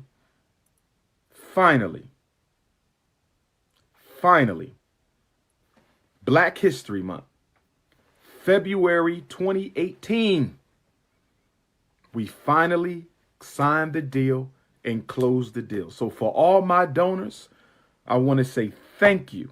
And I want to let you know that your pennies and your dollars, no help from any celebrities, not a single celebrity donated, not a rapper, not an actor, not an athlete. He doesn't know that. Nor do we care.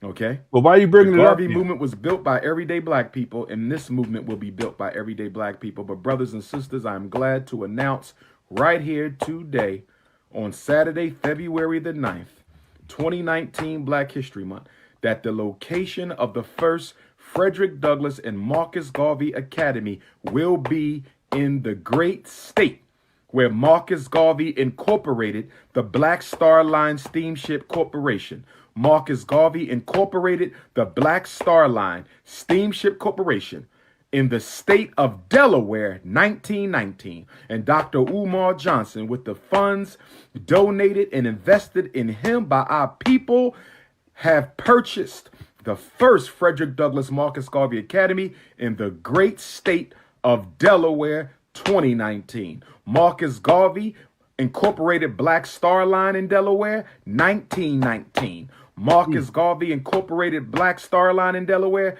1919. And Dr. Umar Johnson incorporates the Frederick Douglass Marcus Garvey Academy in Delaware 100 years later, 2019. Now you know where it is. Now you know where it is. I will be uploading a video.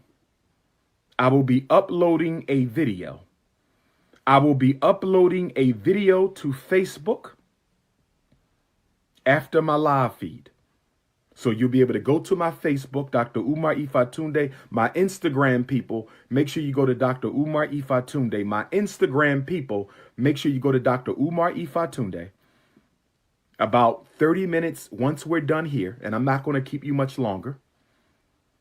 So you can watch the 25-minute video. It is a tour of the inside of the school. You don't. And we watched that. We watched that on Saturday with the marathon. Shout out to everyone who attended the marathon. We had a great time too. Get to see as much of it as I would have liked you to, because the lighting is not on in the school. We have to get that turned on. I have to go to the electric and gas company on Monday.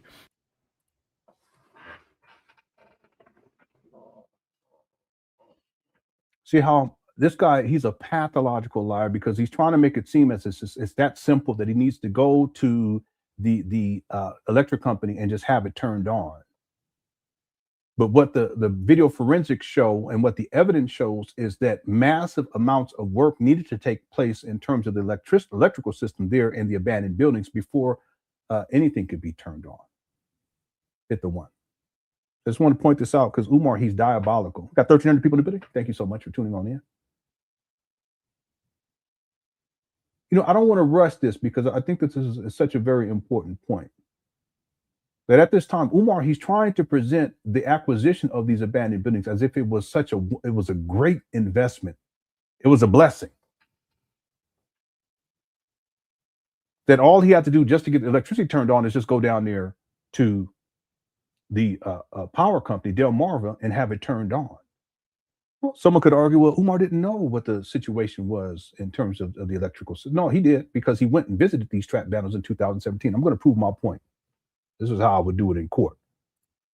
I'm going to take my time with this. Okay, I'm not going to rush. We'll be back tomorrow with part 2 on this. I got something to show y'all too in terms of the schools near these bandos the children go to for free, including the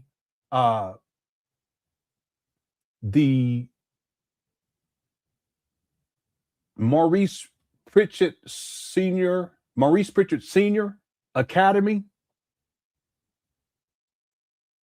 that was recently built. $84 million building was named after longtime educator Maurice Pritchett. Brand new.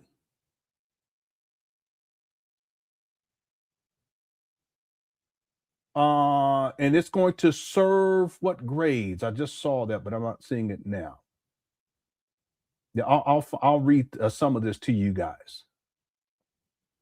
Okay, I want to show you guys how close that is to these trap bandos in Wilmington, Delaware, and the children go there for free, brand new. Let's go to 2017 right quick, just to show you. Umar knew what the condition of these trap bandos, what they were, the conditions were. There you go. All right. Yeah. This is the other side of the computer lab. Okay. 6. Okay. Yeah, I count that.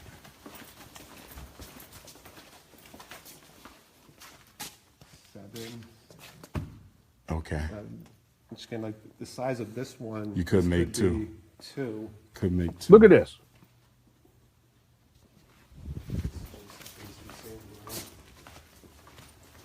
Look. That's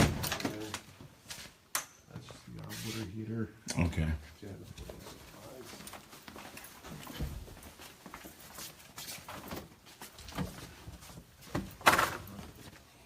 Okay.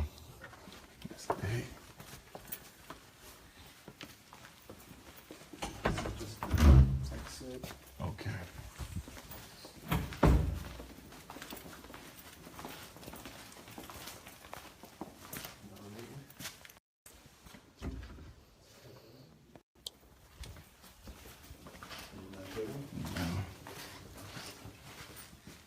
Oh, that's a class there in the corner? Yeah. It's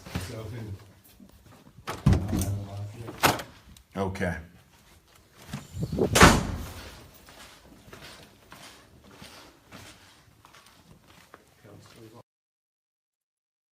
All right. I think it's going to come back. Okay. Yeah. Pretty big here.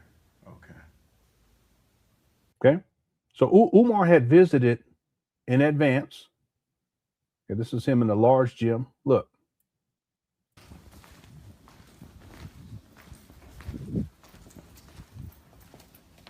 Yeah. All right, let me just skip through. All right. Now, again, Umar states that he needs to go to the electric company on Monday to get the power turned on, electricity turned on, as if it was that simple. But let's look at April 20th of 2019. Check this out.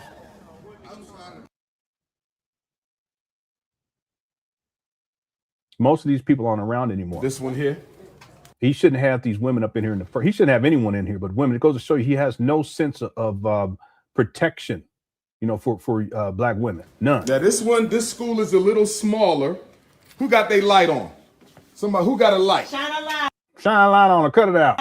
So who got a nice light? Shine a light on them. I ain't got no light. I don't think she supports Umar anymore either. I can't remember her name. She has a she's a doctor or something. I'm getting it. I don't like it. Who wanna Hanera, let me use your phone. You ain't got it on, right? Just the light? Just the light. Yeah, Hanera is deep into this scam too, by the way. I used to give her, you know, a little grace, but she's deep into the scam. Okay. There go Tip the Grill. So here y'all see, we start with a classroom right here. Let's see how I can do that. Got a classroom right here. A lot of the books are still here. You know what I mean?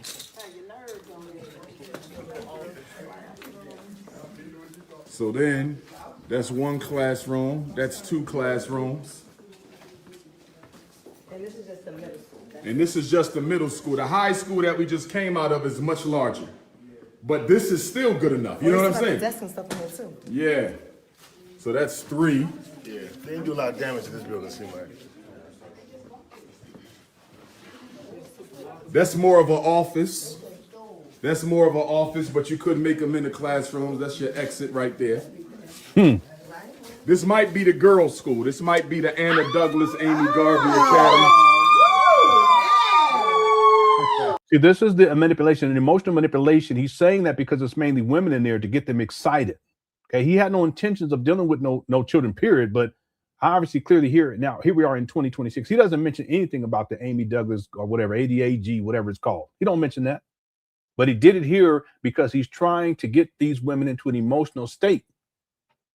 Okay, the emotionalism, and nothing wrong with being emotional. We're all emotional, but to get people hyper emotional, it compromises proper intellectual process. Oh, yes. Bathroom, we got to. You see what they did in the bathrooms? Black excellence. We got to restore the bathrooms.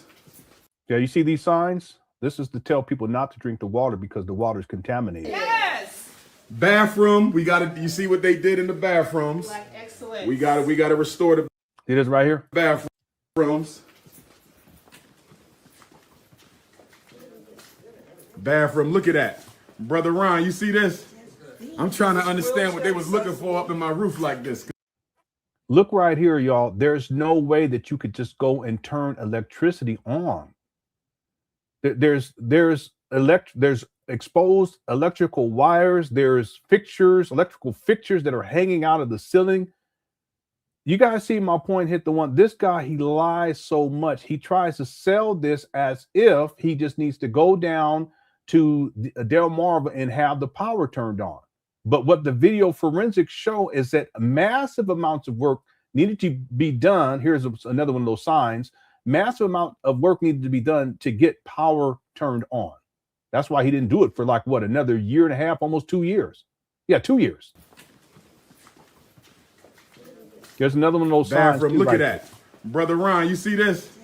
I'm trying to understand what they was looking for up in my roof like this, because I don't know what's up there that's so valuable that you got to tell, don't touch no wires.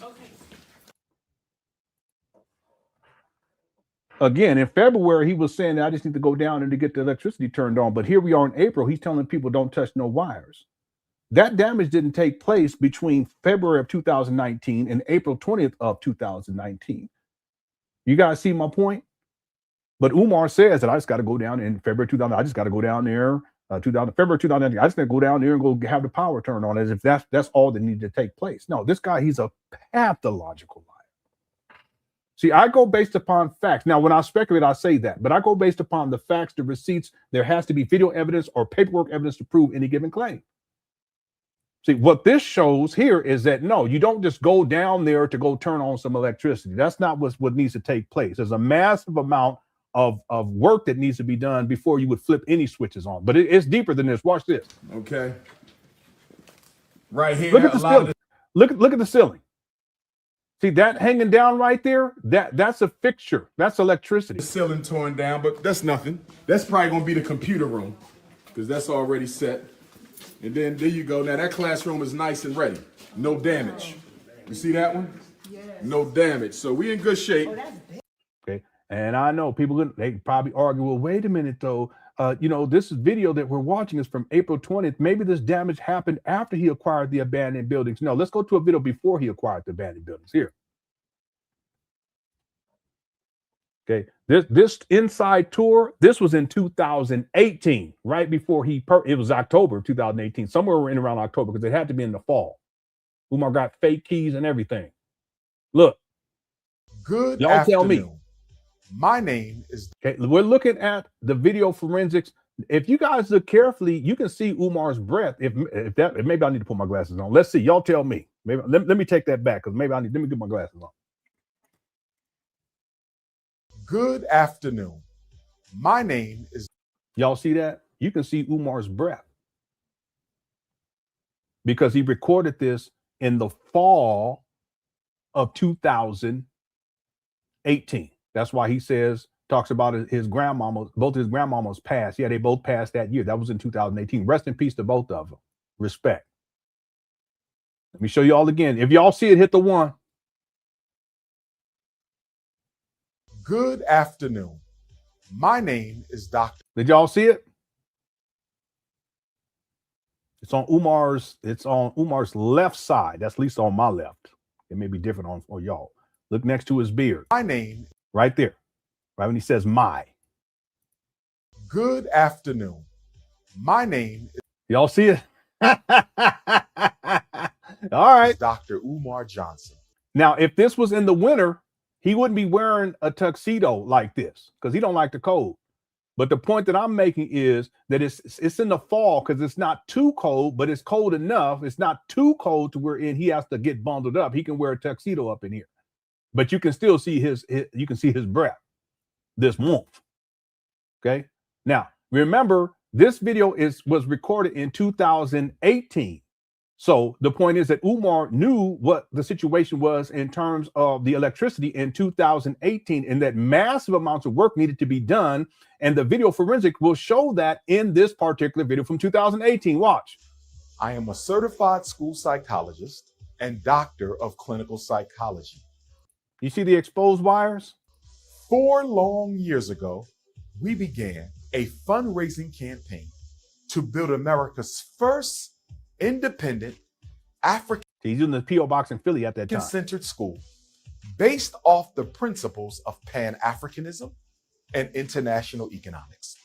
It has been 4 long years of fundraising. Look at the ceiling. 4 long years of searching all across this country, flying and driving from state to state, city to city, looking for the best place to begin the Frederick Douglass and Marcus Garvey RBG International Leadership Academy for Pan-African Excellence. I want to thank all of my loyal supporters and all of my donors who have stood by me through this tough and difficult time. And I am happy and elated to... Y'all look over Umar's shoulder. Y'all see that the exposed wire hanging down with the light fixture hanging down? You can't just go and turn on electricity, people. Cut it out. Y'all see this? Hit the one. This guy, he's such a lie. He's a pathological liar. Again, this video was recorded in the fall of 2018. In February, in the winter of 2019, Umar saying we just need to go down there on Monday to get the power turned on. No. Report to you today that we have found the location. You see that now right next to his head? That's another light fixture hanging down. For the very first FDMG Academy. Brothers and sisters. Look over there in the corner. You see exposed wires coming all down the side of the wall. That's why Umar was saying, don't touch no wires. Ladies and gentlemen. There's some more cables parents right there. In youth and elders. Youth. Our ancestors are happy today. They rejoice in heaven because we can now begin the process of psychological reconstruction, one African mind. Yeah, you right, Dominique Mina. The place was At the ransacked. Frederick Douglass and Marcus Garvey Academy, we're going to be teaching our young men along the lines of 6 key sciences. The first science will be economic and financial science. I'm sorry, I'll take we want our young men to understand. Let's skip through though. Let me see, because there may be more in here that we can gander, as what's her name say. See what else we can gander.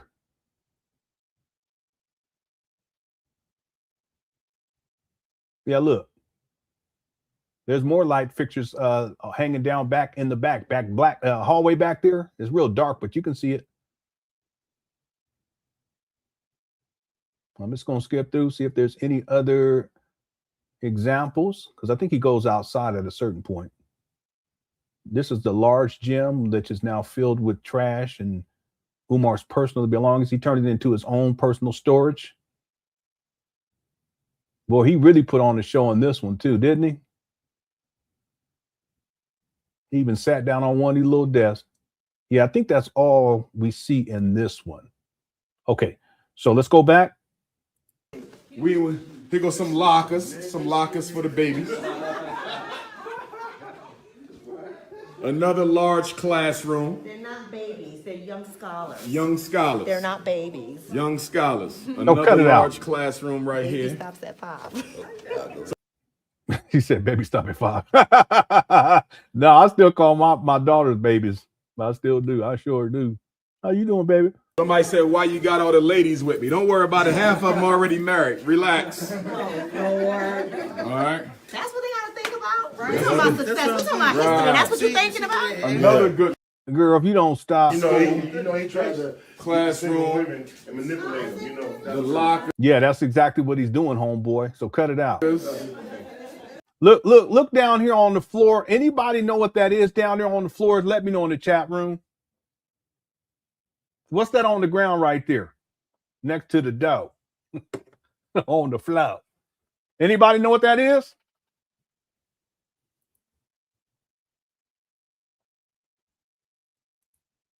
Yeah. Yeah, that's not a locker right there. Not down there on the ground right there. That's the electric panel to the fuse box. And there's a couple of fuse boxes. Watch this. Now watch this. It looks like that's a light fixture on the ground too, right there on the other side of the door. Okay, I could be wrong, but that's what it looks like. See this? There's that sign, not drinking water. Here go another good classroom, y'all.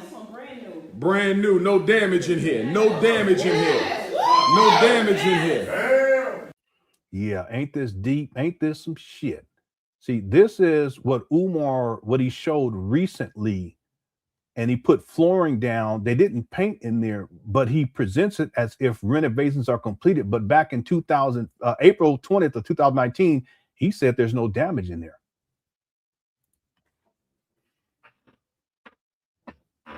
Got him. Y'all see what I'm talking about? Hit the one. He didn't even paint in there. He didn't do nothing in there. He just put some flooring down and took the chairs up out of there. But the other day when he does the video where he's acting as if renovations are complete again in 2026, even though he said they were complete in August 11th of 2023, when he does the video a couple of days ago, he shows this room and another room. But see, back in 2019, this room was already allegedly finished in essence. All Umar did was put some flooring down.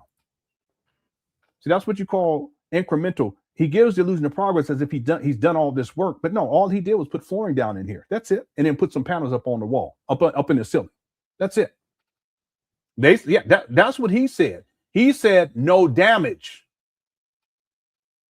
And then here we are, almost 7 years later, since he posted this particular video.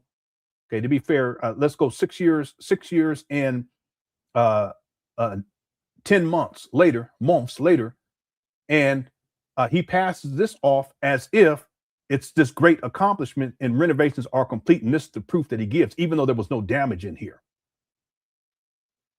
Okay, and some people, I think you're behind. Make sure y'all refresh. Everybody refresh your what you call it, because some people are y'all talking about the electric panel. Tomato, I was talking about that electric panel about a month ago. That if you're behind in this chat, make sure you hit that refresh button. That way you'll be up. Yeah, Mia, it's a death trap in here. Okay, literally and figuratively. Okay, all right, we're gonna change the game. FDMG all day. Man, Umar is diabolical. What was that video? When was that video from where he passes this off? I can't help myself. Hold on one second, y'all. When was that? Let me see here. I have to find this. Okay, it was 2026, right? Yeah, here it is right here. Okay, so this is from the 3rd, February 3rd, which is 6 days ago. Okay, watch this. Welcome to the principal's office. Okay, this is the principal's office. Welcome to the principal's office. Okay, what we need to look for is that donate. It's not blue. I don't know what this color is, but we're going to look for that color and then it'll have a dry erase board on there. I don't know if it's this room or the parent. I think it's the parents. What do you call it? The parents' lounge. Ladies, you must behave in this school, or you will be called to the principal's office, and you will be paddled. Okay, yeah, that's a different room. That's with the RBG office. Paddle. Welcome to the principal's conference room. Okay, here's the principal's conference room. Welcome to the principal's conference room. Welcome to the principal's conference room. This is where we have our strategy sessions to reconstruct the psyche of African children, brothers and sisters. Okay, wait a minute. So I stand corrected. There's 3 rooms that he shows. I thought he only showed 2. Yeah, so we're not playing. There's the principal's office, the principal's conference room, and then here's the teacher's lounge, or the parents' lounge. Playing with y'all. No more games. No more games. It's time to educate the babies. No more games. Hit your PayPal. So you need that money. PayPal.me/FDMG Academy. Hit your PayPal. Welcome to the Parent Center. Parent Center. This is the Parent Center. If you are the parent of an FDMG Pan Africanist, if you are the parent of an FDMG Pan Africanist, and you don't feel like going home to be bothered with your nagging husband or nagging wife, you can come hang out in the Parent Center. There's going to be a television. There's going to be books. There's going to be a couch. Yeah, I don't see that actual. So let me take that back. I mean, it could be that he because the dry erase. Yeah, but I want to give him the benefit of the doubt. So I'm going to retract what I said before, because the wall is not cash. It doesn't have this, and there's two dry erase boards next to each other. I didn't see that inside that video. So let me take that back, y'all. $$FDMG school. Tell them again, Queen. You can donate computers. Yeah. Furthermore, this particular room has, it looks like some sort of shelving back there. So I wanted to retract what I said before, because I always want to be fair. Okay, I stand corrected. I was incorrect. You can donate smart boards, pencils, paper. Donate your labor if you're a specialist. Here she goes. She got to get the attention. Donate your labor. Donate your time. Everything. You know, write up as a business expense. Come on, write up as a business expense. Right. Tell them, it ain't gonna hurt you. Come on, spend some time. This is what we're talking about. Black love, baby. Black love. Oh, cut it. That's right. That's right. Get a plaque in your name. That's right. We do it for ourselves. Yes. No doubt. No doubt. Okay, again, I want to issue a public retraction here and apologize because I'm looking at the video forensics. I thought that was the same room. It's not the same room. Okay, so and I want to be fair. Yeah. What you thinking, brother Ron? We good? Whoa! Watch your step. Watch your step. And here we have it. Anyone know what this is right here? Okay, and we're going to go for another 12 minutes here. And we'll be back tomorrow with part 2. Anyone know what this is? Okay, this is the circuit breakers. And the paneling is off, but it's all the circuit breakers have also been gutted. You guys see this? Yeah, these are the electric panels. Okay, these are circuit breakers. And shout out to Captain Edward. Hope you're doing all right, bro. Yeah. Yep. There you go. Now, based upon what we see here, does it look as if Umar can simply go down to the power company and have electricity turned on?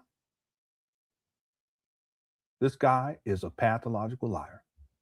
See, this is what the video evidence shows. And again, this video he recorded this video in April 20th of 2019, but Umar already knew in advance of him making the school announcement video that the electrical system was in really, really bad shape for both sides of the street, for that matter. So when he says we need to get the power turned on Monday, he said that in February of 2019, it's a blatant lie. Bigfoot Jones. Watch your step. Look at this, is crazy. That's the control. Look at that. Look at that. Any of y'all, if anyone's an electrician, y'all know this is crazy. Coming through tomorrow, he gonna handle that. He gonna come through tomorrow. Okay, again, this video got him April 20th of 2019. They're gonna come tomorrow, and it got to be tomorrow, right? It's always a couple of days ago. Tomorrow on Monday. Let's see, what day was it on April 20th? It was probably a Monday. Watch, 2019. April 20th of 2019 was on a Saturday.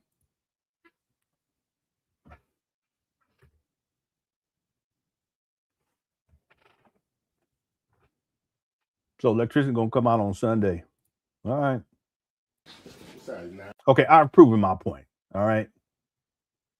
Okay, let's get in a little bit further into before I do this, before I forget. Let's do two things. I want to pull up an image real quick. We probably gonna go for another 20 minutes, y'all. I want to try to, because I know it's getting late on the East Coast. I always try to go based upon the East Coast, because most of the people who watch my videos on the East Coast. Shout out to the East Coast. If you look at the circle, the red circle, that is where these abandoned buildings are located. Okay, right next to it, there's a quarry lake right next to there. Right, and then you'll see it'll say 17th Street. I know it's small, but I had to do it. It's panned out because I want you guys I want to show you guys all the different schools that are close to this trap bando. Okay.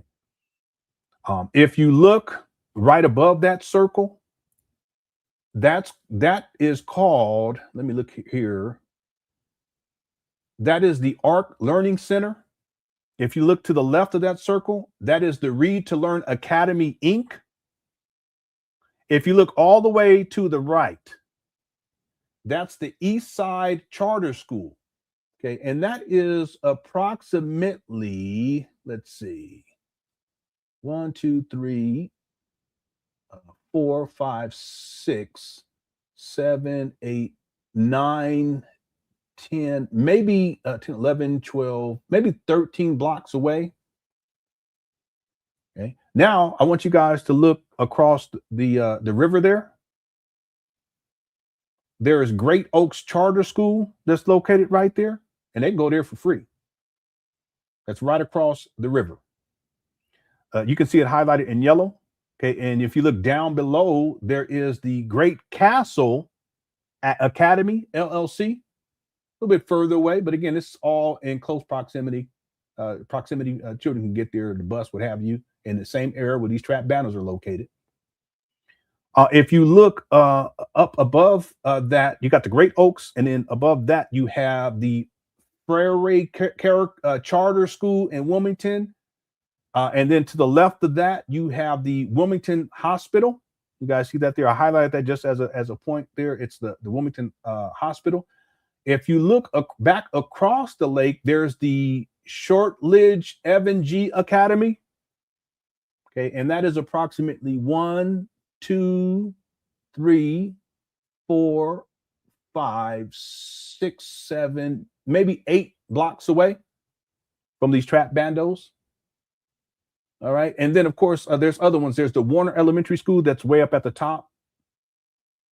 Okay. There's also the Ursuline Academy that's a way over to the left. There's the William Lewis Elementary School across the 95 freeway. And then way over there, you can see the St. Francis Hospital. Anyway, there's plenty of schools that the children can go to, and they can go to for free. Right. And then one of these schools is it's called let's see, it's in the East Side neighborhood. It's the Maurice Pritchett Senior Academy, and it's the first new Wilmington school in 50 years. An $84 million building was named after longtime educator Maurice Pritchett, a student at the Bancroft School in the city's East Side neighborhood, who served as, okay, I can skip over that. Let's see, Friday's ribbon cutting. So this actually opened in 2024, brand new, right? And children can go there too. So why would people pay $500 or $600 a month to go to a school that's unaccredited or non-accredited, and so that when they graduate, they would have to go and pursue their GED? It makes no sense whatsoever. By the way, the Maurice Pritchett Academy, I don't think I have it on here. No, I don't. I'm looking at the map right now. Let's see. It is 1, 2, 3, 4. Then you go across, let's say 5. You go across the river, 6, 7, 8, 9, 10 blocks away from these trap bandos in Wilmington, Delaware. 10 blocks. Okay, and it's if you guys look at the bottom where it shows the what is that? What is that? I can't see it. I think it says Greater Castle, something like that, Academy LLC. It's right below that. Right below that. Okay, and it's a brand new school. Okay, so I wanted to make that point. Yes, I think it's an important point. Why would you pay $600 a month and then send your child? They can go to these other schools for free. Okay, with our remaining time, let me go ahead and close out the poll, because we're actually getting close to winding this all down. We got 667 votes. Let's go for 700. Let's see if we can get to 700 before we get up out of here. If you haven't hit that like button, you're enjoying the show, hit that like button. Let me close out this poll. We got 1,558 votes. Did you think that Umar Johnson was going to open a school after he acquired the bandos in 2019? 17% said yes. 83% said no. Thanks to everyone who voted on the poll. I appreciate it. Okay, we're at 674 likes. Let's try to get to 700 before we get up out of here.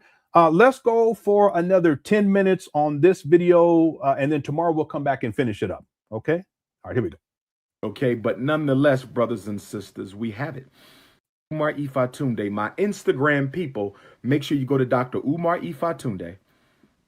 About 30 minutes once we're done here, and I'm not going to keep you much longer, so you can watch the 25-minute video. It is a tour of the inside of the school. You don't get to see as much of it as I would have liked you to, because the lighting is not on in the school. We have to get that turned on. I have to go to the electric and gas company on Monday.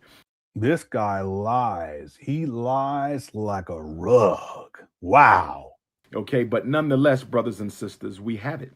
And we currently have a security system that's owned by the previous owner. We're going to be transferring that over, but that's another lie. Were gracious enough to allow me to continue to see this. See all look at the body language. This guy lies so much, it's incredible. Use their security system to protect the building until I smart Barbie, go and get you some sleep. I know it's getting late. Here we go. Transfer it over, which I must do in the next 30 days. So if you live in Delaware And thank you for tuning in. If you live in y'all Delaware, give me 10 more minutes.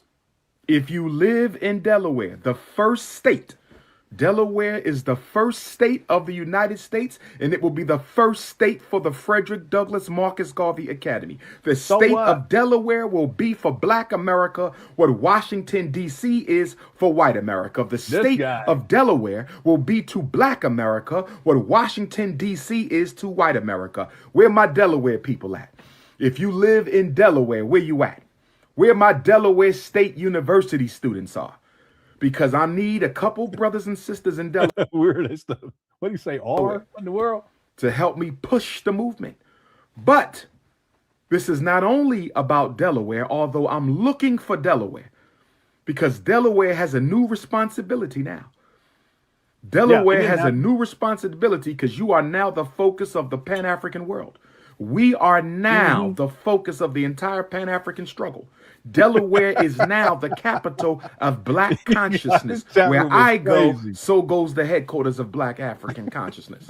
Where I go, so goes the headquarters of Black African consciousness. No, he ain't in the. So whether you live in Dover, Delaware, whether you live in the beaches of Delaware, okay, whatever county you are in, whether you're in Wilmington, wherever you are in Delaware, you need to hit me up. If you are in Delaware and you are serious about nation building, if you live in Delaware and you are serious about nation building, whether that is FDMG, whether that is Team Pan-African, whether that is NIBPA, whether that is the Unapologetically African Movement. None of that exists. I need you to text me 215-989-9858. Again, 215-989-9858. Again, 215-989-9858. If you are serious, sisters, this is not about no dating. This is not about no mating. He always has to bring sex into it every single time. Without, listen, you can expect it every single time. He was doing this back in 2011. I have the receipts. I will be dropping that in the next segment of the documentary. This guy always has to infuse sex. Ain't nobody thinking about none of that. It's just Umar. It's his fantasies. This is him getting into his fantasies. This is not about no relationship. If you're interested in Dr. Umar, don't text me. This is not about that. This is about building a... No, he wants y'all to text him. That's what it is. That's why sometimes he say, y'all stop sending me booty pics and all this. The nude picture, that's because he wants y'all to send it to him. Okay? Probably some of you men's too with the room 130, but we ain't going to get into that right now. Future for our people. The Frederick Douglass and Marcus Garvey Academy of Delaware will also be the international headquarters for Team Pan-African. It will be the international headquarters. There is no Team Pan-African. For the international movement for the independence and protection of African people. But we're not stopping there. So Delaware, let me put it out right now. I will be holding a private Black Delaware family meeting. I will be holding a private Black Delaware family meeting. I will be holding a private Black Delaware family meeting on Thursday, February the 28th. And he did hold a meeting. This is one of the few things that he says that he was going to do inside of this particular video that he actually did. I don't know if it was that date. I think it was after that date that he said, but he did. And there was someone who went there and said that they knew that he was on some BS, because when they asked him if he had a board of directors, he says, we're going to have a council of elders. At 7 p.m. Thursday, February the 28th at 7 p.m. If you live in Delaware and you want to come to that meeting, please text me and I will text you the information. This is only for Delaware. This is only for Delaware. You must be an African who resides within the state of Delaware. It doesn't matter where you live in Delaware. It doesn't matter where you live in Delaware, because this is hashtag BDM Black Delaware Movement. This is hashtag BDM the Black Delaware Movement. There will be a meeting from 7 to 9, the last day of Black History Month in Delaware. There will be a meeting from 7 to 9, a confidential meeting. It is not a lecture. It is an opportunity for me to introduce myself to my new Delaware family, because I will be moving there. I will be relocating to Delaware. And for he never moved. Still hasn't. 7 years later. Those of you who live in Delaware, if you know of some places I might want to consider moving to, home, or apartment, please text me that information. Help your brother out. Help me get acclimated to Delaware. I don't want no coons. I don't want no haters, and I don't want no opportunists. Let me say it again. I don't want no coons. I don't want no haters, and I don't want no opportunists. I don't want no coons. I don't want no haters. I don't want no opportunists. I am looking to build a strong, close-knit group of revolutionary Pan-African nationalists in the state of Delaware. If you are one of them, then you need to be at the meeting that's going to take place on Thursday, February the 28th at 7 p.m. If you need that information, 215-989-9858. I will not be calling you. You will contact me. 215-989-9858. Now, in addition to the hashtag BDM Black Delaware movement, in addition to the hashtag BDM Black Delaware movement, under Team Pan African, there will be a special initiative. Under Team Pan African, there will be a special initiative.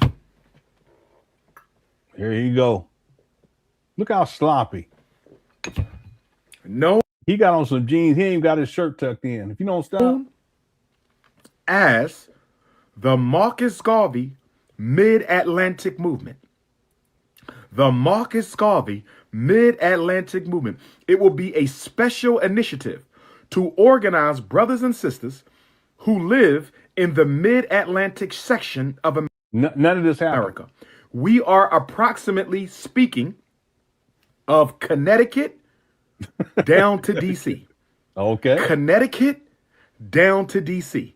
If you live in New York, if you live in New Jersey, if you live in Connecticut, if you live in Pennsylvania, if you live in Delaware, if you live in Maryland, let me say it again. If you live in the state of New York, if you live in the state of Connecticut, if you live in the state of New Jersey, if you live in the state of Pennsylvania, if you live in the state of Delaware, and if you live in the state of Maryland, those 6 states will make up the Marcus Garvey. Kadar crazy. Kadar said Umar got on some iron-on patches. The Mid-Atlantic movement of Team Pan African. And if you live in one of those 6 states, you guys, come on, don't do that. Yeah, Umar said a home or apartment. He said a home or apartment.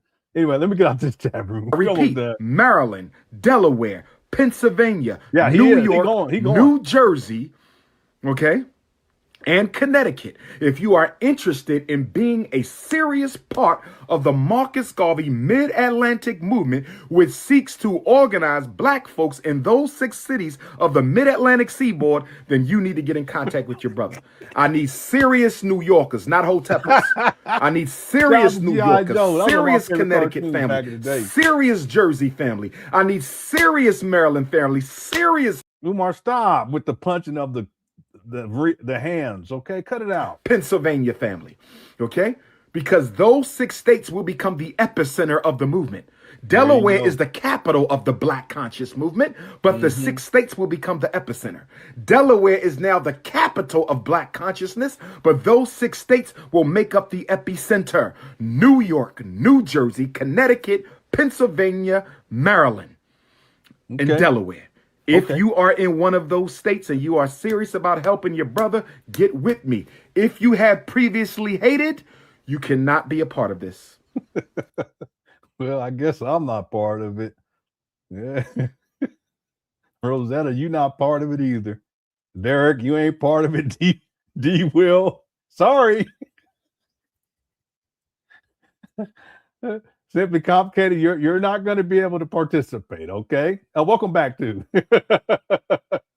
your mama like to chatting it up with you when she knows you. Well, tell her to watch. She's welcome. She's welcome to watch too. Okay. Yes, ma'am. If you want to watch it with your daughter, you're welcome to do so. Okay. All right. Yeah, a lot of y'all ain't. Sweet D, you definitely not going. God, let's go. Anyone who has spoken against the school, Anyone who has ever spoken against me, anyone who has ever liked a comment against me, liked a comment against the school, you are not allowed anywhere near the school. And I say that respectfully. I forgive you. I don't hold grudges. I love all my people. But anyone who has hated on me or this, he's so petty. You are not allowed in my school for the rest of your life. You can't come to an event. You can't come to the Pan African Youth Conference. You can't come to the Black Women's Fashion Show, the Black None of this happened. Women's Conference. You can't come to the study groups. You can't come to the think tanks. You can't come to none of the formals, none of the parties. You can't. He's so juvenile. Nah. You can't come to my clubhouse. Come to the yoga class. You can't come to the fitness center. You can't visit the Pan African Fitness Center. What in the library? world? If you have ever hated on me or my school, your ass is not allowed. And if I catch you loitering around my campus. Yeah, it's a scampus. Campus. No, it's a scampus. We have 4 buildings, brothers and sisters. It is a campus. No, it's 2 buildings. And you need to wash your fingernails with all that hair dye on it, you big goofy. We have 4 buildings, brothers and sisters. It is a campus, and I'm going to upload the pictures right after this live feed. Now, New York, Connecticut, New Jersey. I'm talking to New York, Connecticut, New Jersey, Delaware, Maryland, and Pennsylvania. If you are serious about being part of the Marcus Garvey Mid-Atlantic movement, you need to bring me a resume to the Bronx. See, everything is in order. Next Sunday, or you need to bring me a resume to Hamden, Connecticut the following Saturday. The Prince of Pan Africanism will be speaking in the Bronx. I will be speaking in the Bronx for the first time, Boogie Down Bronx in New York, Sunday, 1 week from tomorrow, Sunday, February the 17th. If you are interested in being part of the Mid-Atlantic Marcus Garvey movement of Team Pan-African, if you want to be a part of NIBPA, whatever it is you want to be a part of, then you must. He's like a little child throwing a tantrum because he got these traps, so he wants to rub it in. Come on, Umar. Hold on, brothers and sisters.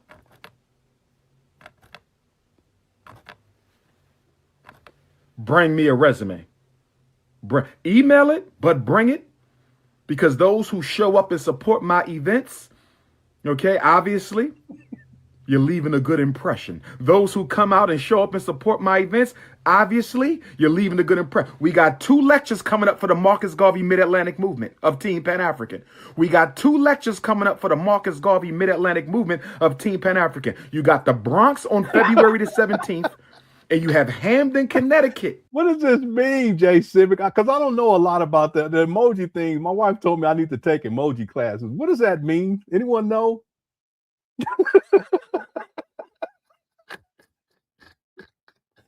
I don't know what that says.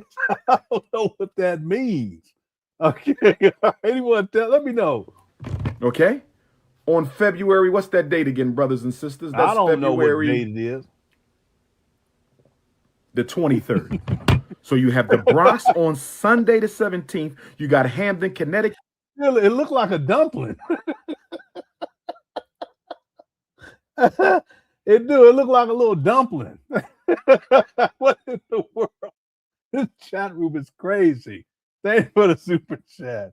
Okay. Here we go. On Saturday the 23rd. You got Bronx on Sunday, February 17th, and you got Hamden, Connecticut on Saturday, February the 23rd. If you are serious about being an integral part of the Marcus Garvey Mid-Atlantic movement, and you live in Delaware, Maryland, Pennsylvania, New York, New Jersey, and Connecticut, you have the opportunity look like a taco.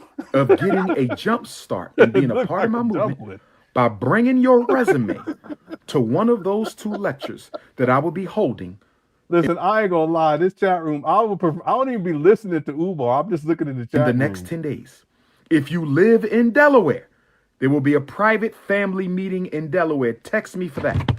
Now, for those of you who want to know about the Bronx lecture will be at St. Helena's Church. Okay, we're going to go for 4 more minutes on this video because that gets to the 50-minute mark.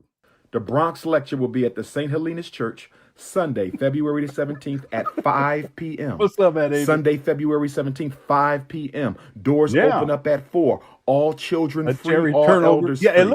College students, $10 with ID. All children free, 17 and under, all elders free, 65 and older. College ID, full-time college students, $10 with ID. Same thing in Hamden, Connecticut. Listen, nobody knows what it is.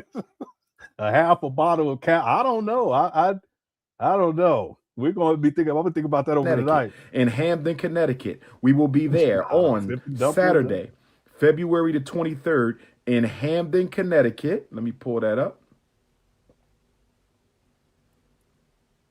Saturday, February the 23rd, 4 p.m. Doors open at 10. 4 p.m. Doors open at 2. 4 p.m. Doors open up at 2 p.m. And that will be held at the Whitneyville Cultural Commons Sanctuary. Hamden, Connecticut, Saturday, February the 23rd, the Whitneyville Cultural Commons Sanctuary, 1247. Jackson, Slipping Coke allegedly.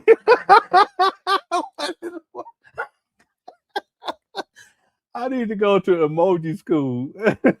Let me go back. Let me go back and put this up one more time.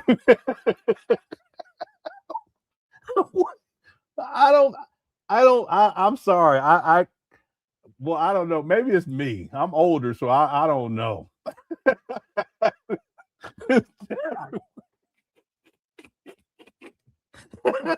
That's what I'm saying. The Cookie Crush chat is undefeated. What's up, Bridget? I hope you do all right. Okay, let's keep going. We're almost done, y'all. Whitney Avenue.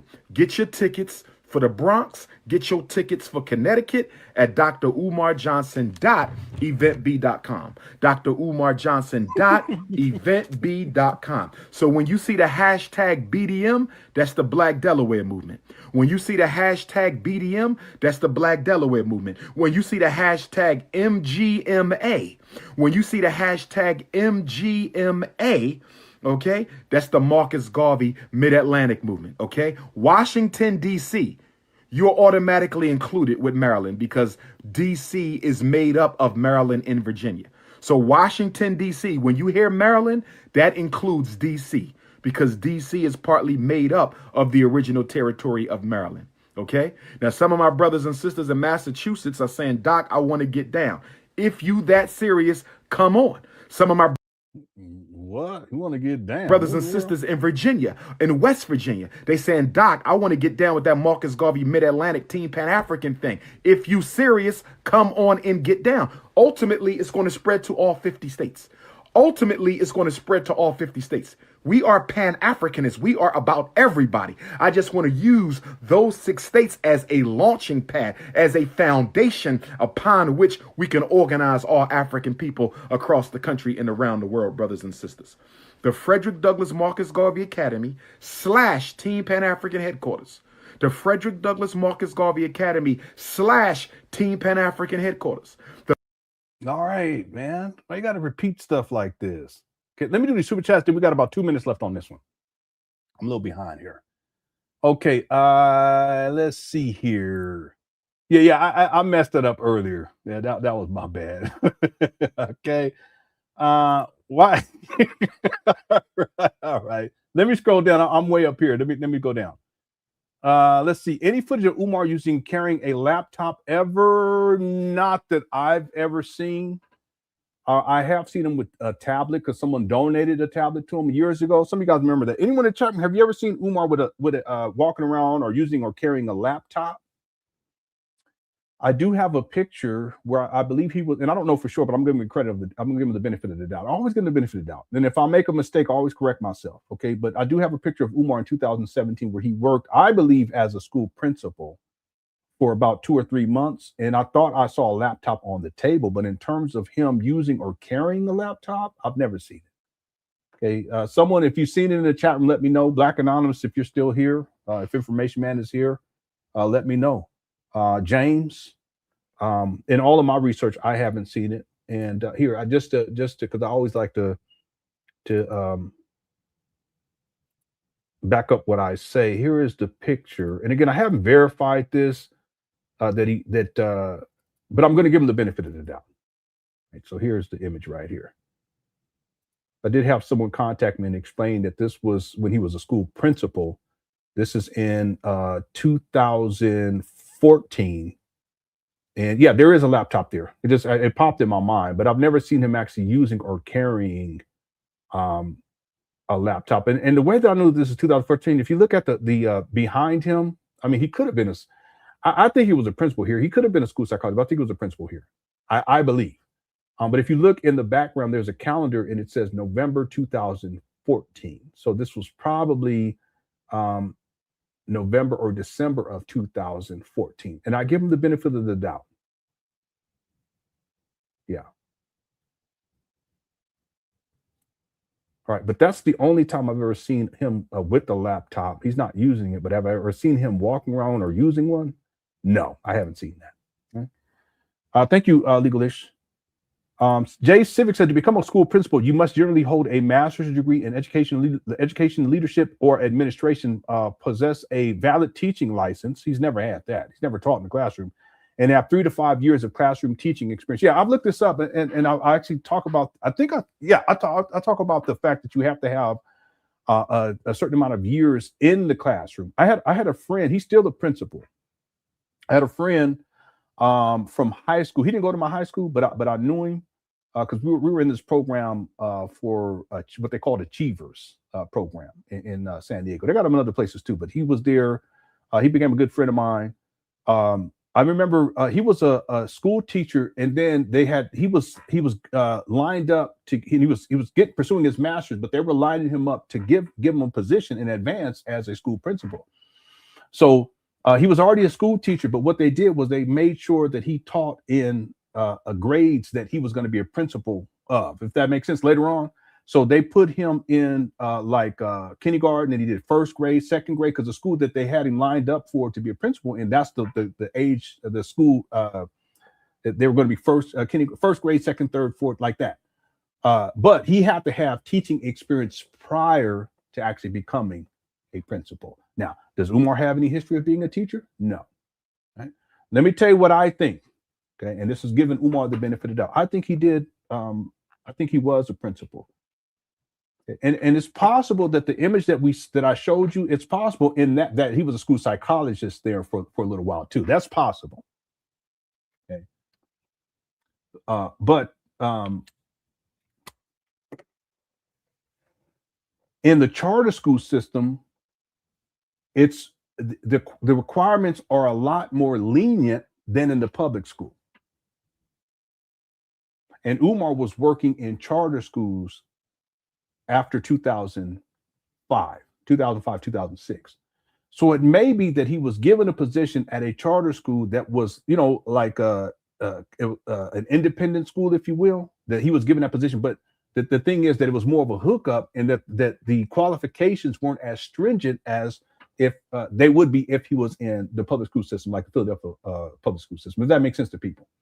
That's what I think happened with this, that he didn't have any experience in the classroom teaching, but they gave him the job anyway.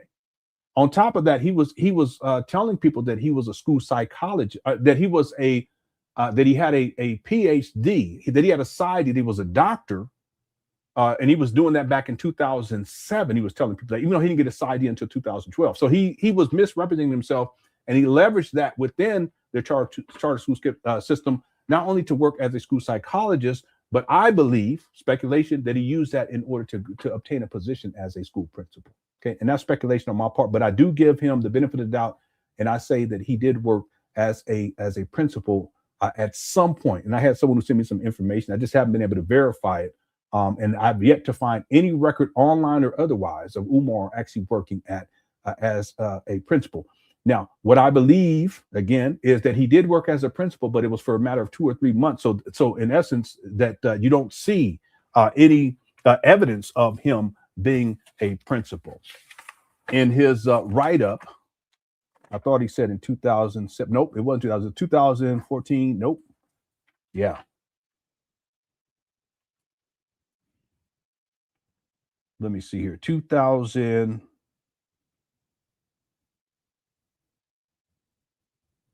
He said he became a vice principal at a local charter school, but resigns due to a lack of discretionary control back in 2006. Yeah. But he had no experience as a school teacher. But he did have a certification, a principal certificate, if you will. Yeah. Isn't that right? Certified. Yeah. Yeah, he did. I believe. Okay. I would have to go back and check. I think he had it by that time. It's in the timeline. Anyway, let's finish this up. Thanks, Jay Civic. But again, in a charter school system, it's different. And then he was on contracts, contract basis. So he may have been able to get, get a job as a school psychologist, because by that time by 2007 he was misrepresenting himself. Yeah, as a school, as if he had a doctorate. Yeah, real quick. I know we're supposed to be done here. Let me just look on my timeline because I just in my own mind. Okay, he stopped working in the Philadelphia School District in 2006. Okay, he claims to begin just work as a principal in 2006. There's no evidence of that. He graduates with his master's in 2008. He also graduates a master's of science. He also graduates with a master's of education in 2008. He says that he was a principal somewhere in around 2014 as well. And the picture that I showed was at 2014, right? Or 2017. Let's see. That was 2014. Okay, yeah, that lines up right there.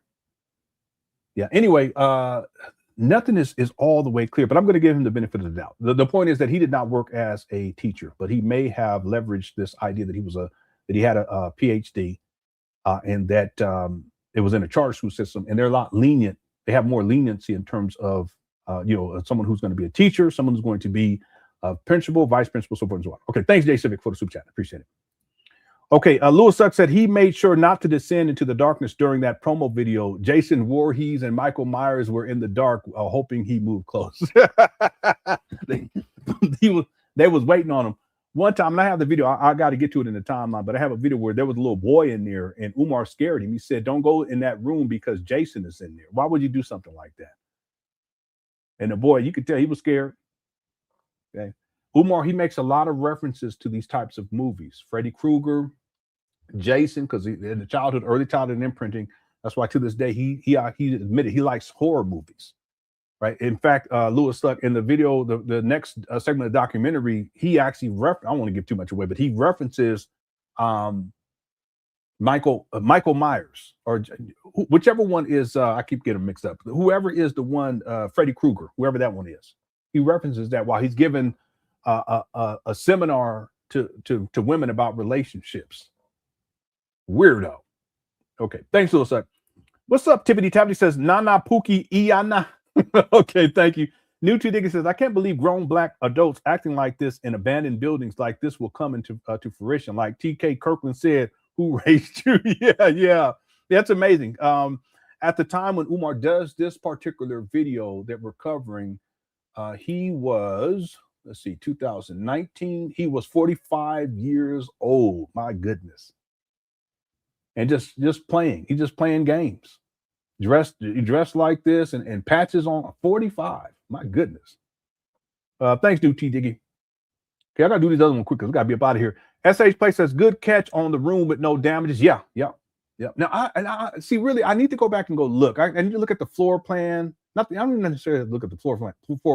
What I need to look at is when they enter, and then how many rooms they go past before they get into that room, and then cross-reference that with the other video. But I'm going to give Umar the benefit of the doubt, and I'm going to issue that retraction. Okay. I know I'm behind in this chat in for the super chats. Thank you, SH Play. YouTube Define says, can you play the funniest Umar Johnson clip on your hard drive? I don't even know what that would be. The funniest one. I would have to think about that because he's done a lot of hilarious things. He's very entertaining. What would be the funniest? I don't know. We would have to do a poll on that. Anyone have any suggestions? Go ahead and post it in the chat room. And I'll have to think about that because I don't know. The funniest Umar Johnson video. For me, I think it's probably when Umar, when he called out Uncle Nancy and he was going 1, 2, 3. That's probably the funniest one to me. But we ain't got time to get it down right now. If you remind me tomorrow, I'll pull it up. Thanks, you. Thank you, YouTube. Let's see. Ike said if he used to be a cheerleader in high school for a battalion 130. Yeah, I know it's you, Ike. Shout out to Ike. Yeah, battalion 130. All right. Okay. Thank you. U25 said U25 not allowed in FDMG, but he can enter. And here we go right here. Boy, this got us blooped off right here, big time. That was a good one. Thanks, Jay Civic. Snippet Coke allegedly was the meeting. Okay, all right. I need to take some emoji classes. My wife told me that years ago. It's true. It's true. Okay. Wow, we still got 1,200 people in the building. Okay. All right. So let me see where we at on this video. Okay, we're 48 minutes in. Okay.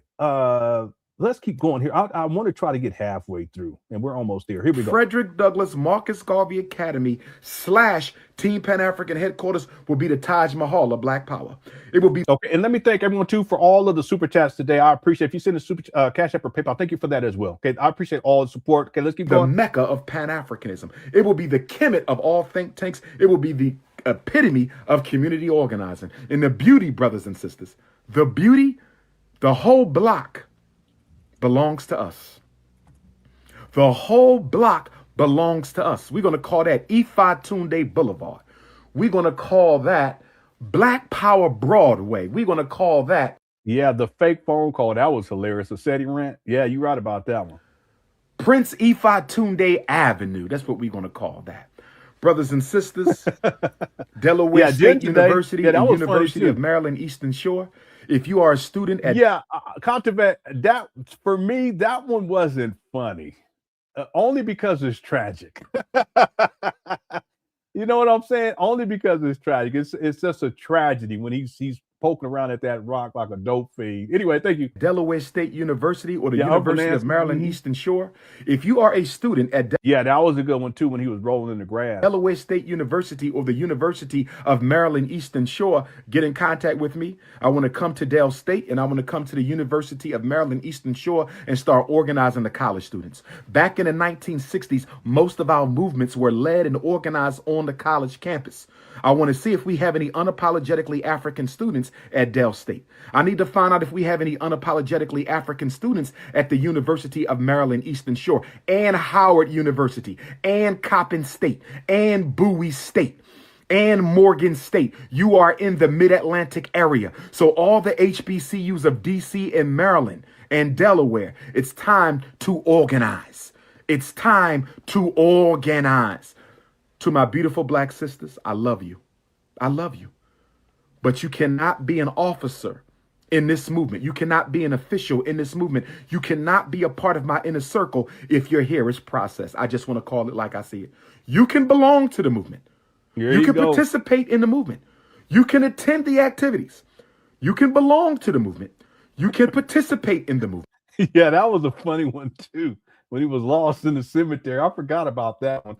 I put a poll up. Go on and get it in before we get up out of here. Which video was the funniest? The fake phone call, rolling around in the grass high, Uncle Nancy 123, and California Love. Okay, go on and get your vote in. We almost done. Here we go. You can attend the events, but you cannot be an officer. You cannot have an official capacity if you're not happy to be nappy.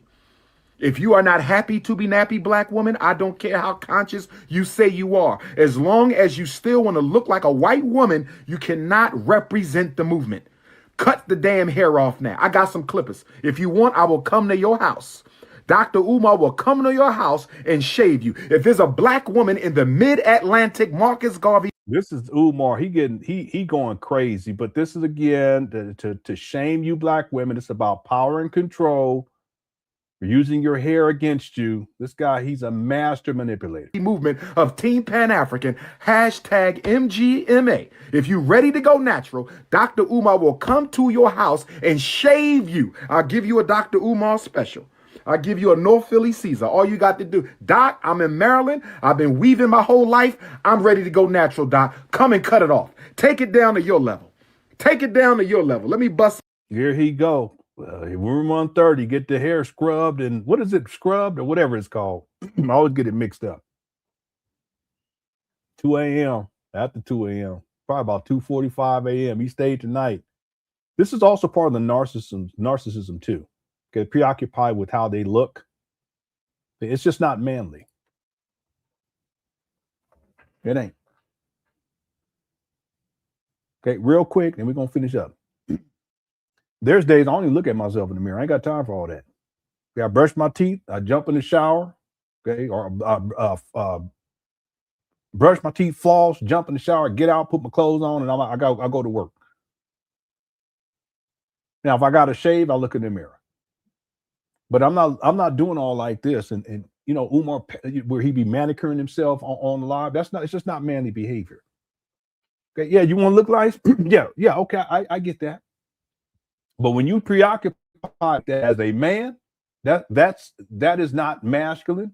Okay, not to be like that, but that's not how it's done.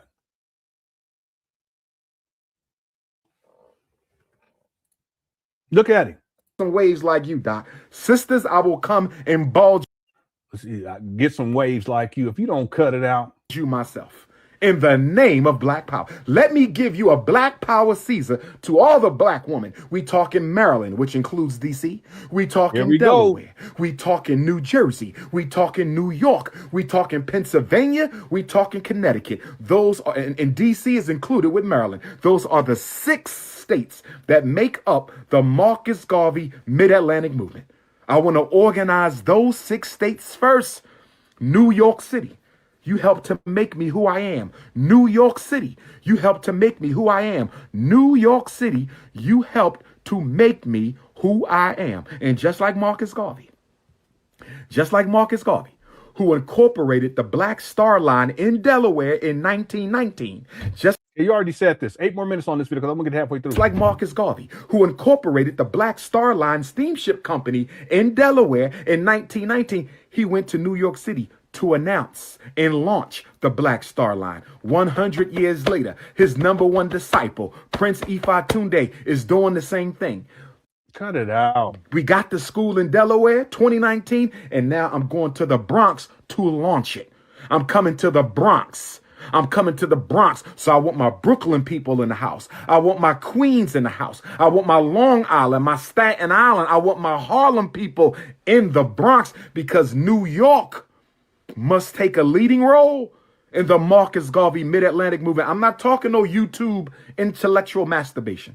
If you are a YouTube addict, you are no good to me, because you don't want to do no work. You just want to sit on YouTube. Them Negroes ain't working. They not building nothing. They a bunch of frauds. They never was serious. This is the... Okay, that's Umar projecting. He stay on social media. He be posting on his Instagram all the time. The movement. This is it. If you want to do something for black folks and you serious, come to Team Pan African. Come to Team Pan African. It's time to get started. If you want to work at the school, get them resumes in. You want to work at the school, get those resumes in. Now, let me clarify something, brothers and sisters. I need to say something that's very important now. What, Umar? I need to say something that is very important now. Well, first of all, don't go packing up, moving to Delaware, expecting a job because you ain't got one yet. I want to be clear. I don't want you moving to Delaware because you say, well, you know what, I'm going to work at the school. You don't choose me, I choose you. You don't choose me, I choose you. Don't do that. Now, if you move into Delaware because you want to be a part of the movement, move to Delaware. But if you move into Delaware because you're expecting a particular official capacity within this movement, don't do that. Because I don't want you to become a hater if you don't get what you want. If you're looking for official capacity, wait until you get it, if you get it. But if you just want to be part of the movement, then come on down. Because it's about to go down. It's about to go down, brothers and sisters. Come on down. 1619, 2019, we owe it to our ancestors. We owe it to our people. We owe it to Trayvon Martin. We owe it to Sandra Bland. We owe it to Tamir Rice. We owe it to Walter Scott, Freddie Gray. We owe it to our ancestors 400 years. And it's time to take the psychological shackles off. And we're going to do that, brothers and sisters. And let me say, once we repair this building and restore this building, it's brand new on the inside. We got to restore it because it was damaged. But brothers and sisters, modern. We don't have to worry about asbestos. We don't have. Okay, that's such a lie. He's such a liar. I showed you the video evidence already. It's modern. Cut it out. To worry about lead paint. We don't have to worry about asbestos. We don't have to worry about lead paint. Brothers and sisters, the movement is going down now. I can't. EPA said that there was no that those buildings had not been, well, I can't remember the proper word, but they hadn't done an investigation. There's been no records on file of what the condition of those buildings were. So there could be asbestos, there could be lead paint, there could be all kinds. We know that there's black mold. Say everything on this internet. That's why you need to come to the Bronx. I will have a question and answer session at the Bronx lecture. I will have a question and answer session at the Connecticut at the Connecticut lecture. If you have direct questions, they will not be answered by text. They will not be answered by email. Direct questions will be answered face to face, Bronx and Connecticut. I will not answer them on the street. Please don't think you're going to roll up to Dr. Umar on the street, okay, and start asking me questions. Excuse me, family. I don't answer questions on the street. I have events and you can ask questions that way. If you care that much, bring your ass out. If you care that much, come on out and get your answers, but you won't get them this way. I want to be clear right now because I don't want you to get upset with me. Okay, when you catch me in Harlem walking around before the lecture Sunday, when you catch me in Queens walking around before the lecture Sunday, when you catch me in the Bronx walking around the lecture Sunday, when you catch me in Brooklyn walking around before the lecture Sunday. He really think he's so important. And I don't answer your questions. Don't get upset because we're about to get real serious now. Because a lot of you Negroes are coons. I sat back for 4 years and watched y'all drag my name through the dirt. I sat back for... And here we are 7 years later and not one black child been educated. Okay, 3 minutes, 30 seconds left. 4 years and watch y'all talk about how I ain't got no degrees. Really? Really? I sat back for 4 years and watched how y'all said I was stealing that money. Really? Okay, I saw you, so I know how really petty we can be, brothers and sisters. If you have a question, you can ask it on Sunday, February the 17th at the Bronx lecture, or you can answer it on Saturday, February the 23rd at the Connecticut lecture. Please bring your resumes if you're serious about being a major part. I need people I can trust. I need secretaries. I need publicists. I need web designers. I need flyer designers. I need brothers and sisters who know how to do apparel. Okay? One thing I'm looking for right now, brothers and sisters.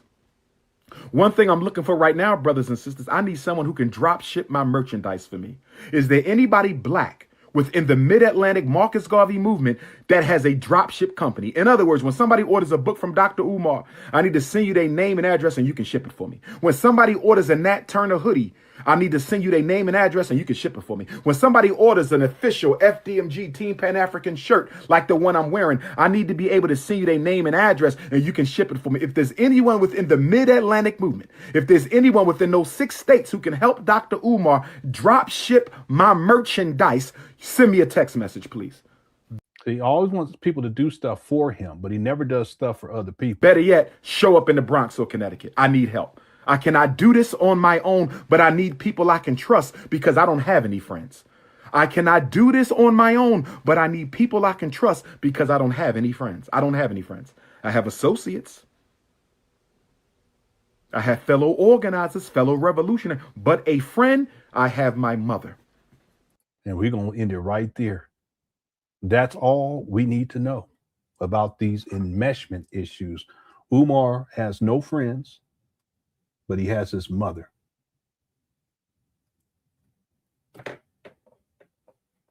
Okay, again, when he does this video, this guy is 45 years old with at least three baby mamas. And that's just in Philadelphia alone. He don't take care of none of his kids. By this time he had abandoned both of his daughters. And yet his only friend is his mama. All right. Okay. The poll question was, which video was the funniest? We had 178 votes. 62% said the fake phone call. That's the set he ran. 7% said rolling around in the grass when he was high. He was down south somewhere. I think it was I can't remember where. 18% the Uncle Nancy 1, 2, 3 video. That was the funniest one for me. 13% said California love. All right. Well, I have it queued up because we got 62%. So let's play that right quick, and then we're gonna be out here. Quick red chats undefeated. Here we go. Old ass information, like Papa Smurf. That Papa Smurf shit ain't gonna get us nowhere. That Papa Smurf shit ain't gonna get us nowhere. You feel me? Hold on. Yeah. Nah, I got this. I got this.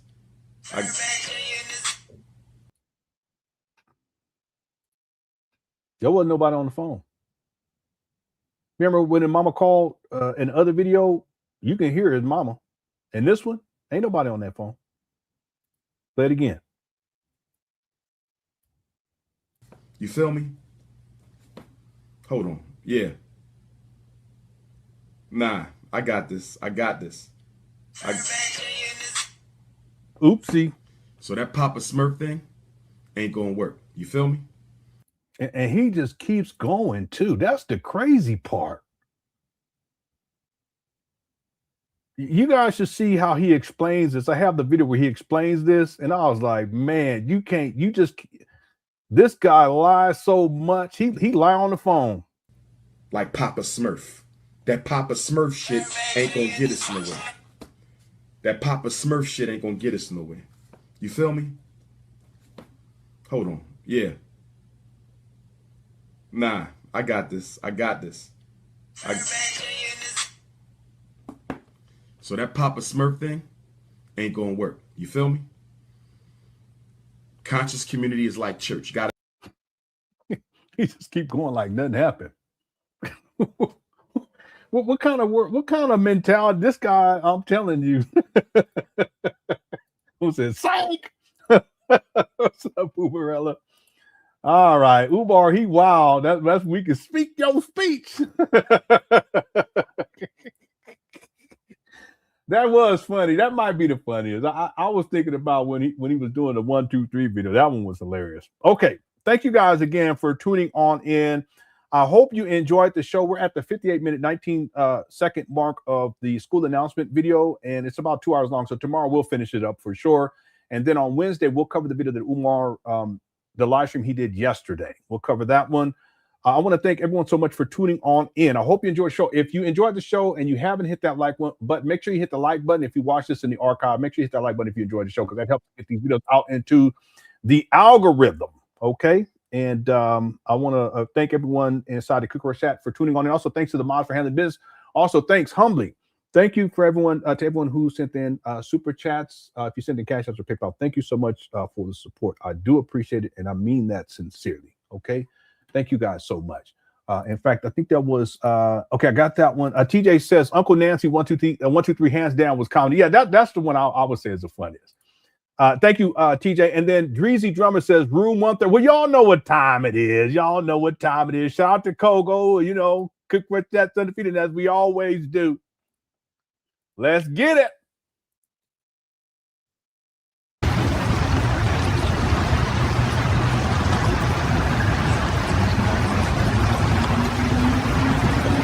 Rap people, great work today.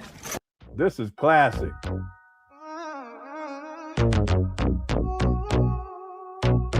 Oh yeah. Let's go.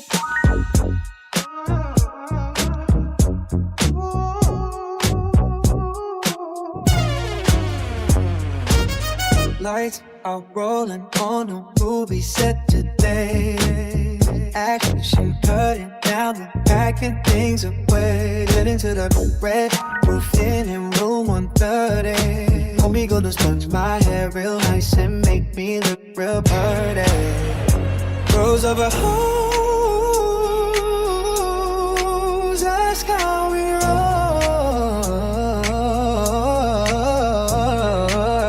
Turning down the heat, you know where we meet. At the red roof in room 130. My guy gonna do my hair and make me look real pretty. Ain't no couch where he can sleep, but the bed real sturdy. So come and stay the night in room 130. Drink so big they barely fit the silver screen. Director yells, heard as we end another scene. Red roof nights, with me and the homie B. Sponge my hair all night, probably won't get no sleep. Rose over hoes, that's how we roll. turning down the heat. You know where we meet. At the Red Roof Inn in Watergate. My guy gonna do my hair and make me look real pretty.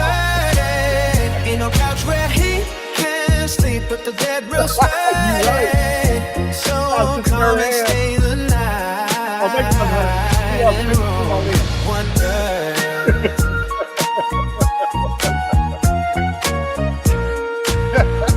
Good night, Southern Nat. At the Red Roof Inn in room 130. My guy gonna do my hair and make me look real pretty. Ain't no couch where he can sleep, but the bed real steady. So come and stay the night in room 130. Yep. On the Coco. Yeah, me too. Yeah. That's the jam.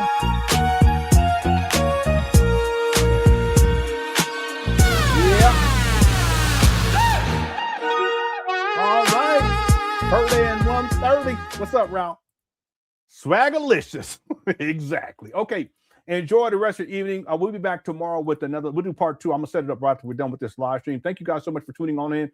Everyone inside the Cook Rest chat. Look, have a wonderful evening. Thanks. Shout out to the Miles too. Again, thank you all for all the support. I really do appreciate it, and I love y'all sincerely.